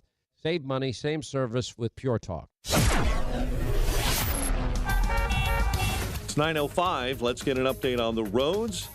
A service of almostfreeteeth.com. Overpaying for dental implants is over. If you have a medical PPO insurance, find out how you could save 90% off on average to get that smile back. Check if you qualify. Almostfreeteeth.com. On the Ike accident, right shoulder inbound at Racine. Stevenson, 45 minutes into DuSable Lakeshore Drive. Accident on I-57 in outbound at Halstead. Your stop and go back to the Dan Ryan. Mike Gallagher starts next. AM 560 Weather Center forecast with Holly Holdren. Breezy and cooler today. Clouds and sun. A shower for late this afternoon. Our high today 70. Partly cloudy, cooler tonight. A shower, low 50. For tomorrow, partly sunny, breezy and cool. High 65. Sun and clouds on Sunday. High 74. I'm Steve Williams on AM 560. The Answer. It is 63 at O'Hare. Next news 9:30. Mike Gallagher comes your way next on AM 560. The Answer. This hourly segment is brought to you by Get Down to Business with Shalom Klein, the show for business powered by Mirabali Insurance. Sunday evenings at 6. When you can't trust the mainstream media, where do you turn? Get the answers from Mike Gallagher right now on AM 560. The Answer. Portions of the following program may contain pre-recorded material.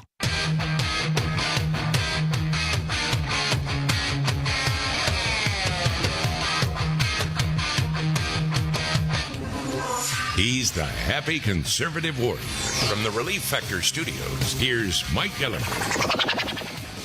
Okay, here is one of the funniest, the most unintentional, funny headlines from any Washington, D.C. media source you'll ever hear. This is from Axios. I just read this on social media on X. With 60 days left in the race, and at the very moment she's presenting a different ideology than 4 years ago, Vice President